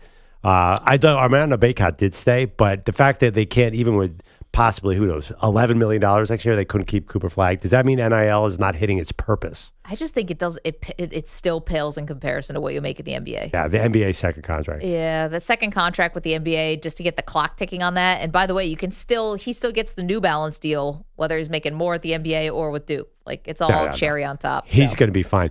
And the other thing, too, is now that my Sixers have an 11% chance. Here we go. Let's go, Cooper Flagg. I really need that pick to fall out of your protection, and it goes to the Thunder. Okay. Have you guys Al heard Horford. this one floated? I forgot who said this yesterday. Was it someone? Windhorse? I don't remember. Somebody even floated the idea. It's just in the universe now. What if somehow Dallas gets it? Oh, we talked about that was on the show, I think. There's no possible way, and you guys know I think that the NBA draft lottery is all rigged, obviously. Because I think how could a multi-billion-dollar business, are they really leaving this big decision to chance and to ping pong balls? I don't think so. That I can't wrap my brain around that. But there's no way that they would reward the Mavericks, right? Yeah. Should I hit the sim lottery? Dallas has a 1% chance, though. So that's not good. How about Portland going up 9 spots? Does that tickle you guys? No. I mean, Portland would be awesome. I want Portland to be as relevant as humanly possible. Yeah. All right. So you think, Maggie, that every lottery is fixed. So I need you, based on that, and you, in my opinion, I do critique you, that you look back on it and say, well, of course it was fixed like that. You need to call the team that they're going to put number one, and you need to stick with it. Yeah. Not Dallas this year. You can't do Dallas that. is a 1% chance. And not your 76ers. Just simmed it for the 4th time, and we just got Dallas at number 1. So 1% chance. I mean, your Your top 5 odds, double-digit odds: Utah, Washington, Charlotte, New Orleans, Philadelphia. No thanks, not good, bad, worse, Sixers. Let's go.